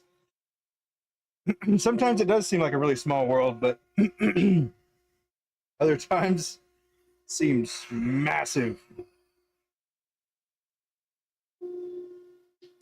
It's been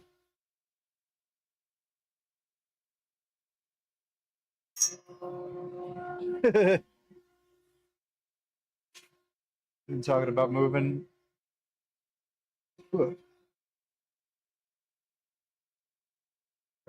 I had dust on my lip. My scraps video. That one was fun. I thought it was pretty cool. Now I got a different purpose for some of the scraps, but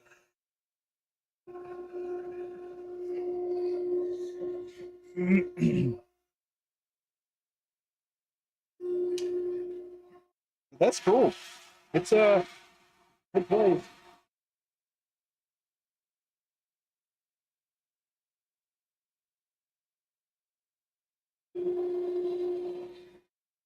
I can't imagine what it would. This may sound weird, but I have never done a 9 to 5.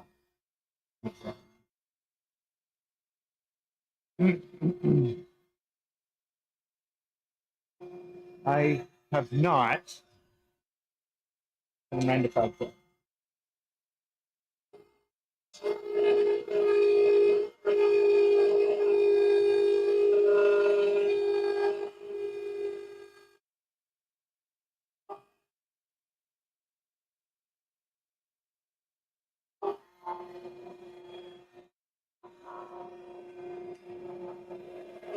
Um, the reason I even got it saying that is because I was thinking about what it would be like to find a job. Now I know that Woodcraft was interested in hiring me as a manager. That's what to do. Um, it's not a knock against Woodcraft. I just don't have, I guess, the time or the effort level that would be needed to do a good job at it.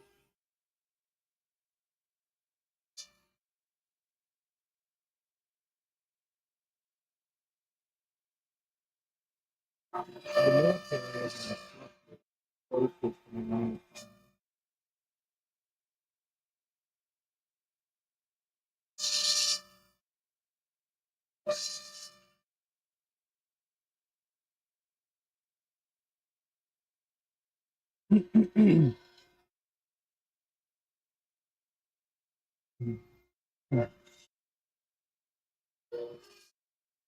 On deployment, it's 12 hours on, 12 hours off. The whole deployment. You're only 2 teams.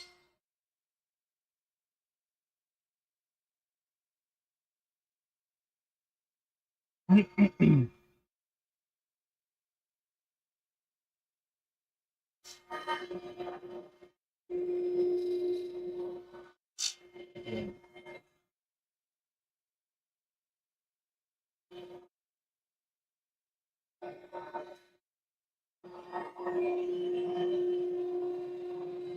be pretty cool. What would it take for, I guess, y'all to make that move?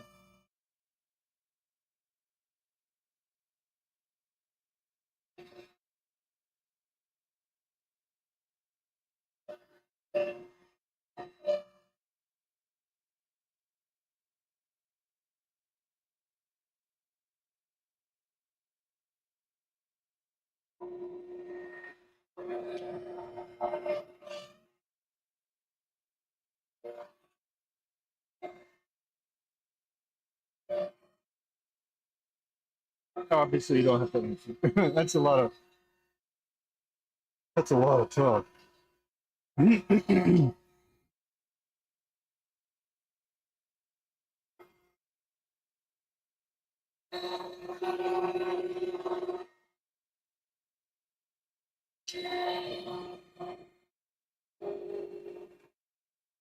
But we have some checkpoints that we gotta hit before we would move to move.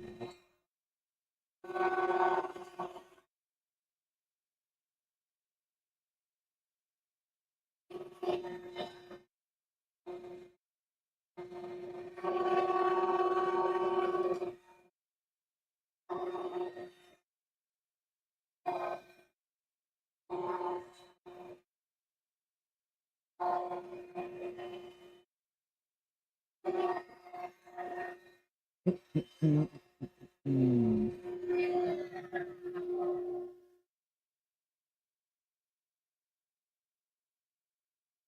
Oh, what would it take for you to, I guess, make the move to uh, be in vicinity of your wife's cousin?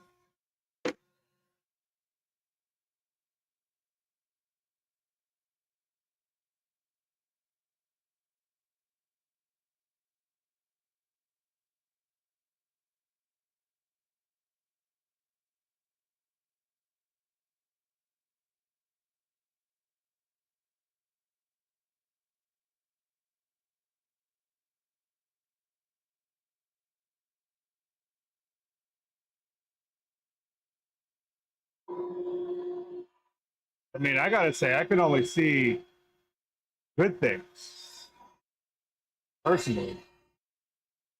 I can only see good things happening from that.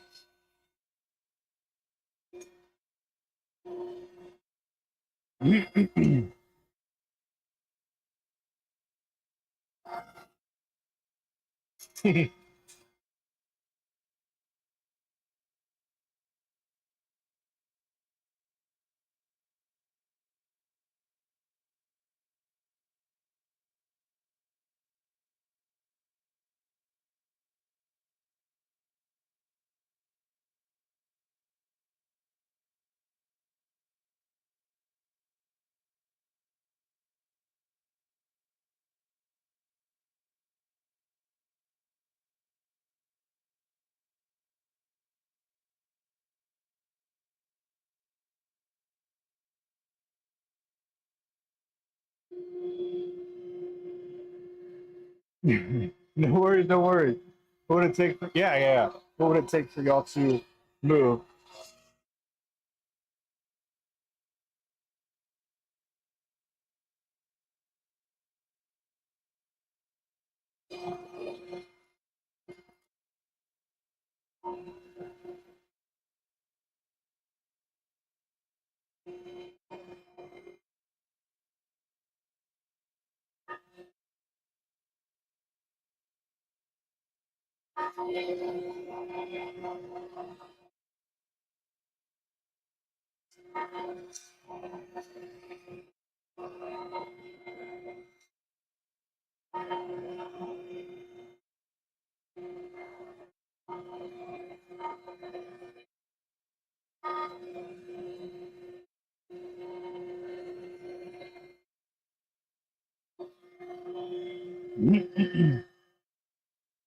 Ah, gotcha. I think you mentioned that already.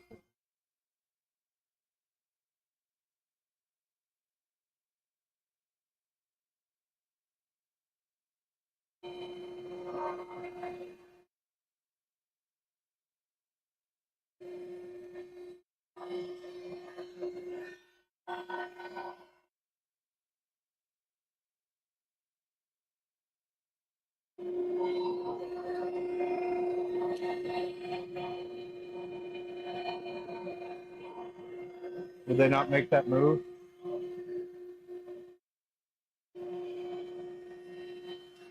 Dang.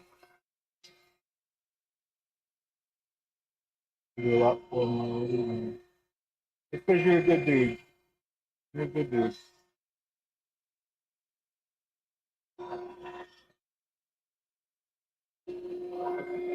It seems like family is important.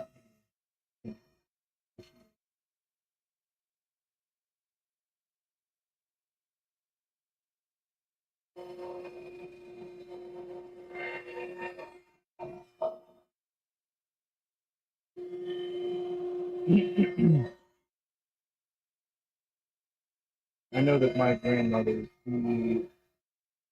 would not move at all. Will not move. Which, you know what? Okay, no move.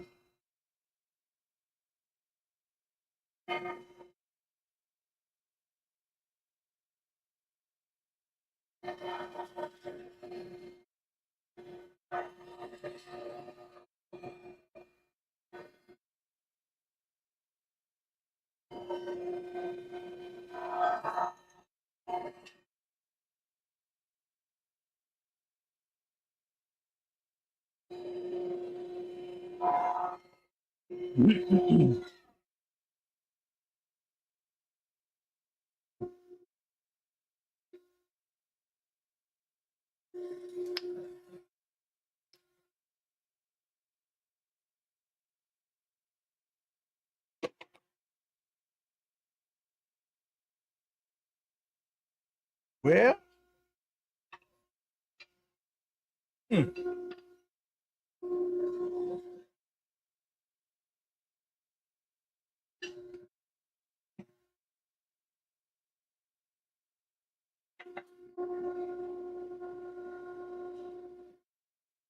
take a look where we are here. Hi.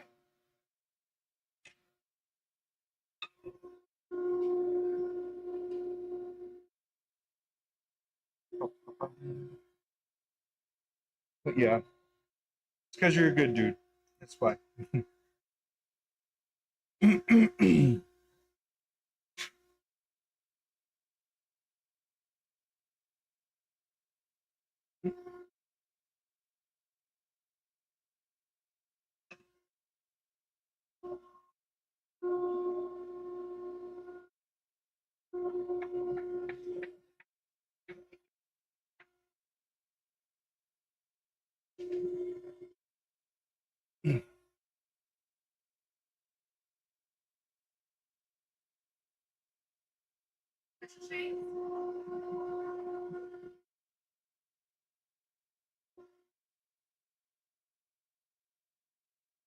No more special shapes. Bum, bum, bum, bum.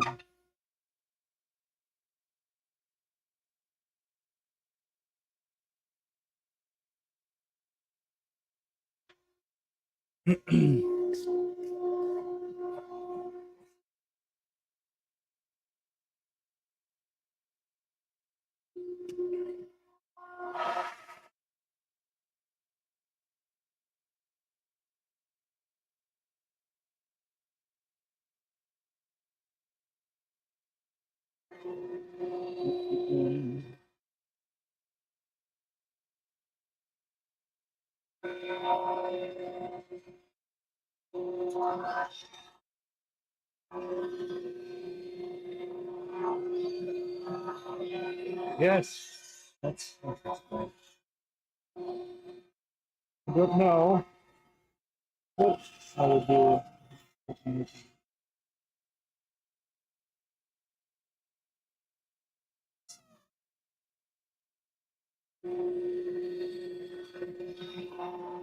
It's hot. Hold on a second. Let me record this.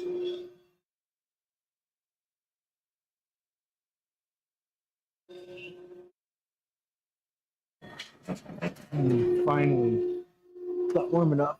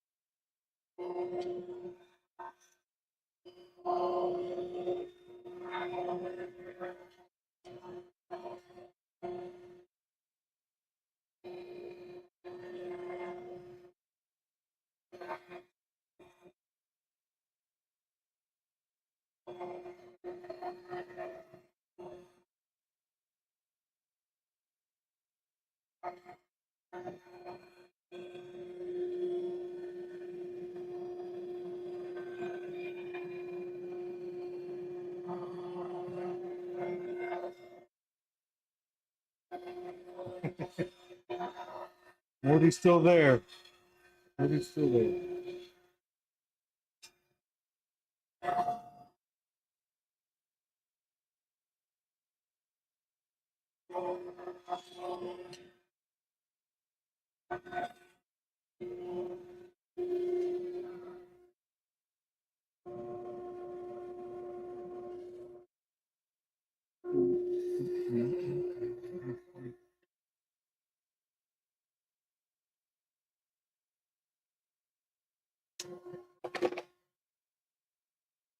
Mm-hmm.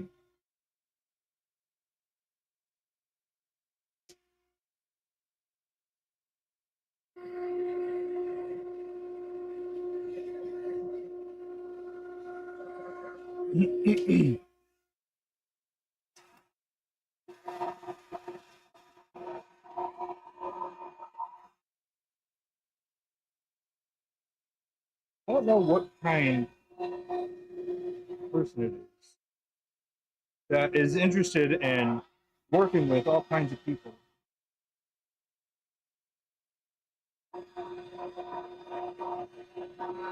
But like people in the area are like force multipliers. If they didn't big enough need or want.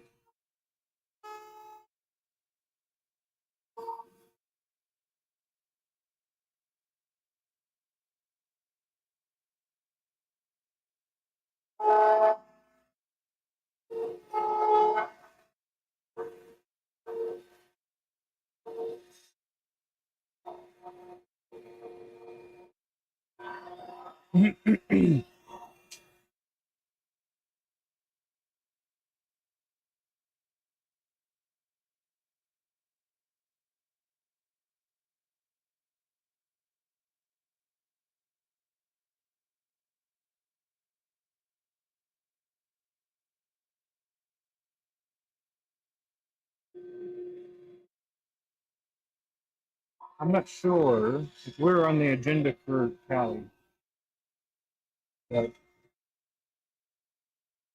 probably. This is, you get a feel. I believe that is in, I think it's in August. Maybe July. Yeah.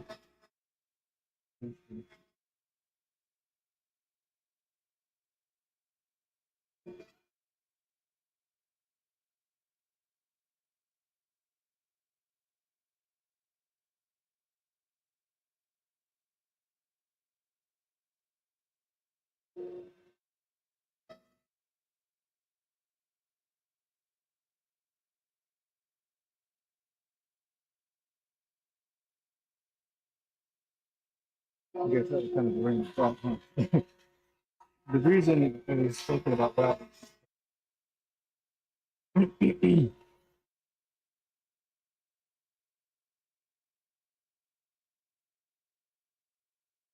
Well, I guess we can talk about it later. Hey.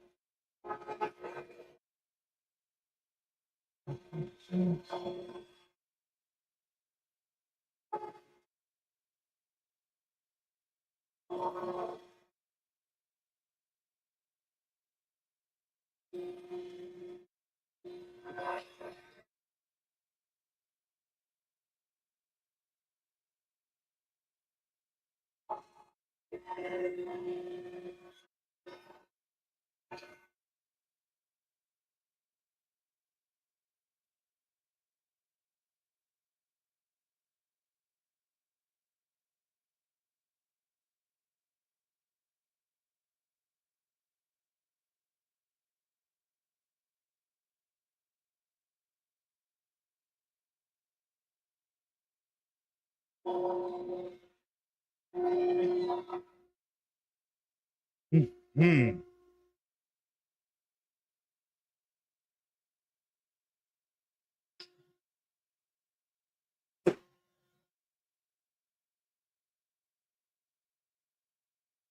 My carbide is at the point where it needs to be swapped, but I don't want to. It needs to be rotated, I guess. Don't want to. Oh, it's already been. Yeah, it'd have to be changed. I'm not doing that.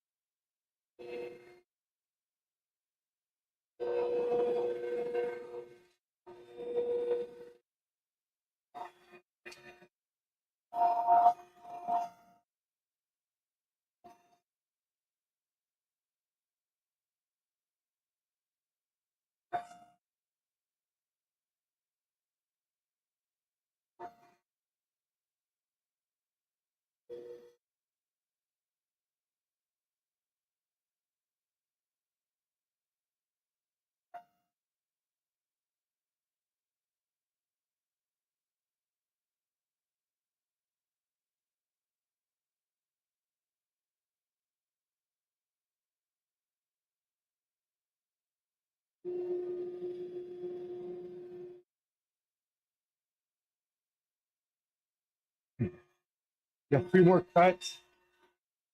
Yeah. One more after this one. Oh, my hand? I picked up my hand too. Just need some resin dust on it. Don't do that. Not a recommended thing to do.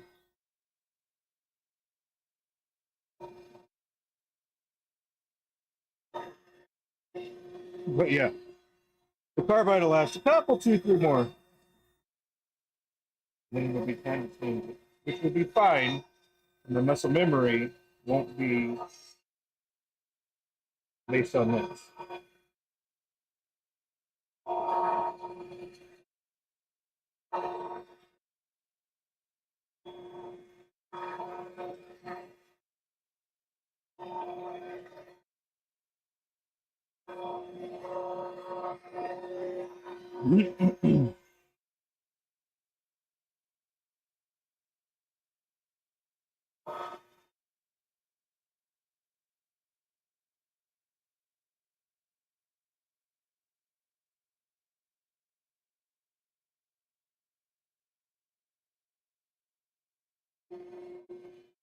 Okay.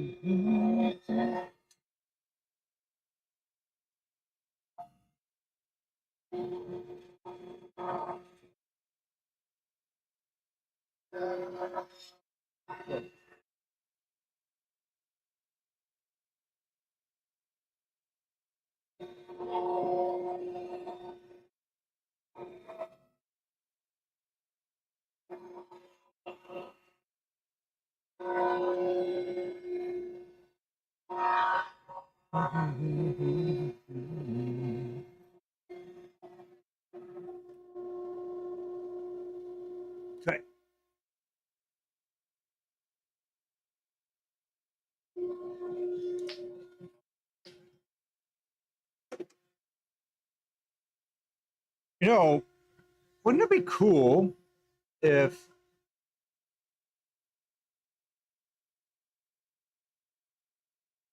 you could choose which one you wanted it to be? I think that would be cool.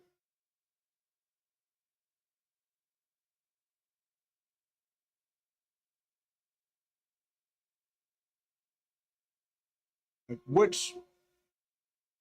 what view you wanted, and if the person had it set up, it would be pretty cool if the viewer could choose what they were looking at. Like,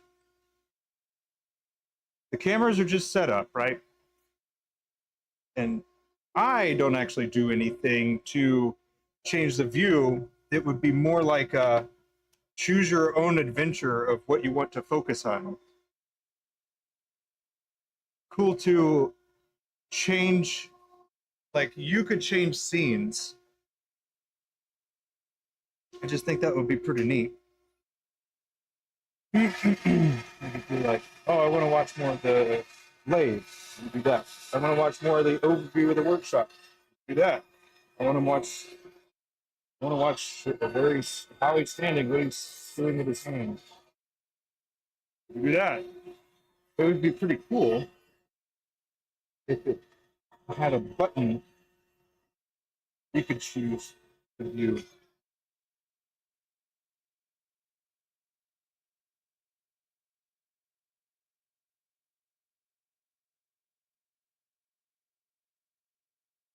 Yeah, like the different, like here, you can make this, you could zoom into it. Or this one here, you could zoom in. It probably is possible. Um,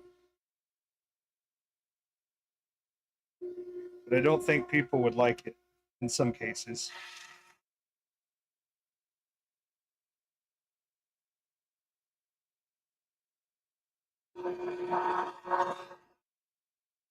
It probably already exists. It's, I don't know. I don't know what it would be called.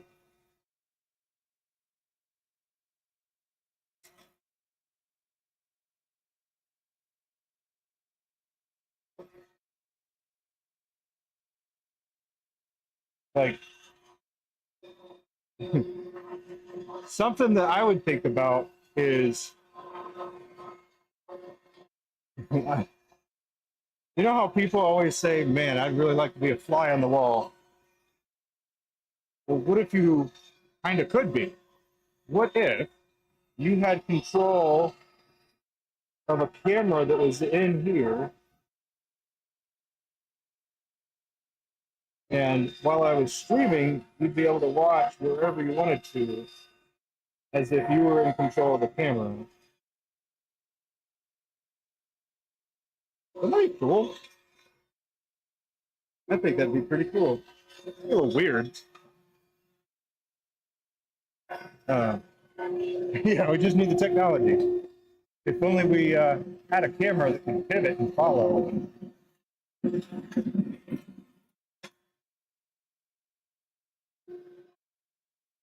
Like a choose your own adventure live stream.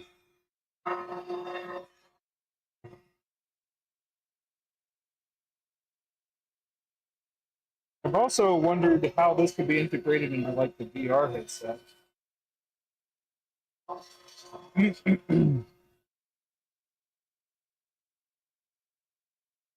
Like, could that be a thing that's going? Like, imagine if you wore your VR headset and you were experiencing some things.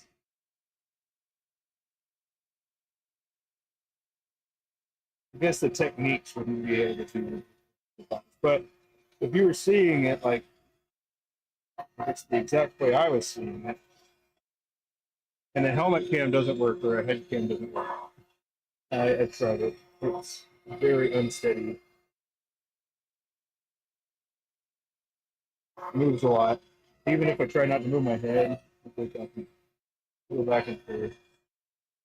I'm looking at a different side. So that wouldn't work.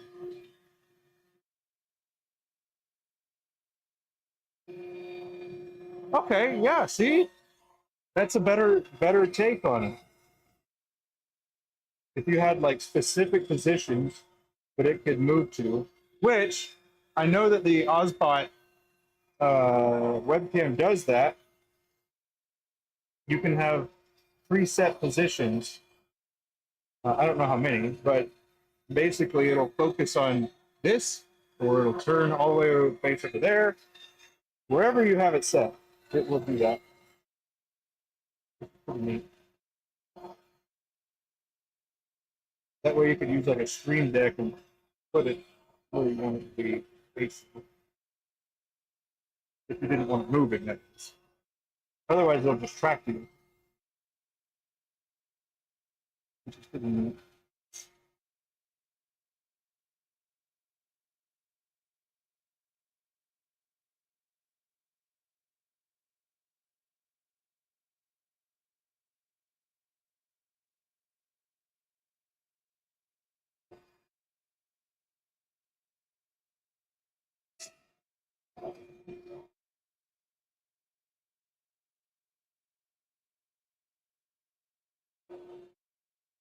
Hmm.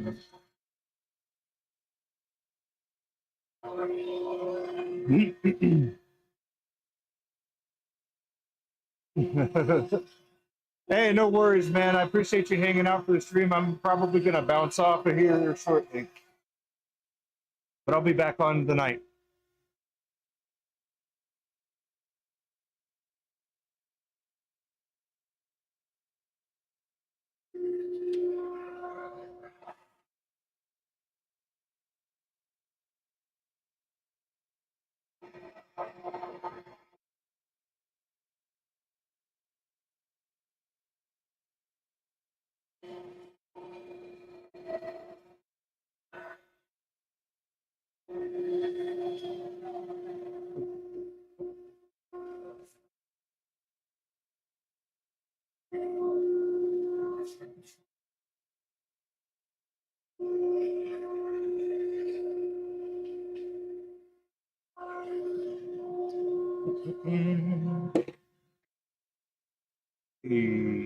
That's fine.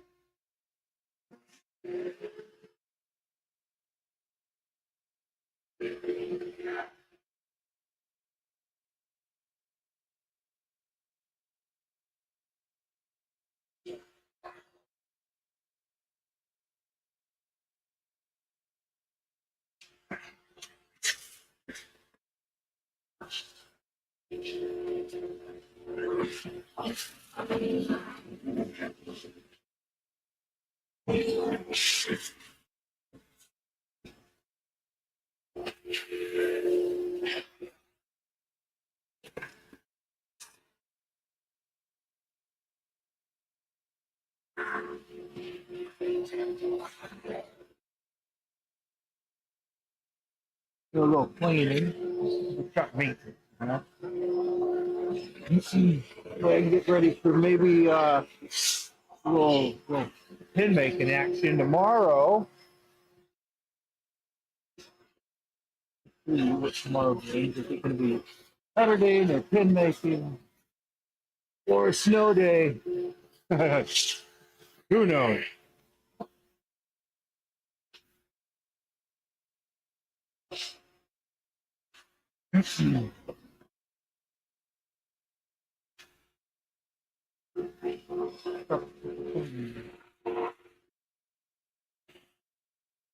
Rick and Morty off.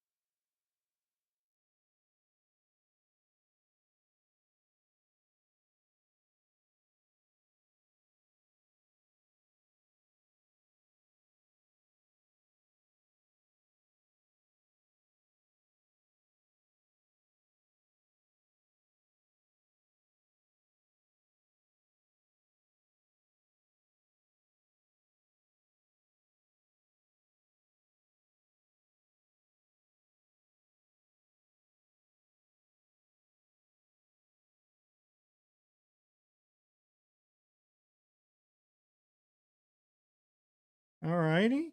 Hey, there we go. See, this is what I'm talking about. I need a new mic.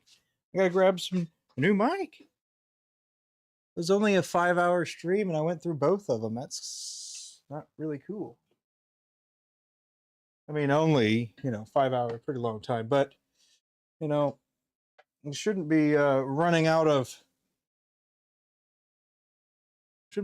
microphone if I have two, But anywho, it is what it is. I'm gonna move forward anyways. But yes, appreciate you hanging out. It was nice to see everybody. Got some new people, Joe and Josh. Appreciate you hanging out. And Kevin, as always, good to see you. And we'll see you around. Catch you later. Have a good day.